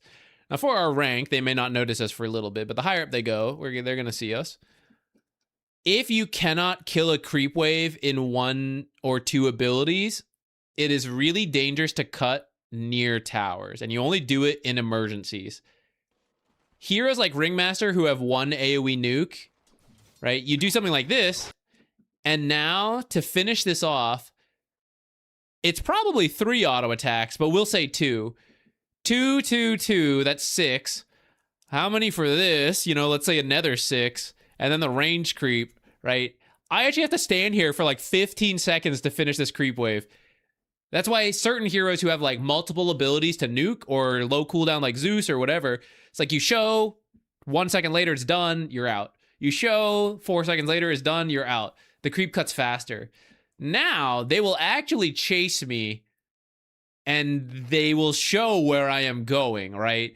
Whereas if you do this at nighttime, you nuke the wave, you get out. Did he go here? Did he go here? Did he go behind this tree and TP? Did he go here? Did he go here? There's like a million ways to get out. If the creeps are following you, there is no escape. And so eventually they will like follow you and get you. You can also see how much damage they take if you can't actually kill them too quickly. So let's actually go back one more time. And actually, let's just chill bottom. This was great. This was great. Bounty rune, sure, let's grab 2. Do my deep ward and then get out, because like I said, I'm kind of scared. Head back down here. If I think they're in the mid and up here, let me just chill down here. Tame the beast this, come over here. Ward if you haven't already, somewhere down there. Sentry around here to like see Ricky rotate over. And then you just like stay in the trees here. You can do some jungling. You can just throw the tame the beast in the wave. And you're taking this tower in a much safer manner. When you do this, yeah, it's kind of getting a reaction, but they're already in the mid lane. So I guess they might TP back to kill you, but it's like mid to mid. Like, what does that really mean? That's why in an emergency situation, it's okay. Because like, oh, they're ending the game. I cut the wave. You know, if I die, it's okay. Again, not really that sense of urgency here. So what am I getting for like here to here? Not much. But if you do it bottom, we're getting teleports. We're getting them organized mid to go push mid, and then they go, oh, we got to go bottom. We go push bottom. Oh, now we got to go top, right? As they move from lane to lane, that's a bigger deal than from like mid lane to further back in the mid lane. Although that can still be nice. Don't get me wrong. But again, the degree of danger I want to take to do that.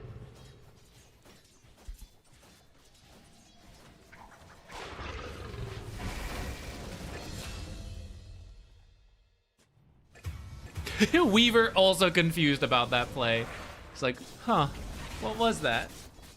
That's okay. We all do stuff like this. Learning process. Was that a cat I heard? Hello, Hef. You want to be on stream?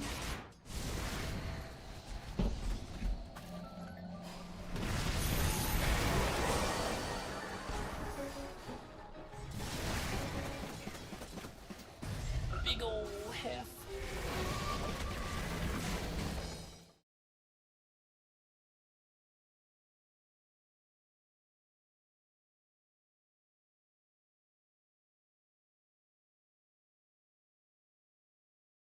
I've been napping for a couple hours here.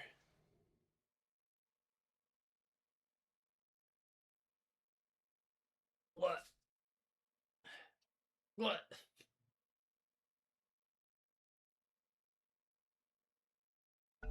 Where do you want to be? You gonna sit there?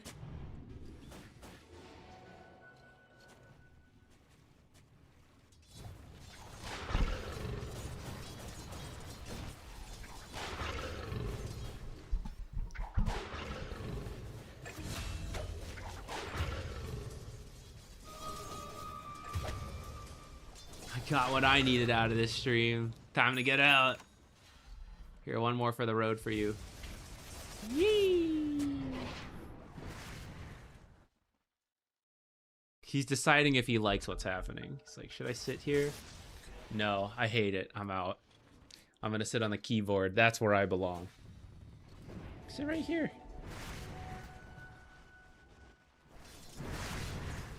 Come on. Come here.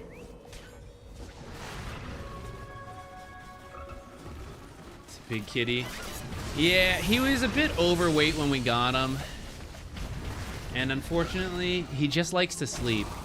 He's a real sleeper cat. You know, he's the sleeping cat trope. So he does not like to move. We like slowly try to reduce the amount of food he has. But he's just been maintaining this weight.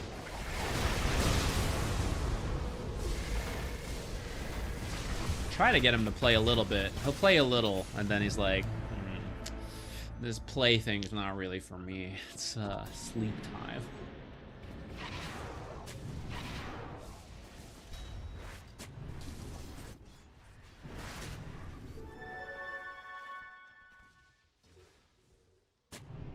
All right, let's pop this one up. Let's get the...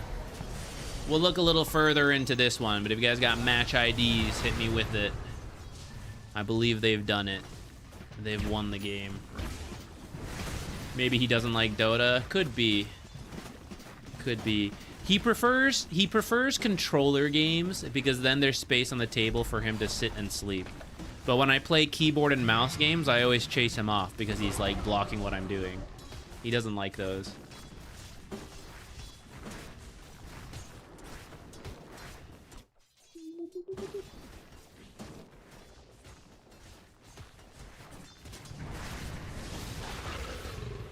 If you want, you can do the donations link in the about section like you see. You can do, like, Twitch has bits, YouTube has super chat. It's not required. Don't feel like you have to. We tend to go through a series of replays, but if you do want one, like, guaranteed as opposed to, like, random in the chat, then yeah. It's one way to do it.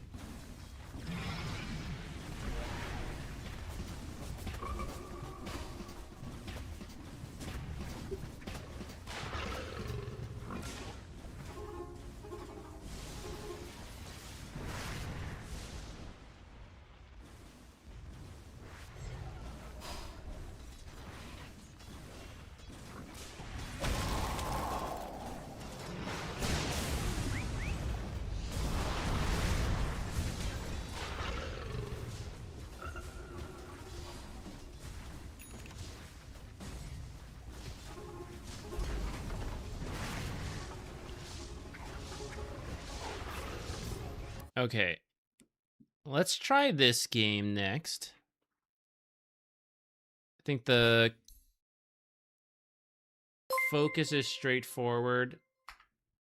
8,799,803,801. Thank you. I'll mute the rest of that. I just picked it. Let me go through this one and then we'll do yours next. Thank you so much. Let me make sure Okay. Oops. I already had that one up. Hee. Download. There we go. So this one's like a bit of a team fight question. Okay. There he goes. And I think that gives a clear focus, but also some of the, like, when should you push comes in the middle of winning or losing team fights, and hopefully we'll get to see some examples of that in this game here. I realize I just put support there, huh?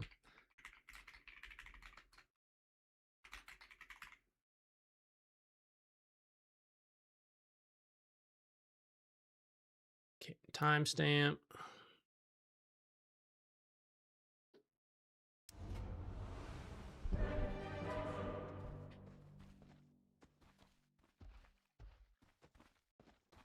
No, you're good. It's got the TTS doesn't usually happen because it's not always it's not that frequent of an event. It doesn't actually bother me.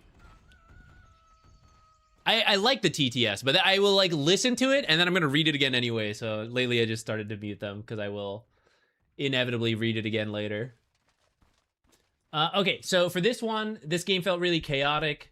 You were 2 melee heroes versus the DP. I think that was about the laning stage. But the main thing you want to ask about is team fights and what to focus on. This game felt overwhelming during fights. Too many buttons to press, too much to look out for. Felt we were stronger, but never resulted in us winning a big chaotic team fight. Yeah, team fights can be a lot. I think one way to simplify them is, well, one, the more you play a hero, the easier it becomes to understand what you're supposed to do. So let's actually start there for our hero. Like, what do we offer? Gotta heal. Pretty straightforward, you know, does some damage to the enemies if they're near, heals my teammate. The more complex abilities are like Repel and Guardian Angel. Typically, utility stuff is like the one that you have to think harder on. So straightforward in a sense of like, this protects us versus physical damage. This one is going to give debuff immunity and magic resistance, and then some regen. So looking at this game, they do have some ways to pierce debuff immunity. So if I see those coming in, that's probably not as good of a time to use this. Invoker, a lot of his damage is magic. And so if you see a combo coming in, that could be a great time to use Repel to protect him. Morphling is going to be their main source of attack damage. But actually, Omniult is actually physical damage. So actually, then we can also include Exorcism as another potential source and good time to use Guardian Angel. Everyone does some right-clicking, but like those are the two big ones, you know? So currently what we have simplified is Guardian Angel when Morphling commits or Death Prophet ult happens. And then Repel when Invoker is using the Wombo combo. Now that's only looking at their side. Let's look at our side. Repel, when would be a good time to repel someone? It's like as they're going into the fight. So maybe I see Monkey King about to jump in, Axe about to jump in. That could be a good time to use Repel because they're about to tank a bunch of damage as they initiate. Echo Slam could be another case, but as a support, it's like, if he dies, whatever. If he is a core, which actually looks like he is, so then maybe he does go up in priority of like, oh yeah, I actually do want to keep him alive through all this. So Repel on him before he jumps could also be good. Once they start fighting, that is when these guys are about to start doing their own thing, and that's when I'll like get ready to Guardian Angel. I don't need to preemptively Guardian Angel. This one's reactive. Repel is the one that might be reactive or proactive. And then the heal we will just chuck out as we can. So that's like abilities. And then items, we'll have to see what we end up getting. This game, Lotus at some point could be okay. Solar Crest for the Monkey King's not bad. And good versus some of the negative armor they have. Yeah, let's start there. So let's jump ahead to the team fights, actually. Let's see when you have ultimate. We'll start with the early game fights, a little less going on. I like this one, keeping people alive to Exorcism, but it looks like maybe this was a fight they were already winning by the time we jumped here, so maybe we should not have joined in. Level 6 Rubik, get her!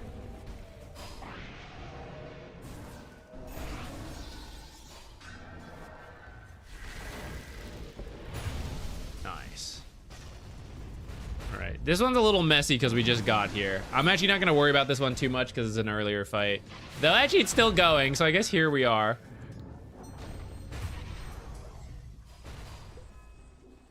Okay, since we jumped in the middle of that, I'm not 100% sure. I think what you did was mostly fine. Damn, would have been nice. I like the idea to smoke aggressively to like speed boost to chase for the kill. I think that's not too bad. I know it can be a little wasteful sometimes, but I think that was a worthwhile attempt on it. Okay, let's go find the next fight and do a deeper... Oh, same area. Okay, let's go back. All right, we got everything. You're thinking about a blink to make sure you can get close to use the ult, I guess, and maybe repel. I do think Omni has some mana issues if you go straight into like something like a blink. Because like you're gonna jump in. This is now the trade-off with Guardian Angel. You actually have to live during Guardian Angel. If you get killed by other stuff, then Guardian Angel's just over, you know? You have to be in range of people to use this. The danger of Blink, like, it does let you stay back until you're needed, so that part's good. But it's, once you're there, can I be the one killed instead? I kind of like the idea of a smaller item before the Blink. Maybe even not that small, but...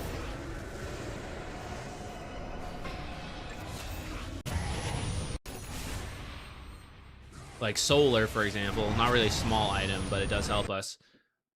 All right, we would not have made it in time anyways because the burst was immense, but notice here you went with Guardian Angel.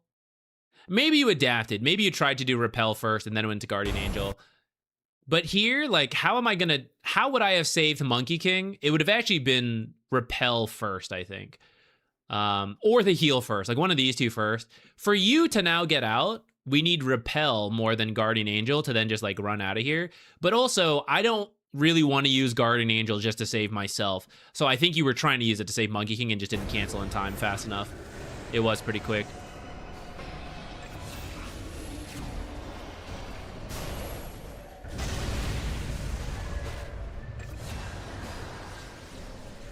That's so sad. It's such a nice echo, but it comes really late because they were the ones starting this fight.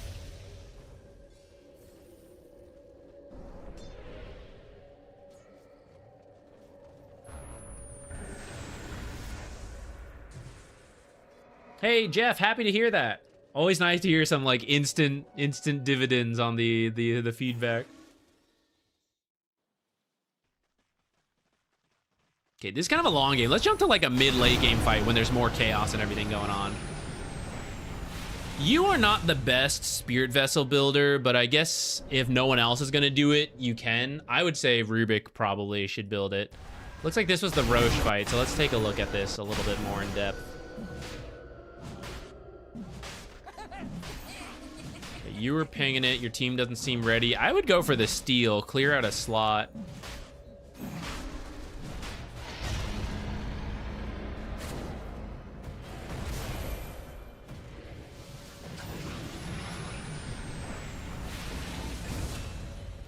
Okay, although the actual team coordination on this was a little lacking, your blink repel as he goes in was perfect in my opinion. I think you did exactly what you needed to do there. And if it had been a bigger fight, I think we run in with the Guardian Angel.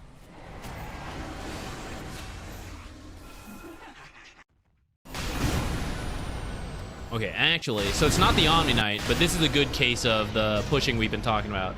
So this fight is going well or not, right? And in this case, it is not.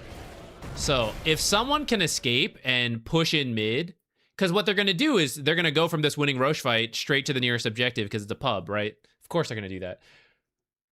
We either need to push something else, so like Axe could commit to bottom, push this in, so instead of going straight mid, some heroes come bottom and it wastes their time. Or he tries to join the fight, and if he can't, he cuts mid. But it's got to happen soon. And as this fight starts to end, it's like, okay, I think it's too late. You know, I better head back bottom rather than mid, even though I'd like to do mid. Now, you could also let this wave go through and hope to kill the one that spawns at 3130. And as they are pushing here, you fortify this one if you had it.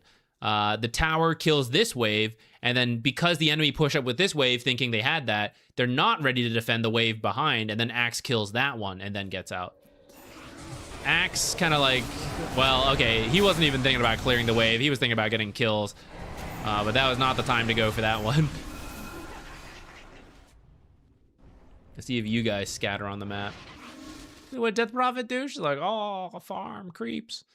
I've Aegis and killed 2 heroes right in front of their tower, but time to go back. Now, actually, I don't disagree with this because their exorcism's down. This is actually fine. But this will happen even if they shouldn't back. And you see, like, they're still going. So actually now she should have stayed, right? She could still contribute her regular abilities. Okay,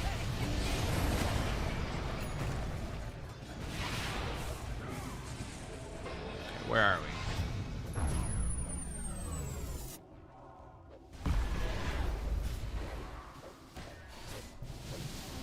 Okay, Morphling's in running mode, so we don't really need to Guardian Angel here.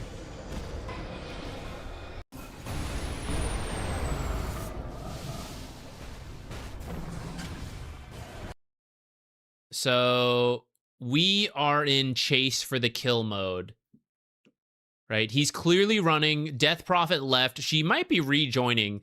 You guys are going. So we're committing or not, right? I would actually say Spirit Vessel and then try to body block this guy. And if he tries to kill you, then you Guardian Angel. You're kind of like hugging the edge of the fight. Unfortunately, ran into the Death Prophet, so we got silenced. But you can kind of see, even as she arrives, like, we still killed the Morphling. We're still doing this. We should Exorcism now, though. Yeah. Or sorry. We should Guardian Angel to protect versus Exorcism.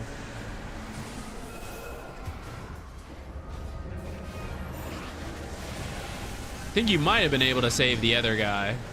I don't know if the silence was still going.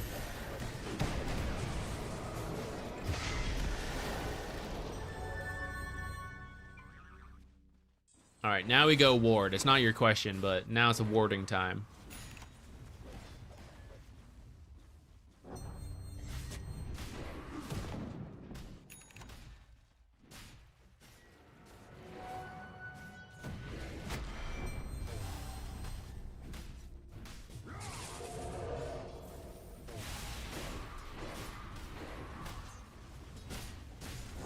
Okay, you guys can maybe get this and then get out. We seem to have missed our chance for a deep ward. You might drop one bottom. Oh, so sad. My drink was empty. I didn't even notice.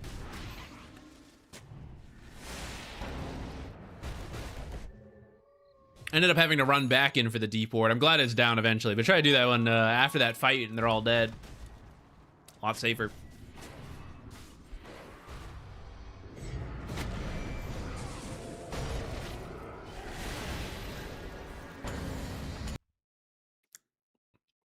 So in terms of items, 4 staff would actually be really good for you. Because Cataclysm is one of the things you need to save people from. And none of your items will save them from Cataclysm. Technically, you can heal a little bit after Cataclysm. But it'd be a lot better to dodge the Cataclysm than to do some partial healing after. I'd say 4 staff is very good for you here. There's also a lot of repositioning tools.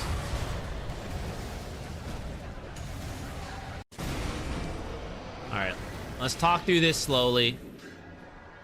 All right, so they're fighting. You're kind of waiting at the edge for everything to clump up. I would say this guy, like, clearly this is a pretty good echo coming in here. If you wanted to repel him early, I'd be okay with that. If you don't think it's needed, I think that's also okay, and we can hang on to it. I think as everyone is clumped up into this exorcism, though, and then, like, here's the big commitment, I wouldn't hate if you used Guardian Angel and got in here. Now, on one hand, it's like, well, isn't this kind of winning the fight? They're stunned and everything. Yeah.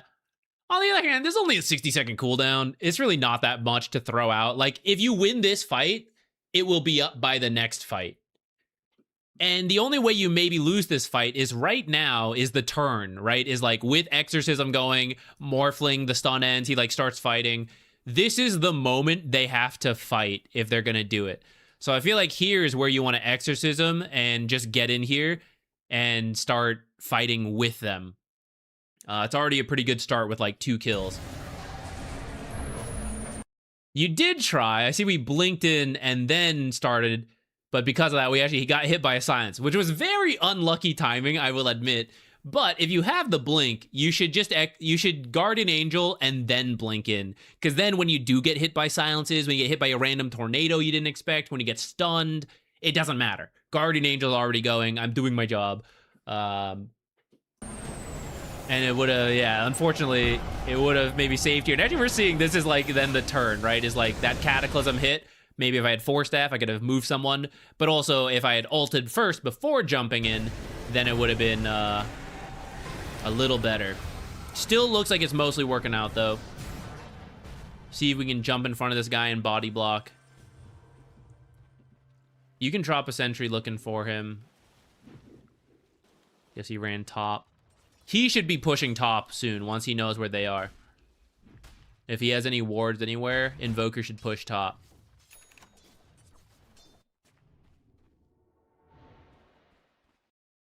If you can be solo killed by Invoker, you should not be up here. We never found him. Still don't know where. I'm just a support. I could be killed. I do want to push in top. It would be nice to push in top for the team, but I need to consider the danger of Invoker. And also, there's time before it gets to, like, the tier 3, right? It's not a huge deal.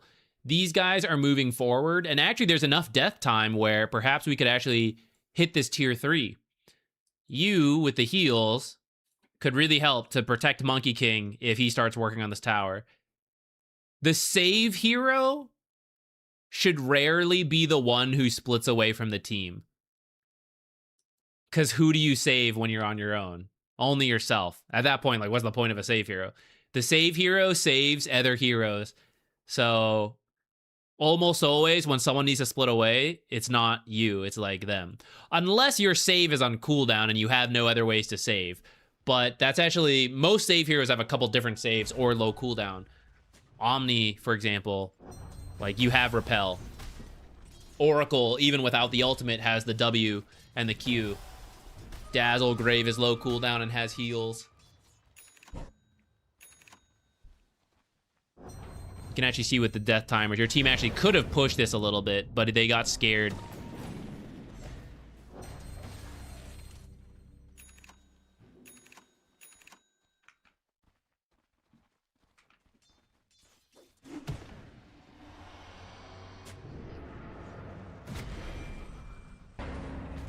Okay, here's another thing.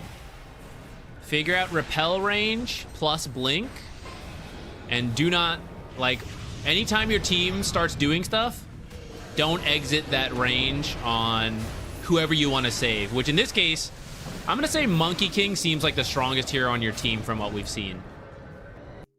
And there was a moment there where he got charged and you actually couldn't blink save him if needed. He didn't in the end, but, like, we don't want to exit that range. Right now, we're at the edge of that range.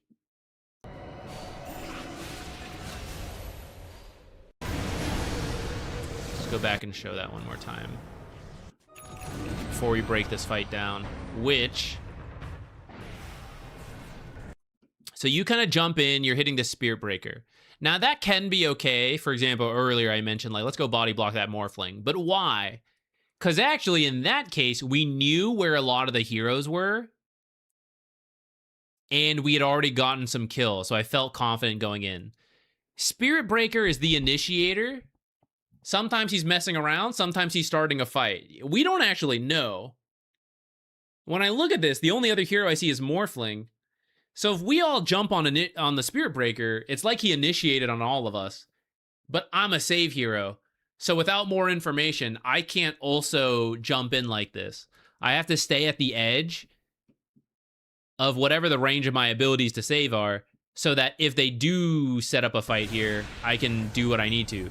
Which is essentially what happens here, right? Like, I kind of run in, and now I am caught in the entire combo with the Monkey King.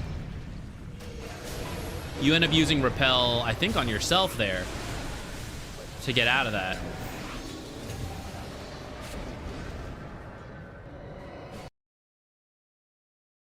A little bit of a short blink. I think we need to be popping the ult and then, like, blinking directly into the fight to get as close to Monkey King as possible.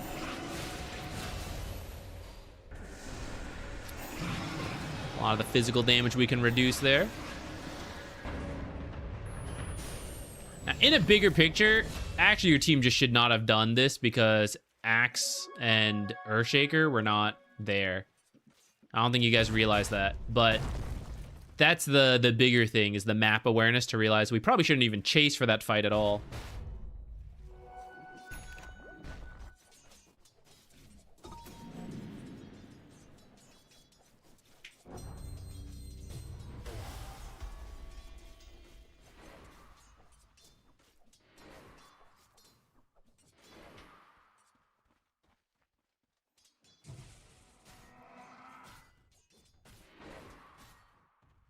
What do we got here?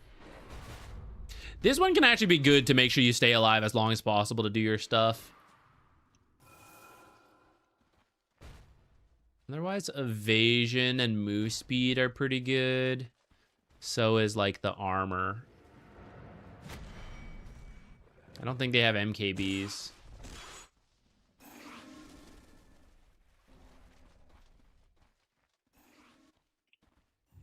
Let's find the next team fight and then let's move on. Okay, so we're smoked up, full team. Try not to blink when your team is making a play, because you might now run into the fight right here and then you're not going to have blink. So what did we really do? We just got closer to Axe to smoke him a little faster. But now, for any game-winning moment in the next 15 seconds, I may not be able to do my job. So this is typically not worth it, and you should just spend the time walking, save the blink.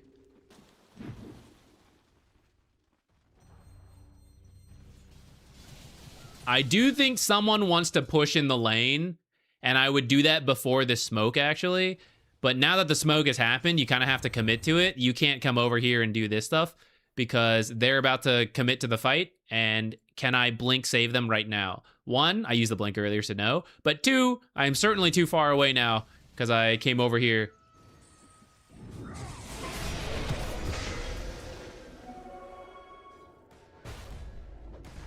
Okay, so here's my Monkey King. Here's repel range, so this is good. And then because I have a blink, I can be an extra blink distance back. Right here, just staying out of sight is good. In the trees.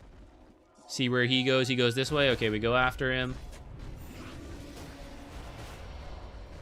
See where you guys are positioned right now? Like, look at this. So we're de-warding. They know where we are. And how will a fight break out? The two supports are going to be caught first. And that's not too bad for Earthshaker, because, like, okay, Earthshaker Echo coming in. But Axe is not in range to help. And then Monkey King will take a little bit to get here, although he does have the jumps. But you two don't really want to be the first ones caught, especially Omniknight, who's, like, trying to save people. Sometimes you can bait them to you, but, I don't know. In this game, yeah, I don't think you really need to do that.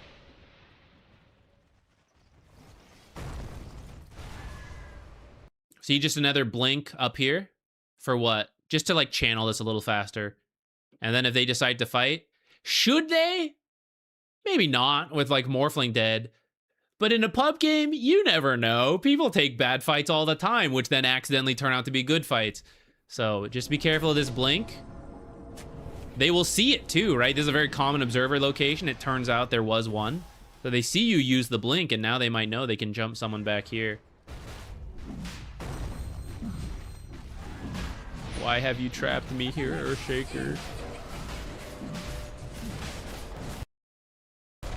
Here's repel range. What is Death Prophet's silence range? You've been hit by it a couple times, right? You're actually in range to get silenced by everyone, and you don't really need to be. Even without the blink, you can be a little further back and still repel all these guys. Then the question is, do you need to instantly repel? Outside of Venge, you will have at least 1 second before any hero can die to actually walk in. So you can be here to be in max repel range, and then you can even be here for the 1 second into repel range.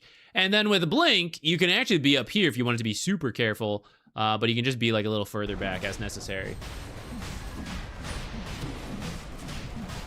What do you think about Shaker offlane? I think that's fine. You can play Shaker offlane. It's not particularly meta right now, but it is doable.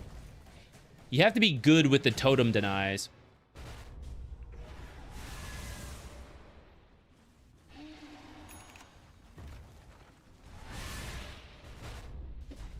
If you were a different melee hero, this positioning is okay. And even now, I don't hate it, but I do think you are the one who will save people when they get swapped. But they will not save you if you get swapped. So I don't think you should be the one taking point like this so far ahead. His BKB is about to end before these guys even join the fight, so this is way too deep. From here, let's refocus. We did end up using Repel on Axe. A little bit redundant because he had the BKB going. This is the one I care about the most, right? Let's even look at net worth. Monkey King is at the top. He's your carry. At this point, he is who I am more interested in helping. I'm a little reluctant to use Repel on the other heroes unless it's absolutely necessary. Solo Echo, okay. All of us clump together so we can be silenced together.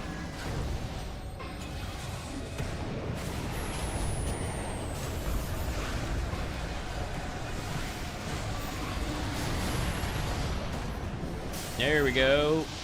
I don't think you need to be so reluctant with it. I think you can use a little sooner. I'd call your team to retreat. Oh, God. This is not a good fight for your team. For the most part, I think what you did was fine.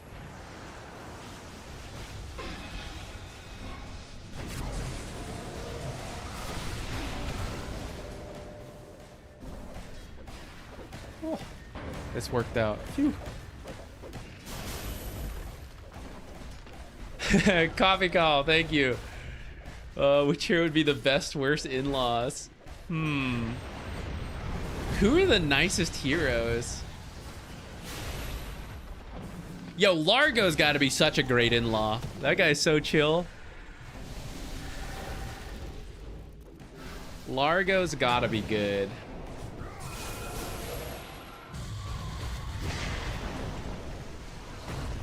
Probably most of the heroes are actually not good in-laws.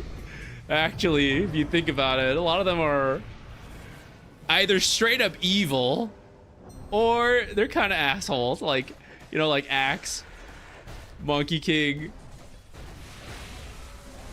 Very like egoed. Prude Mother might be the worst.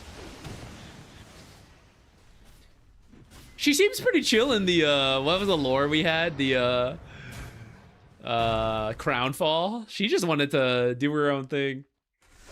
Brewmaster would be chill. Yeah, Brew would be good. Although, would Brewmaster and like Tusk get into like a fight, you know? Yeah, every family gathering they start brawling. Maybe that's entertainment, but maybe you're pulled into the fight.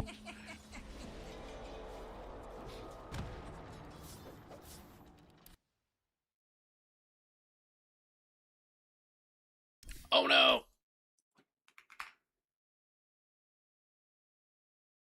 Surely the coordinator will be updated and we'll be able to download this. Do Brew and Tusk have beef? No, Tusk and Bristleback have beef. Yeah. But they're just drunk, you know? They're just drunk at the party and they're boisterous. It's not that they have beef. You just get into it. New patch? No, I'd be amazed. I'm sure it'll come up soon and we'll be able to download this. All right, give me 1 second while we're waiting for the server. No, for real? Oh shit, really?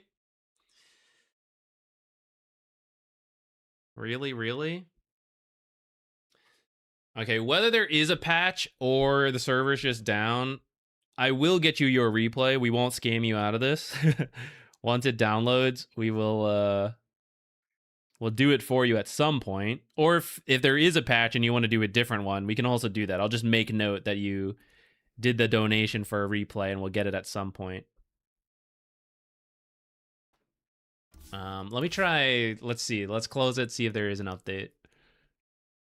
7.41c. Oh, shit. Oh, shit.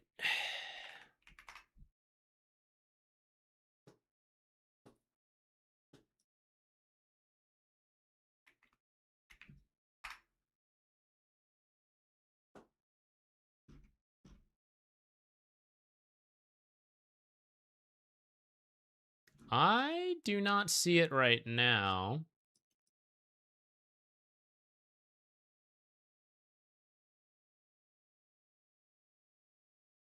I don't see it if there is one.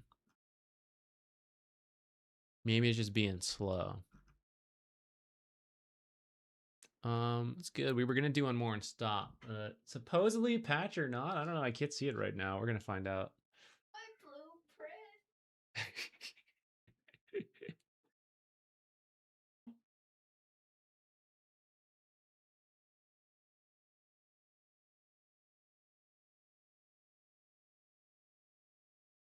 Check the news page.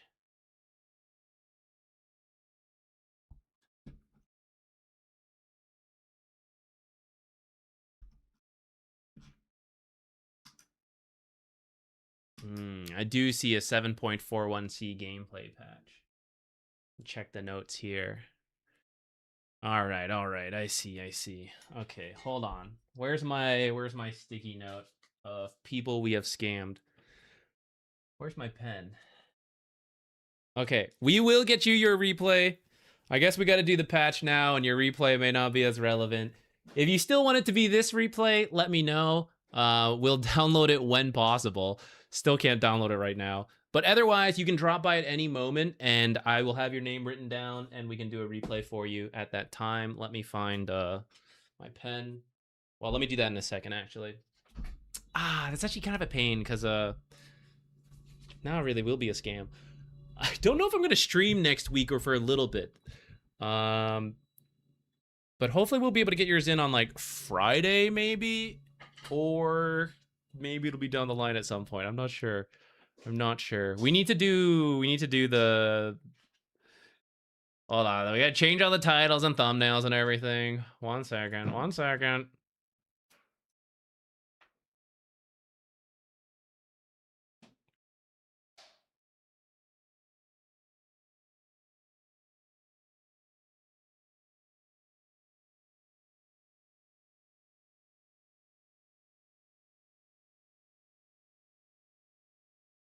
7.41c.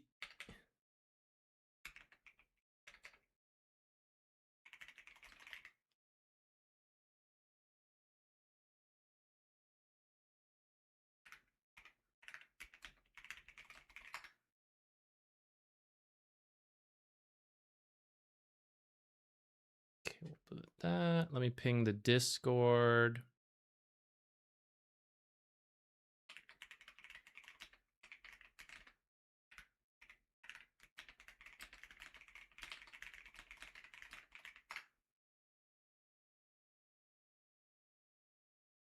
Okay. I just pinged it. We'll let people tune in and all that. Let me get the water and everything. Is this gonna be a long one?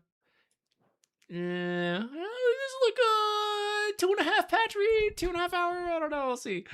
Let me get the water and everything so we're good to go once we start.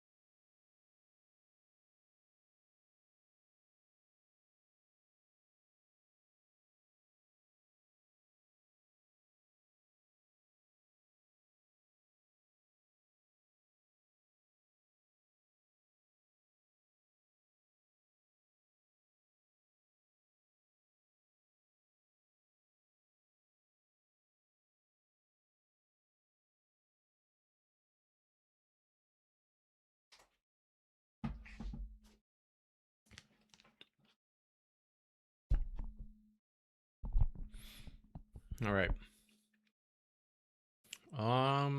What screen do we usually use to read these? I really have to set aside a path. Is this the best way to do it? I think it is.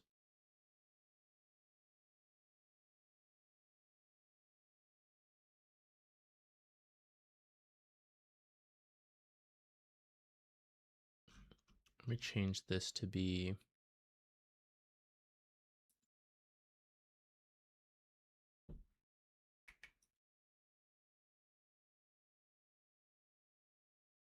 down here. All right. Let's do it. Yeah, the website didn't update yet, but it's in the game, so let's get into it. Coordinator's still updating, but whatever. Okay. Oh, I should timestamp this. 7.41C.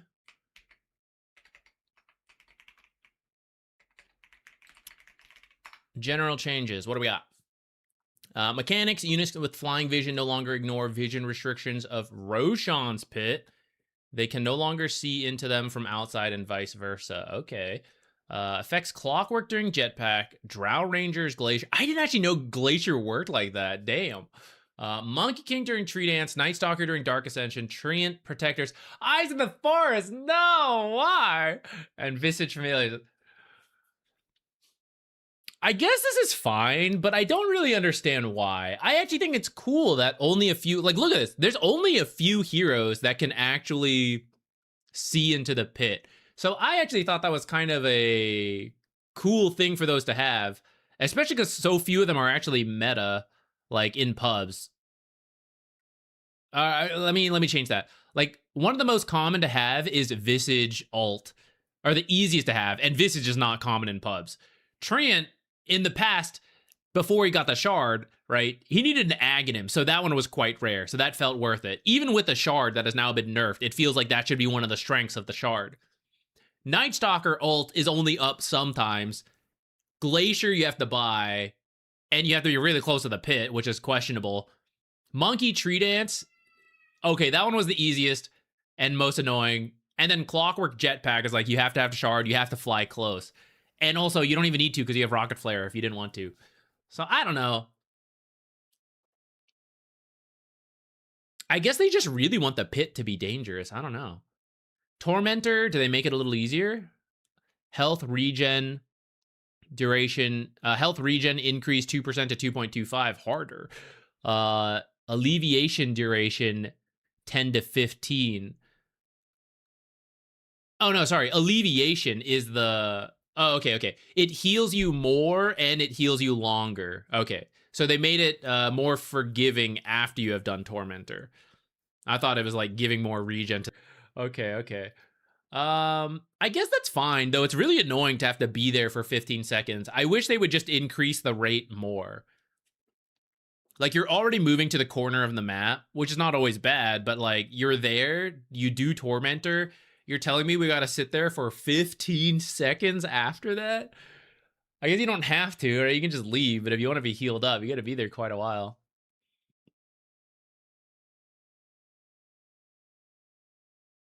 Let me make this a little larger for you guys. See it a little better. Hold on, I gotta like... scuff the way of doing it. Okay, item changes. Bloodstone. So health a little bit more. The active is going to be 5 seconds longer. 5 second longer cooldown. Spell weakness aura. Damage from spells taken decreased by 2%. I had not seen that much Bloodstone in my own games, but I do know some heroes were building it. Doesn't seem like that bad of a nerf. Boots of Bearing, Swiftness, Aura, Allied Move Speed decreased by 5, so everyone's going to be a little slower. Okay. Rite of Ramusk, Move Speed Steal increased from 5 to 6. I have not been seeing a lot of Krellis Crozier, so I'm up for it to be buffed a little bit. You'll be zooming as you steal it from people. Suppress being reduced by 1 second. Okay. Essence Distiller buff. Soul release radius when ground targeting increased from 400 to 500. So a little easier to catch heroes. Though maybe also...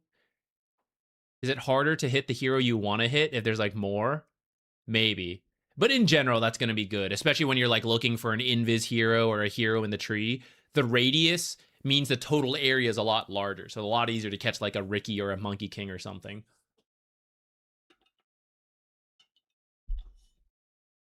I love Distiller. I'm fine with it being buffed. Because actually, I think compared to Urn and Spirit Vessel, it's way easier to use the charges. Like, you just use them aggressively and then sometimes defensively.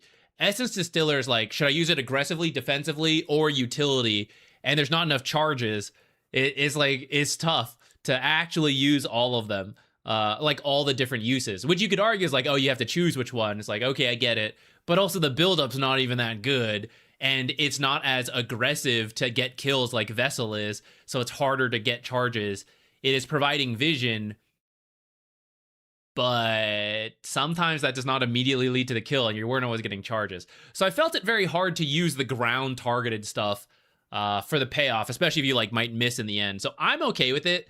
I would have loved if they like gave it some other charge mechanic to make it more forgiving to actually use in the other ways.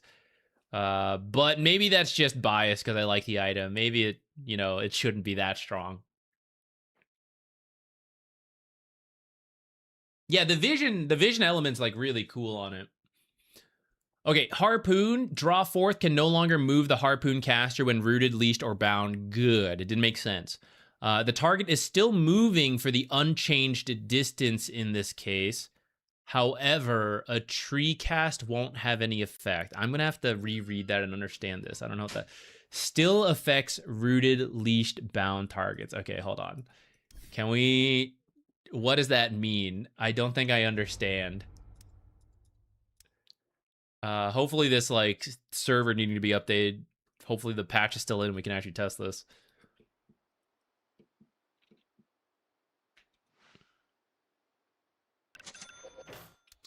What's the easiest quick route we can use? I guess Crystal Maiden. Let's try. Oh, don't kill her. So I get rooted. And I can't just pull away. Okay. So that's good.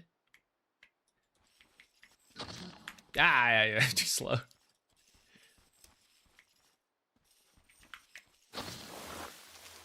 I might have rooted before. I was trying to see if root interrupts the Harpoon.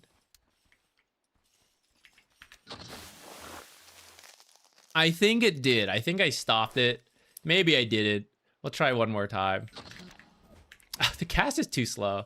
Whatever.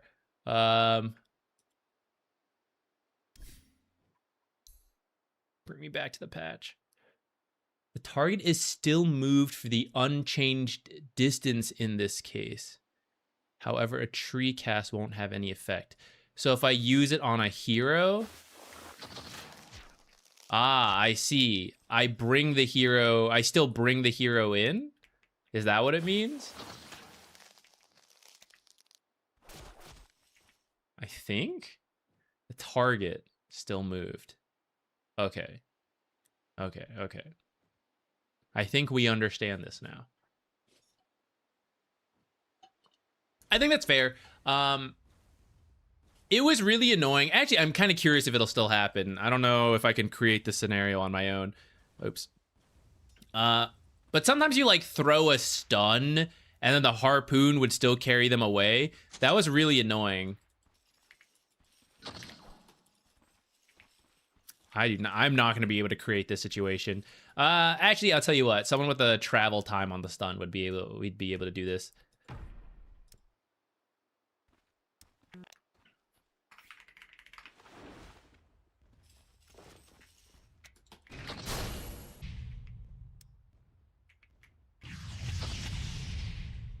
Isn't it kind of weird that the... Oh, geez, I forgot how long Ato's cast range is.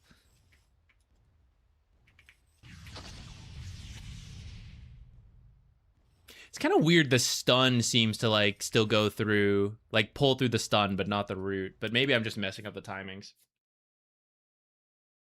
Yeah, it didn't say stun, but I wish it did. I wish it did. It's so annoying to be trying to kill someone and they're like harpooning up and down cliffs and trees. Damage per second. Silver Edge, Shadow Walk, bonus movement speed decreased by 3%. The cooldown's going up. I don't really see this in very many games, but I think in pubs it happens a lot. And I do think there are a couple heroes that build Silver Edge right now. In like pro matches. Freezing Aura, a little down. Okay. Cooldown on Soul Ring. Whoa, wait. 5 seconds. I was going to say as we finish this, I was like, I think a lot of these are relatively minor, which is fair for a 7.41c type patch. So this went from effectively 6.8 mana regen per second to 5.6, so like 1.2-ish. That's a lot for really mana-starved heroes that are building the Soul Ring at the early game for that purpose. That feels like a big nerf compared to the rest. Specialist Array, 3 more agility. Okay, they're trying to find the identity. They're getting there. I think this is the right idea. Give it to heroes who don't strictly need a farming item. Just hit hard, and they want to hit hard and split shot, you know? I think that's a good idea. Neutral item changes, very short here. So what is this? Crude is intelligence penalties actually going up, so you're a real dumb hero when you're taking this, which I think is fair. I think a lot of right-click carries are taking Crude, because their mana needs are not that high and they're getting base attack time down by what is it? Let me show you guys. The health restoration is going up, which means if you're life stealing or heals are coming in, that's better. And then your base attack time is getting better as well, 6, 9, 12%, which is pretty meaningful for carries. So this is like the go-to Crude for most right-click carries. And then I like the idea that, yeah, you just got to be real dumb. You know, you're speccing into being real fast at attacking and it's costing you your brain cells. I think that's okay. As a eternal greedy picker, I am losing some mana. I think that's also fair. It's, you're getting to everything with this thing, you know? Too good. Go a little quicker. Like I said, this is the end of the replay stream. My brain's going. Abaddon, a little bit smarter. He can now afford Crude. Base intelligence up by 1. Curse of Avernus DPS a little better. I'm still unclear whether they want Abaddon to be a core or a support as they like change him around. This is a little better for support Abaddon, in my opinion, though core Abaddon's also happy to have the intelligence so we can lose it later.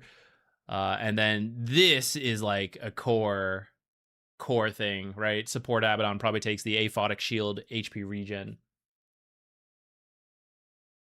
Is the website finally working now? Not that we need to pull it up since we can see it here, but I would have linked it earlier for people to check on themselves, but it wasn't working.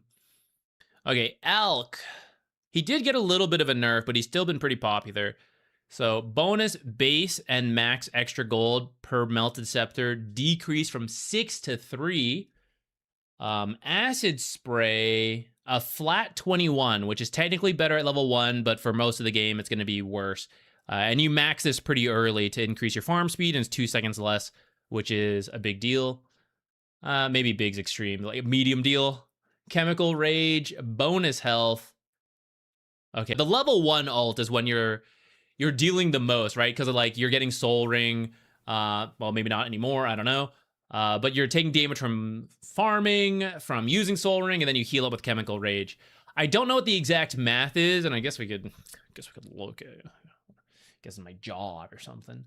30-second duration, so a loss of 300 health, which is like 2 Soul Ring casts before. Now maybe not, because I guess like you use Soul Ring, you use your ult, and then before the ult ends, you can use another Soul Ring. If you still go for the build, like I guess you can sustain some of it, but that's adding up, right? Like Soul Ring is going higher cooldown. Chemical Rage is healing you less for some of this. So the start of Alk will be slowed. And if you're committing to a lot of Ags, it's worse. I still think we will see this build every now and then. I don't think the build is totally dead. I think it was overtuned, which is why it was so good. So I actually don't mind this nerf. I think you'll see it work more in Pro Dota because they're going to like do a very refined timing to it. It probably won't be multiple Ags anymore, which pros didn't really even do that much. It was like one Ags usually. And I think it's like definitely one Ags. If you do that, you could still do like regular Alk. I think in pubs, it could still work just because like there's a lot of passive play. So it gets more time to farm, but it's not going to pay off as quickly. So it's got to be like extra passive time. Clarity spam? I'm not sure. I would have to look at the math. Maybe Alks could do like Battle Fury again if you really needed it. But funny enough, although this is a nerf, maybe he will need less mana because now it's like, you know, you can't spam it as much. There's 2 seconds longer. That's a little bit more regen, a little bit more long-term cost. Maybe it'll work out for him. It'll still be the same build, but just weaker. If we buff Ancient Apparition, maybe we'll see less Alks. Path radius increased a little. Base area of effect also increased a little bit. Okay, easier to land the blasts. Level 20 talent a bit better, but the other one is what? Frostbitten duration? I mean, I'm going to say the Frostbitten duration's better for proper Ancient Apparition, but for the pub Ancient Apparition, like Ags right-click, hell yeah, 20 more damage. Anti-Mage, Persecutor, minimum mana threshold for slowed, improved from 50 to 60. So you'll start burning mana or slowing people a lot sooner. Right? They will, you know, you use like 1 or 2 spells in the lane. He hits you once or twice. You're already in Persecutor range. And if they're slowed a little sooner, you might get another auto attack off to burn a little bit more mana. Even if it's not the kill. Oh, God. I think Arc Warden's cool, man. But like, yeah, when this hero's good, it's scary. Although Lone Druid's in that state right now. Let's replace Lone Druid with Arc Warden. Base agility up by 2. Very good for a hero who likes to have a strong start. Though now as a universal hero, it's not like just straight up 2 damage like it was in the past. So maybe I don't know. Maybe that's okay. Bane. Mana cost 15 mana at level 1. Whoa. Might see more Banes. That's a lot less mana. Shit's practically free. All right, Bat Rider, top tier pick at Pro Dota. 10 move speed is huge on these types of heroes. Sticky Napalm. So the snowball potential, if you get the shard to like take buildings, is down a little. Damage per second. Wow, 20 at max level. That's a big deal. That really slows down the farm. The early levels is like, it's a nerf, but it's like maybe manageable. But since it's 5 scaling, 80 at max level is kind of a pain. Total damage decreased. Solo kills also down a lot with Flaming Lasso. 75 damage may not sound like a lot, but at level 6, when you're going for these kills, right, that adds up. I think the later levels is less painful, I would have said, but then he's also losing damage here, so maybe it is. I feel we might be back to more support utility Bat Rider, where the damage mattered less, and you're just lassoing people to lasso and control. The core Bat Riders might be dropping off more with this, but a support Bat Rider also, of course, is very sad to lose this stuff. Beastmaster, base strength down by 1. Okay. Mana cost, make it more. 65 flat. Let's go. Razorback attack damage decreased a little bit at level 1. 6 is kind of meaningful when you can have 2 Razorbacks at the same time helping you get last hits. Same at max level. Drums of Slom, nerf this shit too. Nice. 75 reduced radius and a little less damage. So Beastmaster has just been so good for so long. You can play... It used to just be off lane, then it was off lane and mid, then it was carry mid and off lane. It's like, oh, nerf this build, now we can do this Ags. Nerf Ags, back to Overlord. Nerf that, back to Ags. nerf both, whatever, just blink auras, right? Like, he has been so good, so stable, flex pick for so long. Every time they nerf him, they buff him in a different way. And I'm fine with his hero just being dead. I don't even know if he's dead. I like Beastmaster too, but he's just been so prevalent for so long. I think the mana cost is big on Wild Axes. I actually wouldn't even mind if it was a little higher, but I'm down to start with 65 at level 1. That is still quite a lot. I question if there will now, it's one of those things like, oh no, my Axes build. Well, let me go Razorbacks and Hawks. At least I would be okay with that. Like, at least that's a different version of the hero. Actually playing with the summons, actually being Beastmaster, right? Then I will accept that version of Beastmaster still being good. I'm happy to see him being nerfed, though, so that it's not just spam axes, build ags every game.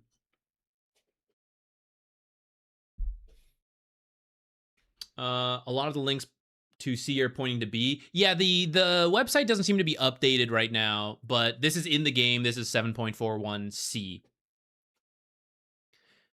Okay, Bounty. His win rate is still good, though I felt the pain point of losing through and through when you could not get kills.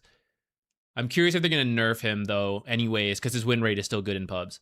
So the mana cost is going up on Shuriken Toss, 15 at max level. Early levels is at least pretty similar. 75 up to 85 at level 2 is like whatever.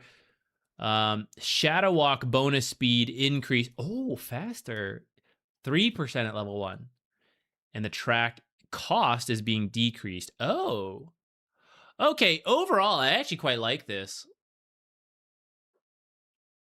I think this is kind of clever, because I think in pubs, being able to spam Shuriken is one of the easier things to do.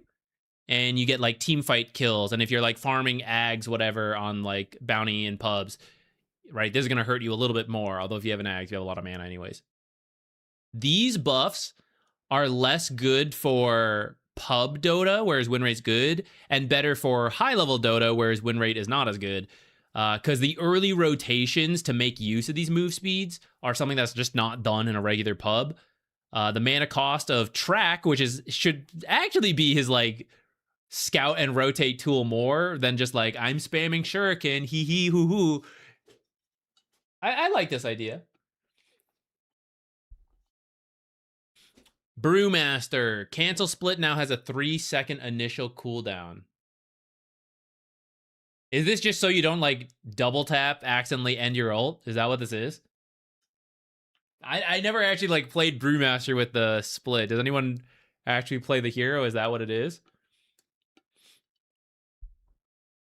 It is? Okay.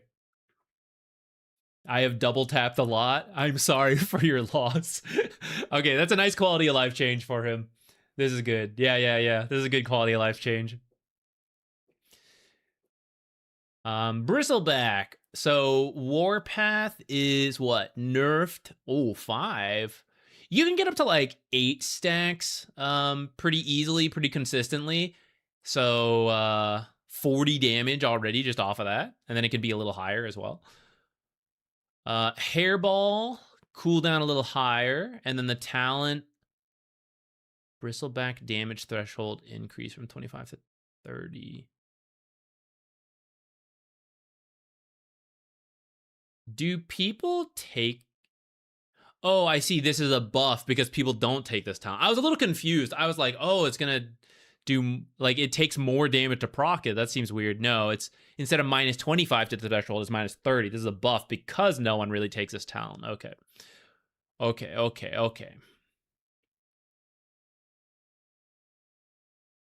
He's another... It's not as bad as Beastmaster, but maybe it is. He's another hero that's just been popular for so long.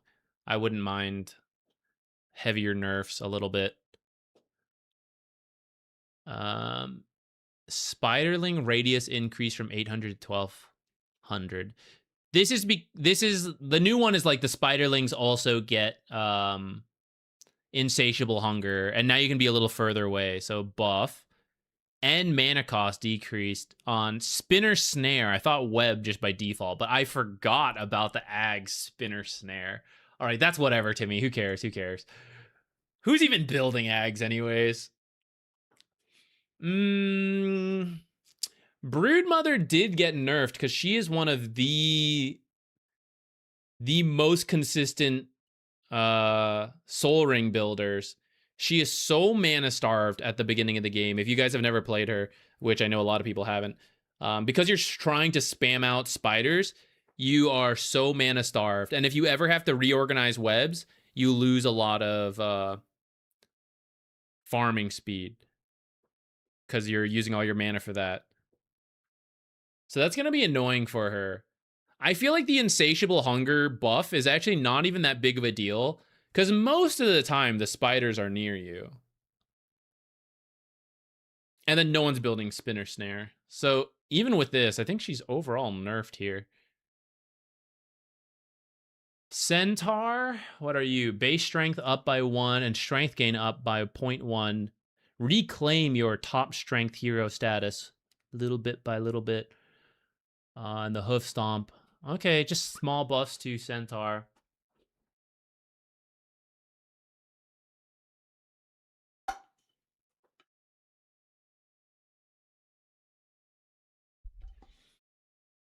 Any updates on Crownfall this year?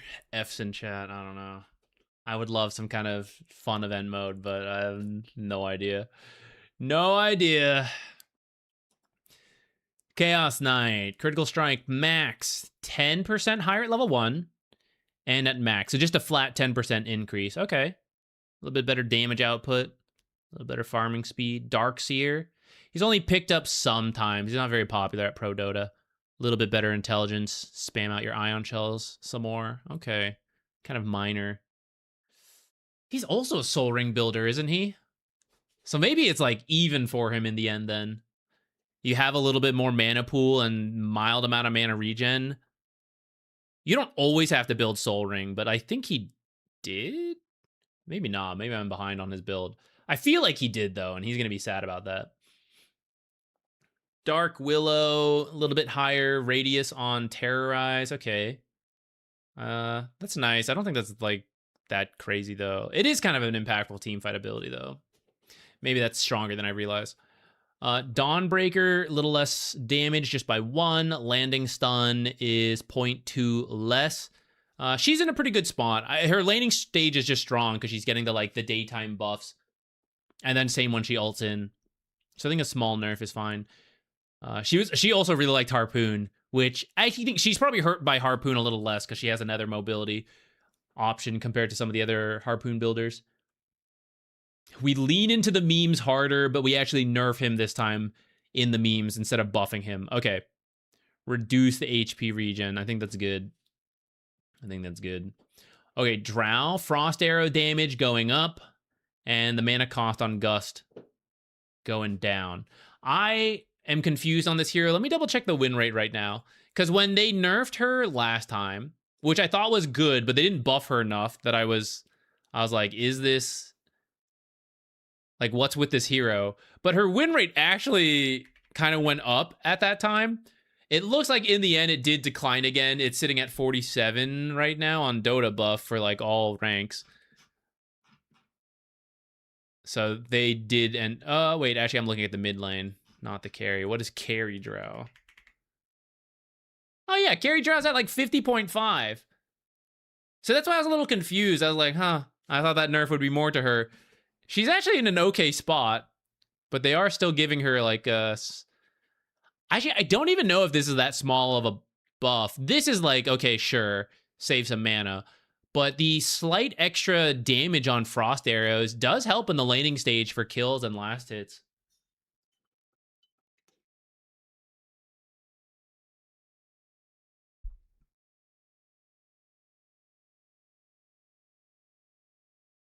Earth Spirit, 1 more strength. Okay. He keeps getting all these little buffs. He'll be broken soon, one day. Dawn's hurt by the Soul Ring. Ah, that's true. That's true as well. A lot of the popular offlaners, actually. Okay. This might encourage, as an aside, support players who previously were doing like tranquils or just leaving at brown boots, there may be more incentive to be doing arcanes then to cover the soul ring nerf, or possibly just completely not building the soul ring, right? They're going to need mana from somewhere. Arcane boots might end up going up in value because of that.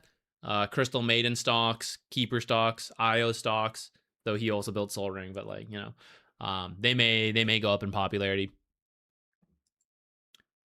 ET damage increased on Stomp. 20 at max level. A little bit better farming. Wave clear. Agshar with alt cast no longer swaps the position if Elder Titan is rooted. Okay, that's fine with me. On one hand, I'm like, well, it's a shard. Should he be stronger than that? But on the other hand, his win rate's really good. The specialists are making good use of Elder Titan, so nerf him. Base strength down by 1. It's actually less than I thought they would do to him, but they did nerf Mage Slayer, which he is one of the de facto builders of, along with Pango. What else? He built Shivas, a little bit worse. I don't think he really did Soul Ring. Yeah, maybe just the Mage Slayer alone, plus this strength is enough to bring him down a little bit. Faceless, just talent changes. Time Walk cooldown reduction, and the attack speed and chrono, both of the 20 talents being nerfed. I have been seeing this, like, this Ags build a little bit more. It's pretty annoying. It's pretty annoying. Afterburner. This is not... I thought he would get a stronger buff than this. Gyro's kind of... He took a heavy hit in the last patch, or whatever the big patch was.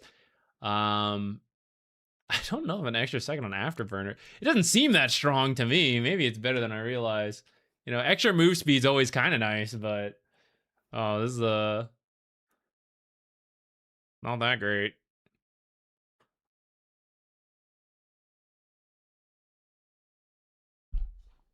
Yeah, roots do seem stronger. Roots, binds, all that. It also feels like they're doing what they're supposed to do. Like, it's more intuitive that they would stop more of these movement things, you know? It felt weird that there was a lot of movement stuff that is like, yeah, we don't... I am, you know, there are roots grasping my feet, locking me to the ground, but also there aren't. I'm out of here. It's, like, intuitively very strange. So I think anytime a game is complex as Dota, makes mechanics work the way you think they should work, I think that's good, right? Especially for newer players coming in. There's already still a bunch of really abstract interactions. It's like, oh, you didn't know that? You fucking moron. Delete the game, right? So it's like, oh, the root works the way I thought the root would work. I think that's good. Okay, Hoodwink got 3 base damage, huh? But she's losing 3 base agility. I was gonna say, like, is this hero not good? Like, why are we buffing her? I see. We're taking away agility, which is losing attack speed and some armor, but the damage is staying the same, at least in terms of like total damage. And the knockback to Hoodwink also won't apply, so another root change here. This is like a little escape tool she would have. Yeah, that's I'm sure gonna get her killed a little bit more here and there. I feel like this is probably one of the more minor instances, but you know, sure. A little less base regen, sure. Slower than ever. Oh, poor Invoker. He's so slow. So slow. Io. Very popular right now with Ags. HP mana transfer decreased. 55 at level 1. It's a flat 5%. Wow. This used to... Am I crazy? I think this used to start at 100% or maybe 80. And now it's down to half value transfer pretty much from yours to the ally. Now remembers the radius of the spirits between casts. Oh, I never realized it didn't play enough Io consistently. These are not the nerfs I thought he was going to get. And actually, I don't know if I like this. I feel like I would rather Io return... Well, I am kind of open to creative and flexible builds and all that. Io Tether is his thing as a support, you know, like that's the classic Io. we are nerfing that because other elements of IO are getting good. So I feel the identity of IO shifting, which if that's what we want, then that's what we want. And by we, I mean Valve. You know, I'm not, I just interpret the game. But it does feel like, okay, I guess we're damage IO, you know, like maxing spirits. I will say Soul Ring got nerfed, which IO with the max spirit build is pretty mana greedy. So maybe that'll slow down his farming speed, also hurt the power spikes of IO. Why do they nerf the healing when pros are building balls? Yeah, that's the part that I'm like, okay, like this is a nerf, but this is not the direction of the nerf I thought we were gonna do. Maybe they like it though. Maybe they like the core IO idea or like the more aggro IO support. It is kind of fun to see, I'm not gonna lie. It's not always fun to feel like in your games, but it's kind of fun to see. Jakiro, a little bit more strength gain, pretty minor. Mana cost also going down by what, 25? Okay. Yeah. Jakiro at the pro level was just too good because of Liquid Fire, Liquid Frost. It was a lot of like early lane pressure into early towers. I noticed the way they're changing him, they're nerfing that, which is really good in Pro Dota, and they're trying to buff the other elements of Jakiro that pubs didn't make use of, like the early pressure into tower stuff, right? They make use of this kind of stuff. Games go long, more strength game, you know, macro fire, using my ults in big team fights. So they're trying to balance his, like, he was bad in pubs, but still really good in pros, and they're trying to bring that closer together. Juggernaut, 5 more damage on Blade Fury. Okay. Okay, sure. Sure. Slowing down keepers. Well, a lot of people losing move speed. Heroes losing move speed. Drums got, or not drums, Boots of Bearing, the aura went down. They just want heroes to be a little slower. Kunkka, he could use a buff. Whoa, 10 seconds on Admiral's Rum, which if you don't remember, Admiral's Rum is like, it's like the buff from the boat. But I think it's stronger if I remember. Just a little bit stronger. And this one is like as a passive.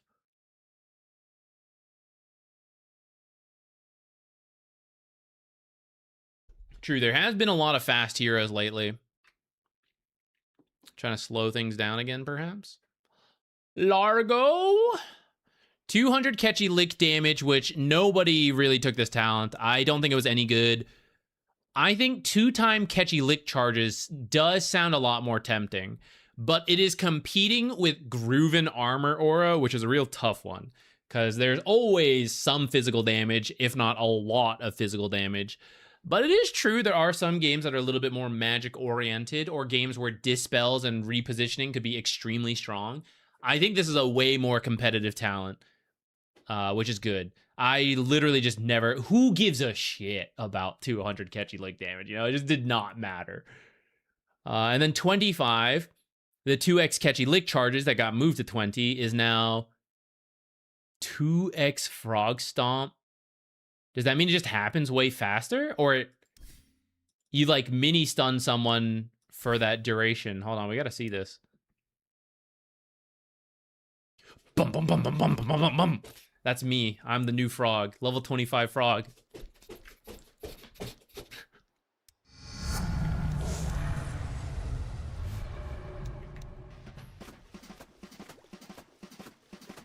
It's just not as fast as I thought it would be.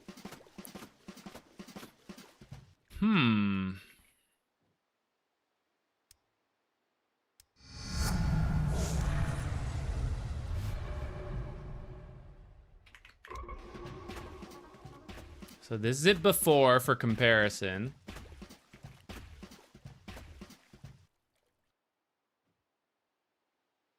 So it should just double the damage now, right? About 550.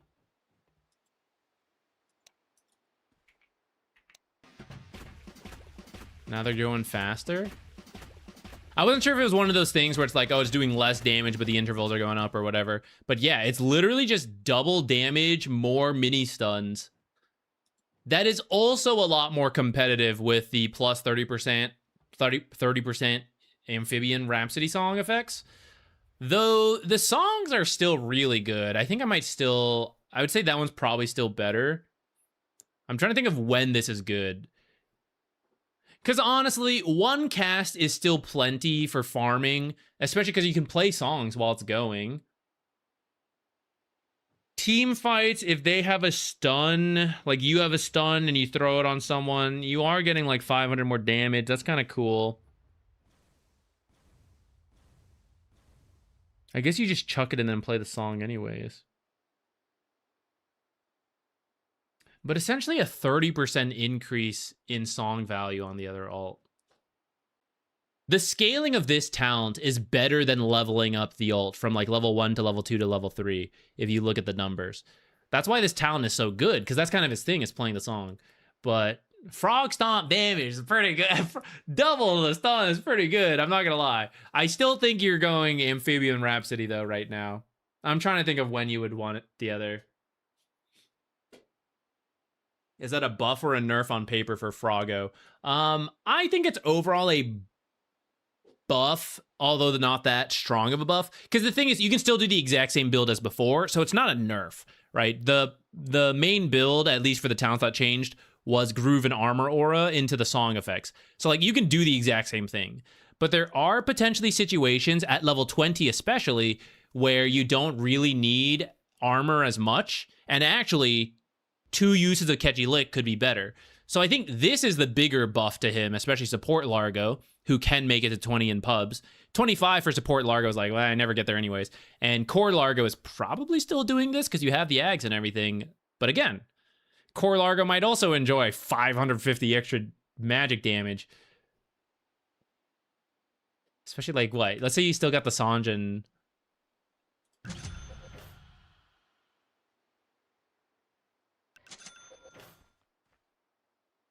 Let's not take this for now, but let's take this one, because this would also be amped up.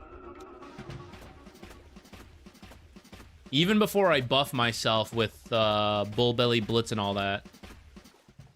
Like, 1W is 1,500 damage if you're Crooked Genius. It's quite a lot. It's quite a lot for a single ability. That's ultimate levels of damage.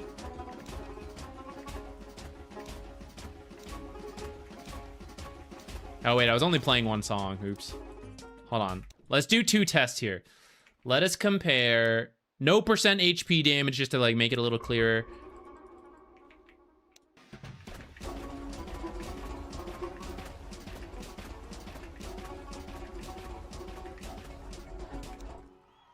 So, playing double songs with my new Frog Stomp talent and damage, 2,650. Old build, you would still take this one, and we do song talent instead this time.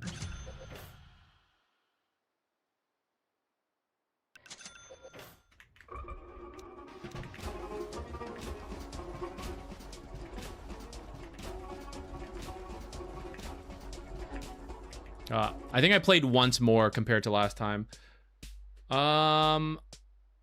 To be honest, I've already forgotten the number I threw out last time, but I think it was like 400 damage less with this version.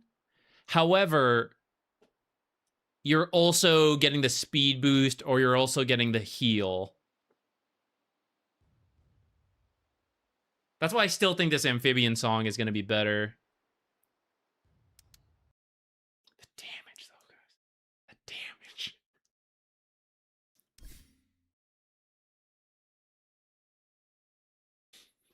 Okay, Lich, mana drain per second increase from 20 to 25.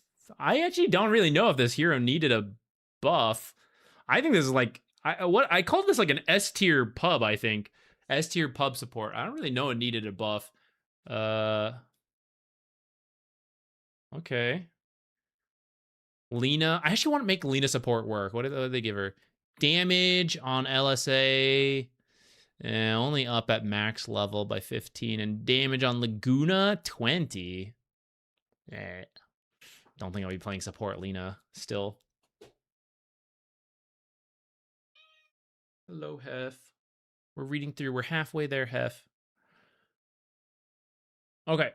Lone Druid. Mana cost up by 25. Okay. I don't think this is that big of a nerf because the hero's mana issues are not that high because you're rarely casting this. So sure, but that's kind of minor. Spirit Link. Shared lifesteal now follows general lifesteal rules and has a creep penalty of 40%. Okay, I didn't realize this one was not applying that. So way less healing as you are farming in the lane and the jungle. Maybe we'll actually see the damage on the bear add up then. Agnum Shard on, I assume, the hero, right? Buff duration down by a second, and the move speed down by 5%. And they took away the level 10 talent, which I think they really needed to, and replaced with what? 5 seconds of true form duration. I mean, it's kind of sad comparatively, but okay, these are good changes. This Spirit Link one, I am curious how much that like actually translates to in the game. Should be easier to kill the bear in the laning stage, especially. I think as time goes on, the bear gets strong enough, it just like kills the creeps fast enough, doesn't take damage as much. So like the farming pain is like whatever as the game goes on, but early game it should hopefully add up more, and then possibly in team fights it could add up more, but in team fights you're hitting heroes, not creeps, so that's why like that part shouldn't change. But maybe it's the healing after the team fight that is harder, so you spend more time like running back, or you stay on the map and then you're low and then they kill you. I'm also glad this town's gone, so there's a bigger window to punish Lone Druid when you do successfully kill the bear. 7.41C tier list when? Probably in like a month. I don't think I'm going to make any videos for about a month. So I'll have a month for it to settle, and then we'll do it. Oh, the Spirit Bear also has a change. So what are you? Gold experience bounty increase from 175 plus 8 to 165 plus 10. Okay, so a little cheaper in those early levels if you do get killed, perhaps from the Spirit Link change. But very quickly, you surpass that, and you're worth a lot more. Well, maybe a lot more is extreme, but like you're worth more than you were before. That's a good change. It didn't feel rewarding enough to kill the bear. I kind of wish it was even more, but he got hit in other ways, you know? So like, I won't complain yet. Let's see how this all comes together. What is the lifesteal change? Lifesteal is reduced versus creeps. Otherwise, people would heal like way too quickly with just like a Morbid Mask. And apparently Spirit Link wasn't doing that. I didn't realize that. But now it is. It's following it just like everybody else. Yeah, no problem.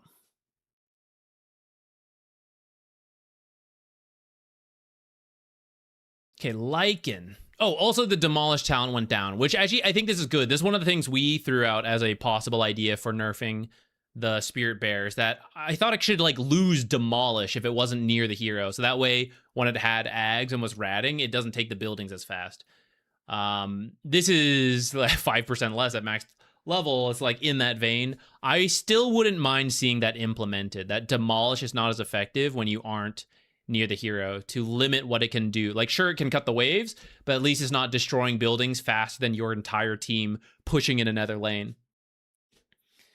Lycan, Feral Impulse, back up. I'm pretty sure if we go through the patch notes, I'm pretty sure this has gone up and down. It used to be like 3 before, didn't it?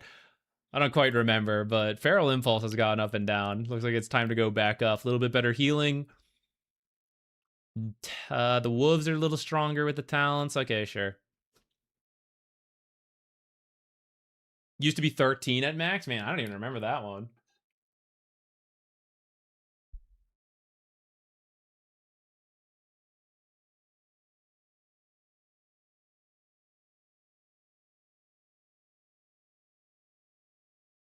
Okay, Magnus. Slow duration, slightly increased. Okay, max level it's the same, though maybe 0.4 to 0.55. Level 1, this is pretty it's minor, but it's also like that's not bad if you think about relatively how much that adds to the ability. All attributes per hero with hit with reverse polarity increase from 12 to 14. I kind of forgot he had this talent. I actually want to try. I've been thinking I want like a proper melee initiator, and yet when I say that and I'm like, oh, let's do Magnus. Magnus is like, is he a he's not like a low cooldown blink initiator until after you pick up some items. And that's kind of what I want to add to my hero pool. At the same time, I've always thought Magnus is a really cool hero that could always win games with RP and skewer. And I kind of want to add him to my hero pool as a support slash offlane slash mid slash carry. I mean, he's a hero who can do like everything, you know? So maybe we'll think about it. A little bit slower, some kill potential with this 0.15 extra slow. Dota's working now. Try restarting. Where are we on this? Maybe we might just finish reading and then we'll restart.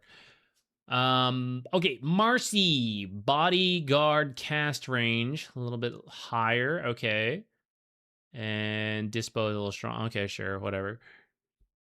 Yeah, sit down. Tired standing.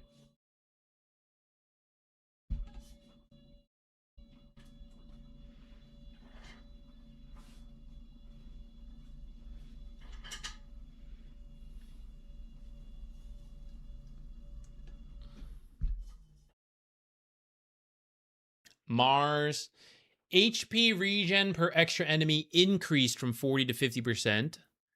And the mana cost decreased from 100, 110, 120, 130 to 90, 100, 110, 120. So I'm pretty sure these are trying to balance out the Soul Ring nerfs that this hero is going to feel. So at least he will need a little less mana to use Spear of Mars. Probably still overall annoying for him, but I think it's okay. Maybe we'll see a rise in like the Yule's build again, because Yule's is like more consistent mana regen or something. Marana, Sacred Arrow. 30 more damage at max level, though you often don't max this, so how much will you actually feel that? 15 talent. Sure. These might combo into a core Marana type of build. These talents. What's the level 10? Is there another one? Maybe you could do like Starstorm cooldown. Or maybe you do the leap distance, because maybe you take leap distance, you get the shard, you do all these leap talents, and you're just like jumping around, right clicking. I don't know. Some carry potential being added in with these talents, or like a little bit more. They were already there before. I don't know if you'll really feel this one that much, because this is often like level 1 value point. Monkey King, 1 less agility, and the move slow on Primal Spring down a little bit. Okay. Monkey King's always going to have a little bit lower of a win rate in pubs. Pro matches, I did see teams picking him, but only some teams. Maybe I missed it. Was he stronger than I realized? This is not that big of a nerf, so, you know, it's like not that whatever, but was he that busted? I haven't been paying as much attention to Pro Dota because I'm kind of like taking a break a little bit in this next month. I haven't been keeping up as much. He was banned a lot? Okay, maybe I missed that.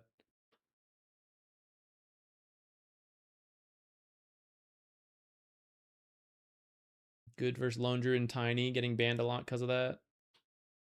Fair enough, fair enough. Okay, Morphling.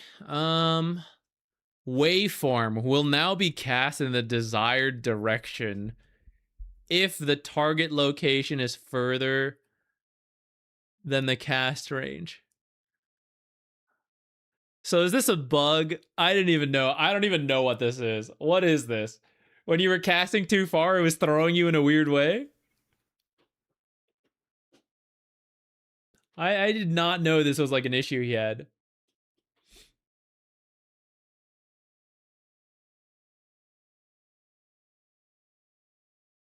he would walk into range. Oh, I see. So you cast too far, and instead of just going in that direction, he walks into the cast range, then uses it. Most abilities actually work that way, but I think Sand King can alt toggle.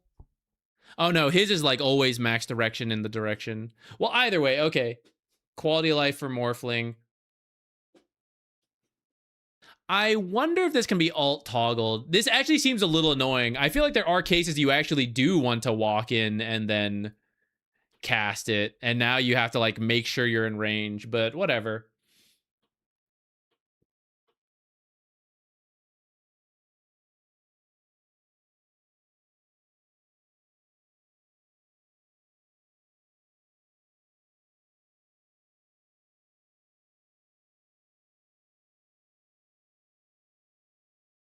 Got it. Okay, thank you. Yeah.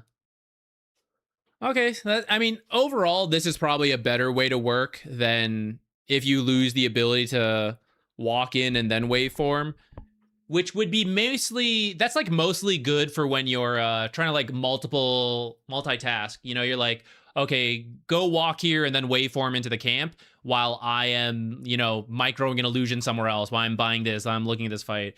But I think in the end, that's like more minor. This, in the key moments, like this matters the most in team fights and clutch moments, like escape this way, screwed it up, you know? So probably better for Morphlings overall. It would be nice if they gave him a alt toggle. Maybe he has it already and I don't even know. I don't play Morphling. Muerta, base attack speed decreased by 5. We're seeing a little bit more carry Muerta now. Support Muerta still too, both nerfed. Maximum stat count increase from 1 per hero level to 5 plus 1 per hero. I actually didn't realize this had a maximum amount. She loses stacks.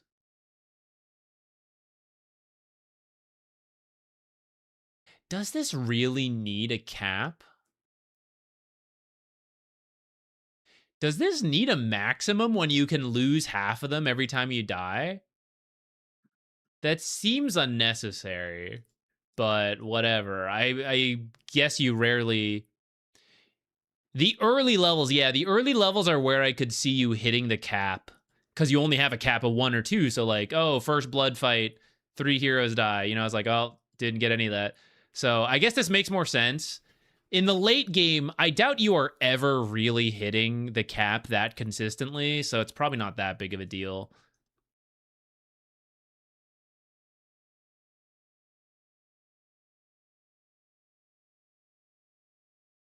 How big is that base attack speed nerf on Muerta? I mean, it'll be annoying, but, you know, 5 is not the end of the world. These kind of small changes always, like, yeah, they matter in, like, fringe stuff, but I don't imagine 5 is that bad to like kill a hero or something. Nature's Prophet. I really want Nature's Prophet to be played around the summons again. So let's see. Mana cost is going to be a lot cheaper. Great. Tree bonus hero damage also increased 4 to 6, which there are 2 treants at level 1, so it's like 4 extra damage per attack. And it's just a flat 2 across. Okay. Level 20 Sprout. What's that competing with? Wrath of Nature. I think people are probably still gonna do Wrath of Nature. I will try him again. His win rate's pretty down in the dumps. But I think a lot of the thing that people disliked about Nature's is how, for the times he's been broken, he's just showing up the fights, right-click damage. The one micro build he kind of had was Ironwood Treant. And that was not unfun because of the micro. It was because it was like the lone druid state it is now. It's like, this thing is not worth dealing with, but if you don't deal with it, takes all your buildings. And in the late game, you can't deal with it fast enough before it does take your buildings. I would like a Nature's, like his meta build to kind of come back to nature and being the prophet of that. It'd be nice. Ogre lost a little strength gain. 0.2 kind of adds up, but okay. Omniknight. Ooh, support Omniknight. We did a replay today. Winning. 3 seconds less on repel. 25 seconds on repel is pretty good. And Hammer of Purity damage. Flat 5 increase. Better laning. I wonder if we'll see core Omniknights, though he probably wanted Soul Ring. That got nerfed. Support Omniknight players. 25 seconds on repel is quite nice. And repel lasts 5 seconds. So 20 seconds of downtime, which, sure, that's kind of long for a regular ability. But when thinking of BKB level abilities, 20-second downtime is huge. OD. Can they make this hero viable in the pro level? Mana cost on Objurgation. Is this a real word, by the way, guys? Objurgation. Objurgation. Which I'm sure I'm butchering. I guess it's a French word. I just did the pronunciation from the AI thing. I can't. I'll be offensive to the French if I try. Give me a French accent. It's a noun referring to a harsh rebuke, severe scolding, or vehement reprimand. A strong, often public expression of disapproval or condemnation. Have any of you heard this word prior to Dota adding it in? I've never heard of this word.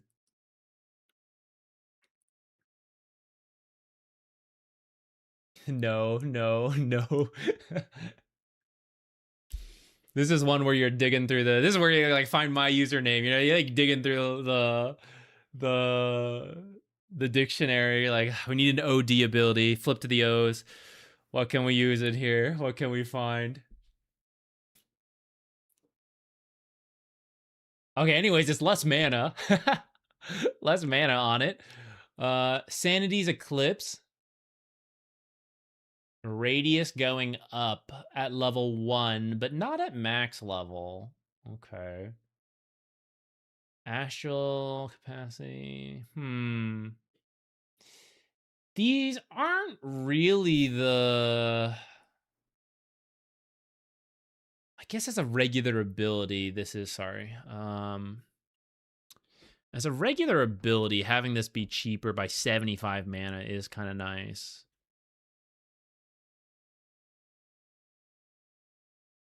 Is that what the hero really needed, though, to become, like, pro-viable again? I'm not so sure about that.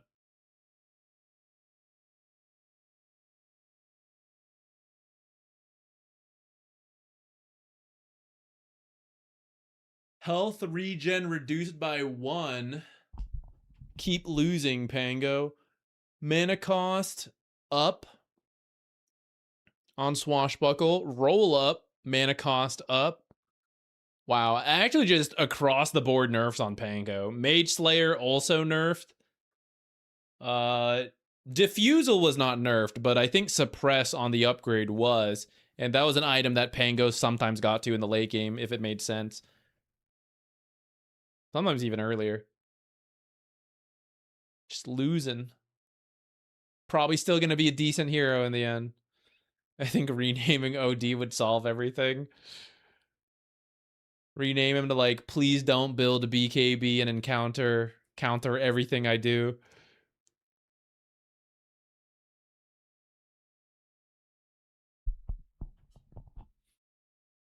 I don't know. I don't know when the server will let you play, guys. Sorry, I got no info on that. Phantom Assassin. 1 base agility. Okay, a little better lane. A little better throughout the game.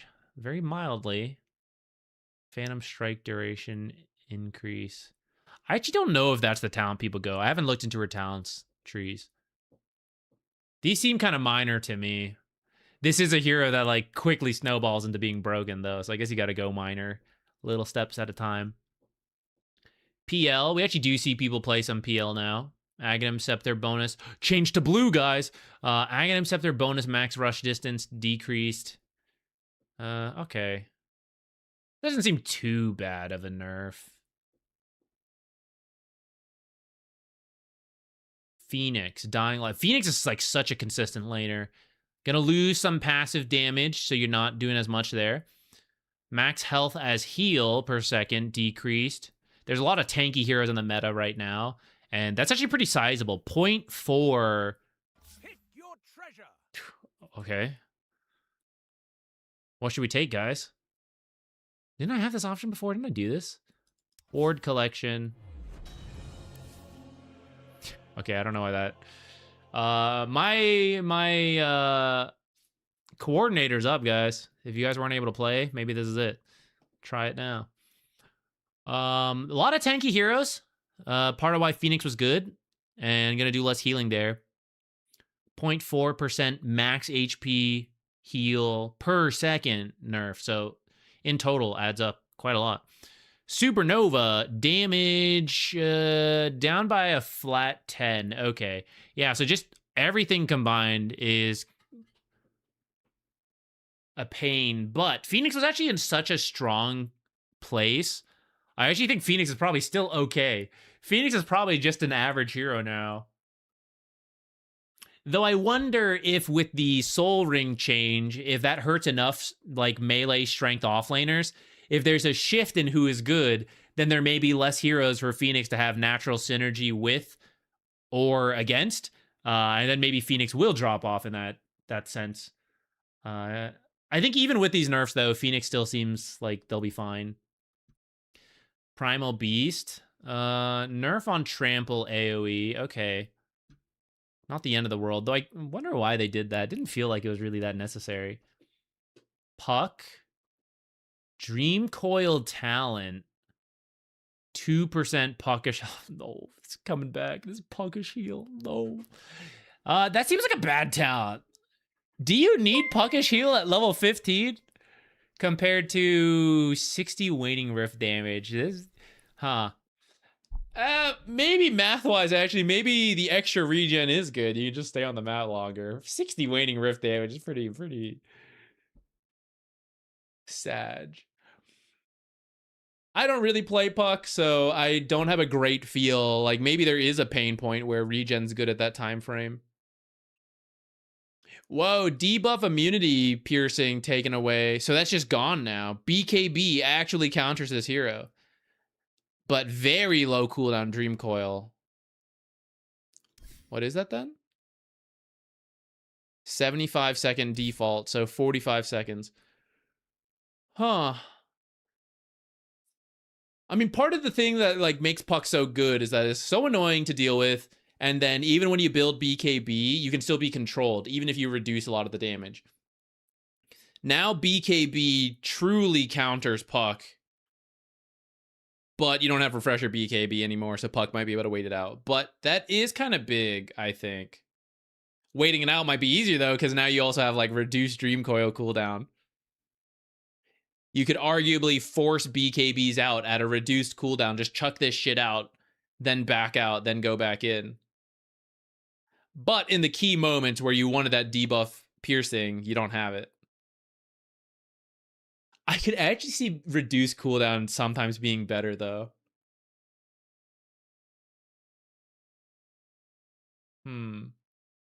34 seconds with Octarine? Good God. You just throw it out for fun. It's so low cooldown, actually. All right. Queen of Pain. Pretty safe pick in the mid lane. Like, what do you really pick to counter? And then the build is just so strong. The Ags is so annoying. So attack speed will be a little worse in the lane, a little less armor. And then this cooldown's going up, right? Okay, I got a little scared, guys. I was like, wait, it went down. So it's rescaled. Shadow Strike at level 1 is 2 seconds less than before. But at max level, it is 1 second higher, which is a 25% increase compared to 4 seconds. Which, this is important because, like, when you build the Ags, you're throwing this all the time. So 1 second... Like, in one case, it's not a big deal from 4 to 5 seconds, maybe. But the reason this is good is because you're doing this in, like, a 20, 30-second team fight. So you're getting, like, 6 casts or something. And now when you add it up, you're losing, like, 1, maybe 2 casts of Shadow Strike.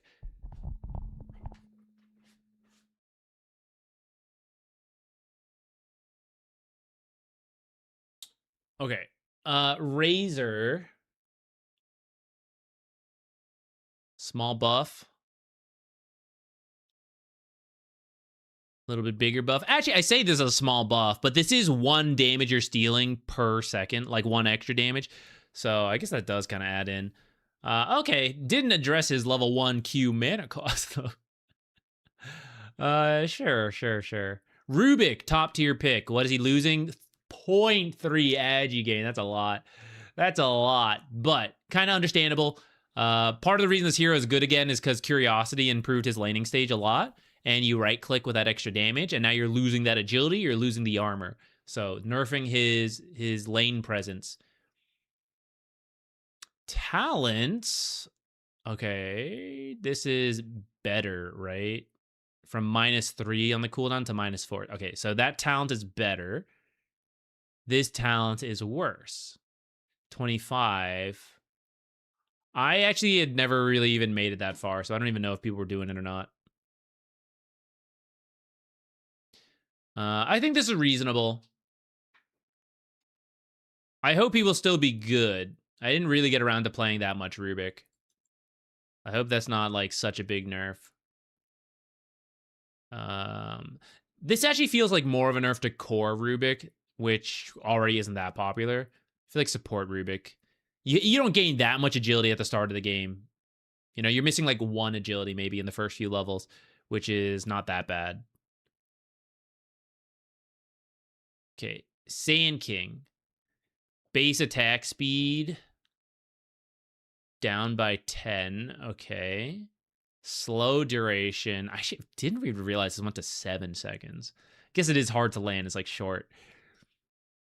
Flat 5. And then epicenter, base radius, decrease. So not as big of an overwhelming winning teamfight ult, which I think did apply Stinger with the Ags, right? So maybe that's where the 7-second slow is really like popping in.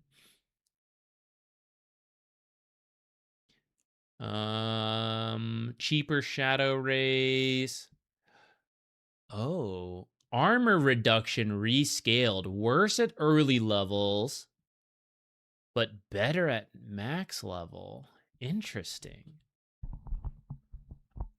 I think that's fine. You're kind of using your Q to last it early anyways. So it's not like that affects you on the creeps. Harassing the enemy, sure. But ultimately the kill happens with the shadow raises. You spend a lot more of the game with the max level, which is now stronger. So, okay, I'm going to say that's overall good.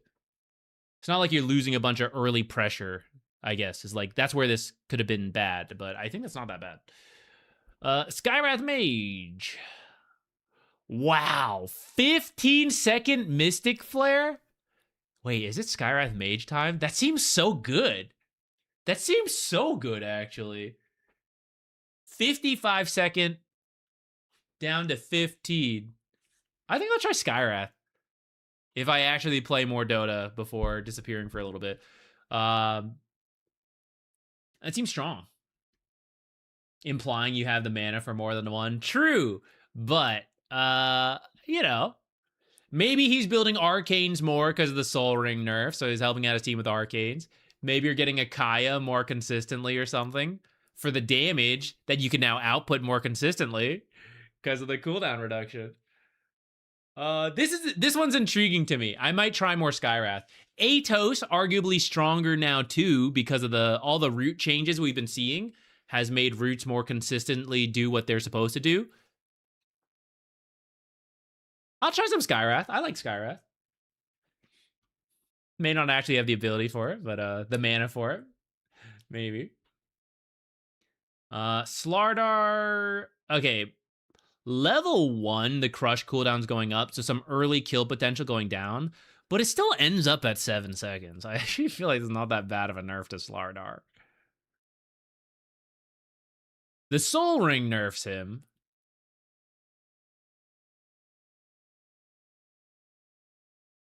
This, I feel like he seemed pretty good. I feel like he could use a bigger nerf, but...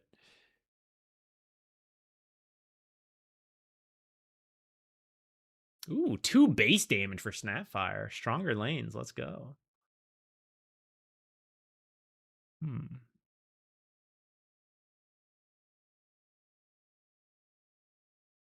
Okay, Spectre is what? Wow, 3 base agility. Did base damage go down? Damage at level 1 decreased. Increased, right? This is a typo. She just got 3 base agility, huh? And then dispersion went up a little too. Oh no, rescaled here. Stronger at level 1, but actually a little bit worse later. I actually think that's okay. Spectre having a slow start is the kryptonite of the hero. 3 more damage. Getting respectable.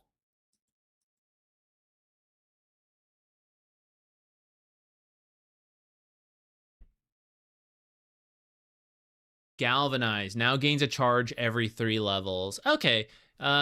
This one was felt very sink or swim. Before you got it when you like got kills or leveled your ultimate. Then they took the ultimate thing away, and I was like, okay, sometimes it's okay when there's a lot of kills, but then when there's not, it feels really bad. I think this is a good middle ground. Smoother progression than just like when you level ultimate, but also guarantees you get some galvanized stacks even when the game is like very passive. And a little buff to the 10 talent. Dylan's mana regen, though. It's kind of hard to pass up. Sven, Stormhammer. Cheaper for dumb hero Sven. This is good since they just changed Crude, too. Techies. S-tier hero. Nerfed. Base mana, down. Base mana regen, I should say. Down. Intelligence gain, down. Damage, a little bit down as a result. Mana pool into regen from 0.08 plus 0.02 per level to 0.1 plus 0.01 per level. So a little better at the start, but ultimately worse as you level up.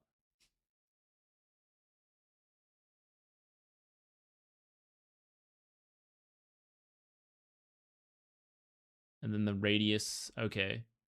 So I think pretty fair nerfs. I think this hero getting reactive taser for free was really strong.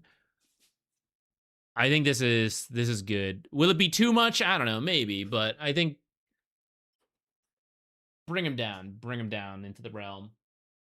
TY for stream, off to cook dinner. Have a good dinner. I gotta do that after this. I have it prepped though. I just gotta heat up the skillet, throw the chicken on it. Templar Assassin, base movement speed from 310 to 315. Oh, she's one of the few heroes who's getting a little faster. Here comes Jad, guys. I'm AFKing Inferno, Steve. I'm trying to get the pet.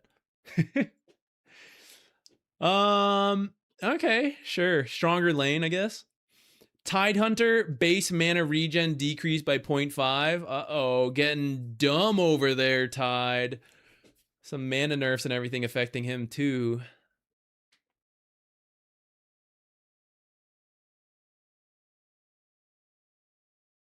Timbersaw is one of the worst heroes in the game right now. His win rate is so bad. What are they giving him? Base damage up by 2. Base intelligence, 1 more. And bonus HP regen increased 0.1. Is that per armor stack? Yes, per armor stack. Okay. But he is also hurt by the Soul Ring nerf.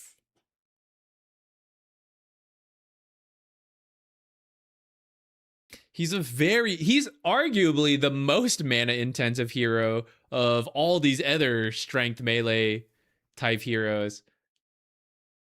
And he had the worst win rate compared to all of them. This might be good if they didn't also nerf the, what's it called? The Soul Ring. I think it's fair to nerf Soul Ring, but I think, give Timbersaw a bone, Give him a little bit of a one-tick in Karambons. Nice.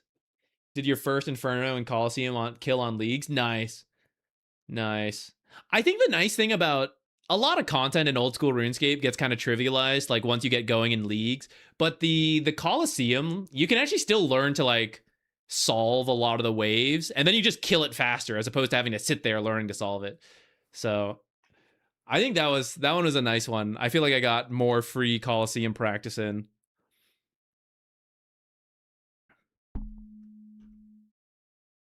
Tinker updated sound effects. Okay, what is this? Let's go find out. Oh, I gotta mute the music. Just pause it real quick. What is our sound?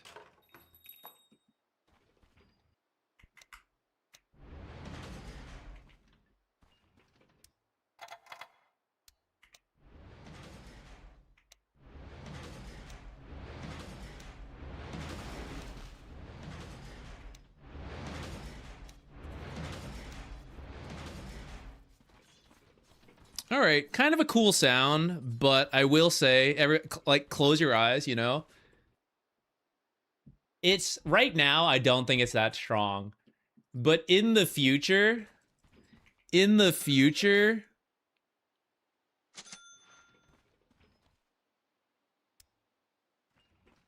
this sound is what will now trigger you down the line, you know? Dead.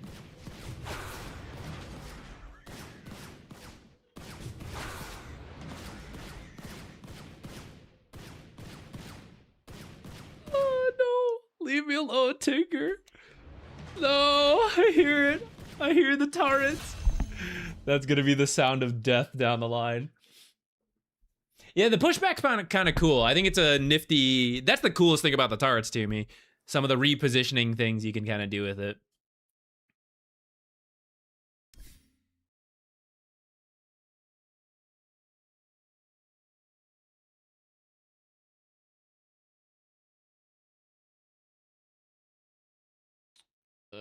What button? Here we are. Okay, Tiny. Base attack. Oh, if it wasn't clear, obviously huge buff to Tinker.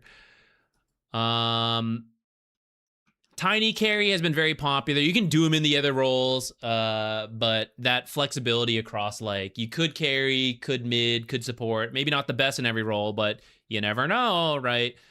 Very popular at pro level. So loss of attack speed, very painful for Tiny.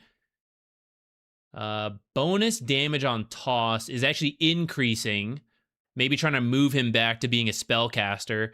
So a buff to position 4 and mid Tiny, who do less right-click builds for carry Tiny and more the actual spell casting. Level 10 talent, tree grab attacks instead of strength. What was the other one people took? Avalanche cast range. And then minus 8% grow attack speed reduction replaced with 10 strength. Oh, that's very painful for... All right, is carry Tiny just dead, actually, then? Base attack speed down, and you lost this 15 talent? Do you even play carry anymore?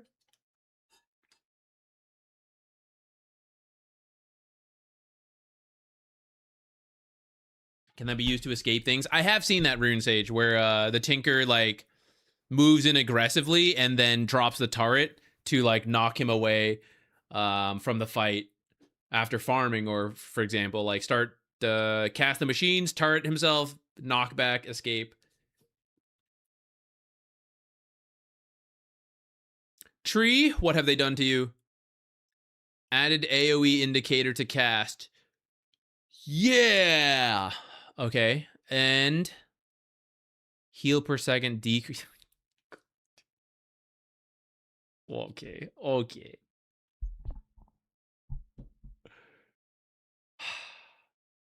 Bro, his level 10 talents are so bad. They're so bad. What support Treant Protector is ever taking 50 base damage and 3 living armor heal per second is so pitiful. 4 was pitiful. Why are they nerfing this? Like, if they wanted to nerf the hero, do it in a different way. These 10 talents are so bad, in my opinion. I don't think the hero is even that strong right now. Why does he even need this kind of nerf? This is so strange. It's so strange. Over a 60-minute game, you've just lost like 500 heal. No! Oh no, when they break my living armor in 3 seconds in a team fight. Not my plus 4 extra heal down to plus 3. No! Why? I don't know, man. I don't know. Valve nerfs and patches, they're generally good, like in the right direction, but sometimes there are some changes that are just so question mark to me. This is one of them. I was just so confused. Okay, Troll, mana cost decreased by 10. Sure, he's gonna need it. All these mana changes.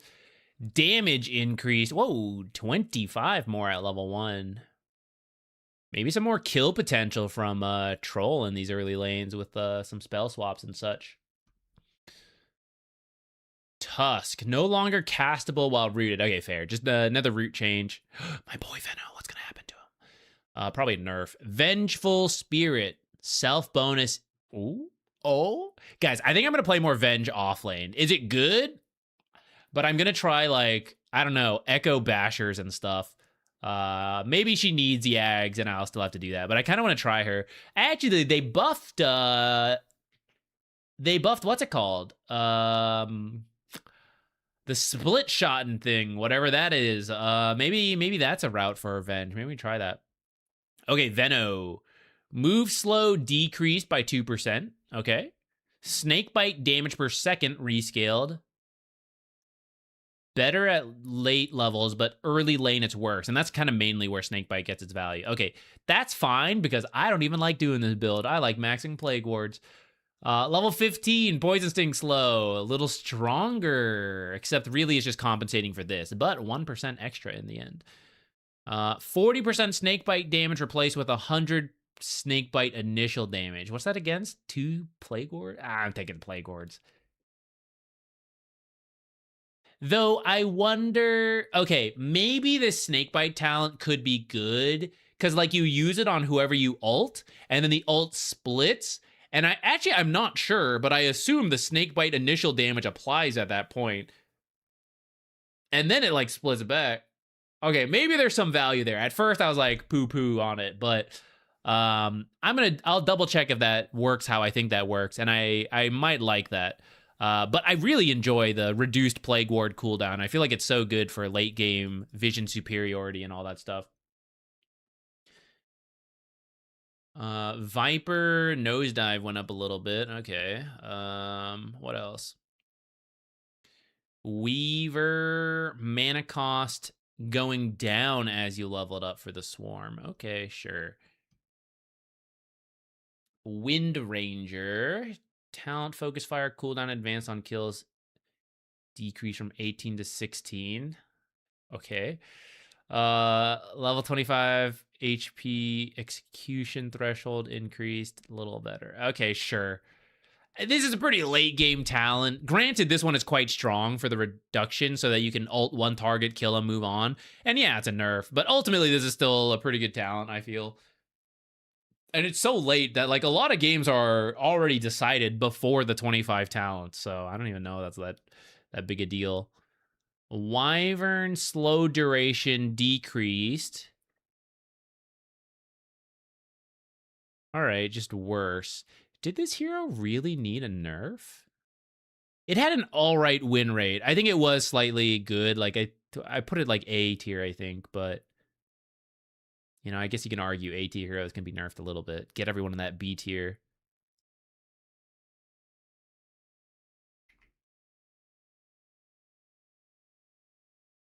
All right, and Witch Doctor, Voodoo Restoration Radius. Yes, what everyone's been crying for. Finally, higher radius at all levels. Okay.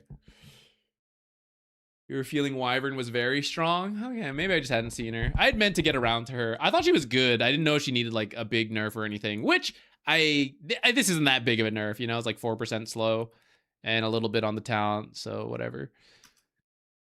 What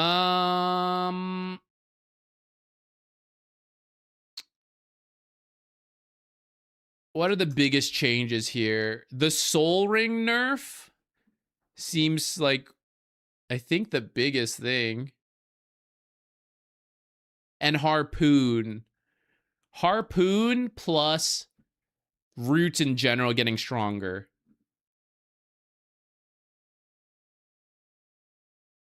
And then the Roche Pit change, though that'll only affect some games because there aren't that many heroes that can see through it with flying vision anyways. which again, I'm not really sure how I feel about. I didn't mind heroes having that kind of mechanic to see into the pit with flying. But if it's gone, it's gone. Roche pit officially that much more dangerous. Melee strength offlaners in particular took a pretty big hit, I feel like, between Soul Ring and Harpoon.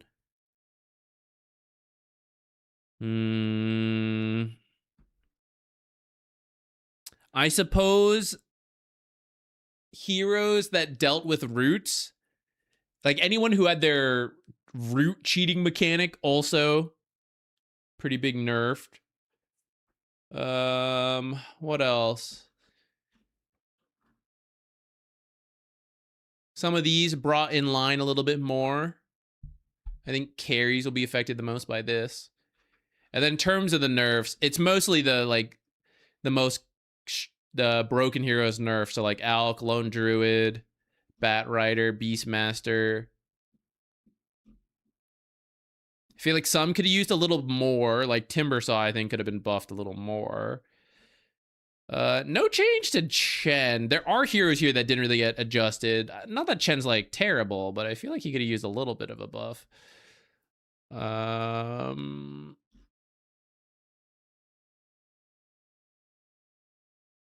This one's strange to me. I guess we're going more into the core damage IO type stuff. Oh, I did like this 20 change at least. I have to think through the 25.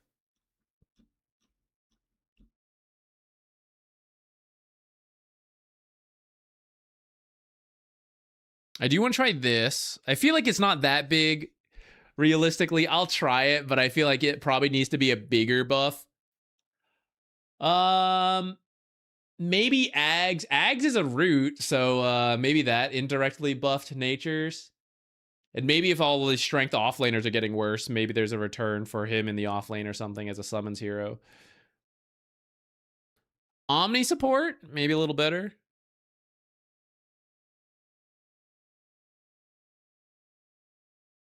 Phoenix nerf, but probably still okay. Oh yeah, eyes on Skywrath, 15-second Mystic Flare. All right.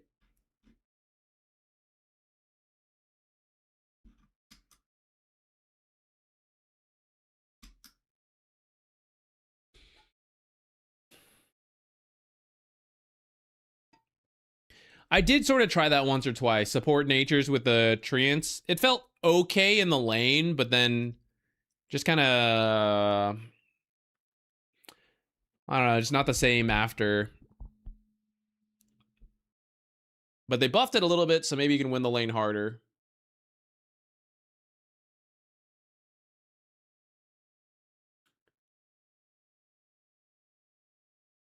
Which hero would you have liked to see buffed more? I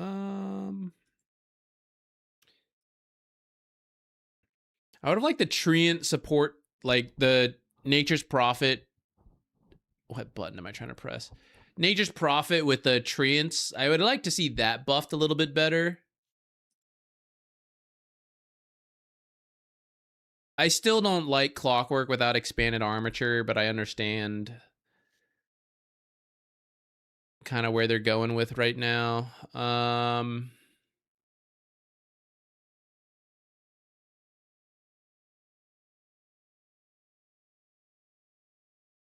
don't know, actually. I don't know if I really have any complaints in terms of who I wish could have been buffed more.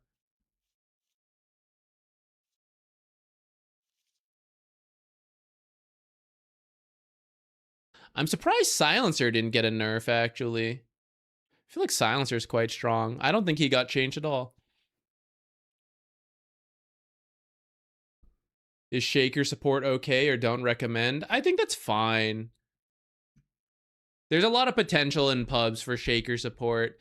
The lane is a little iffy, but just learn how to do some like creep blocking and all that. Eventually you'll get your blink in a pub game, and there's always opportunities for blink echoes, fissures from fog.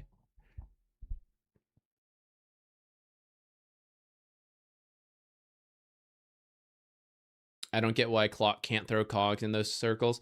I wish he could as well. Especially because, like, I think the danger is if it had worked like expanded armature, there was way too much potential to bounce on like every single power cog.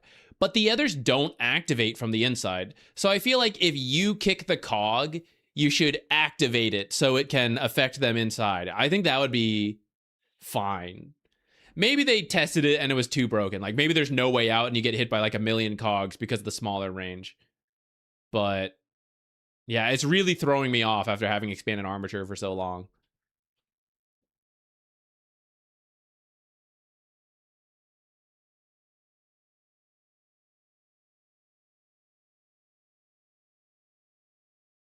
CM stonks up with the Soul Ring nerfs. Could be. Arcane Boots and Mana Heroes might be a bit stronger.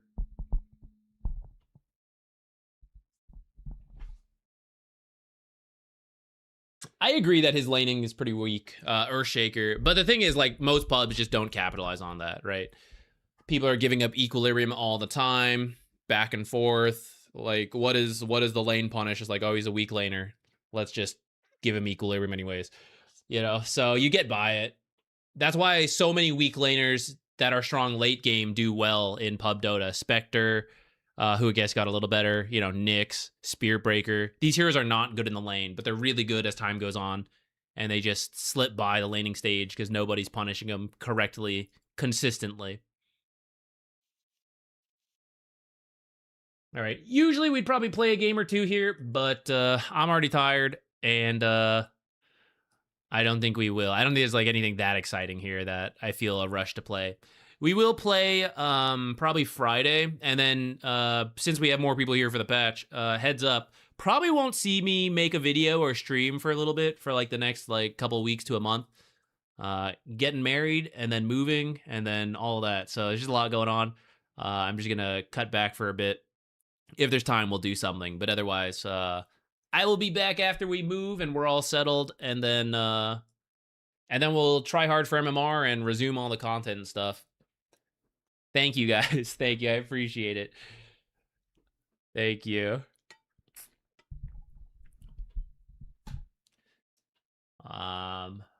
Yeah.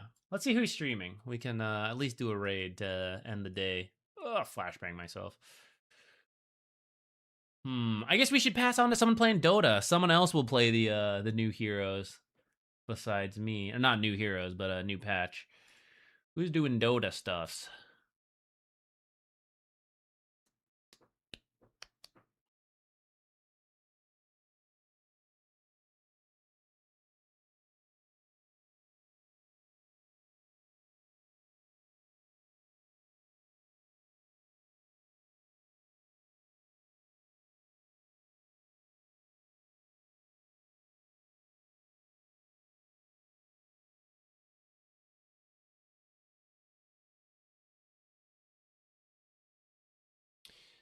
Go here.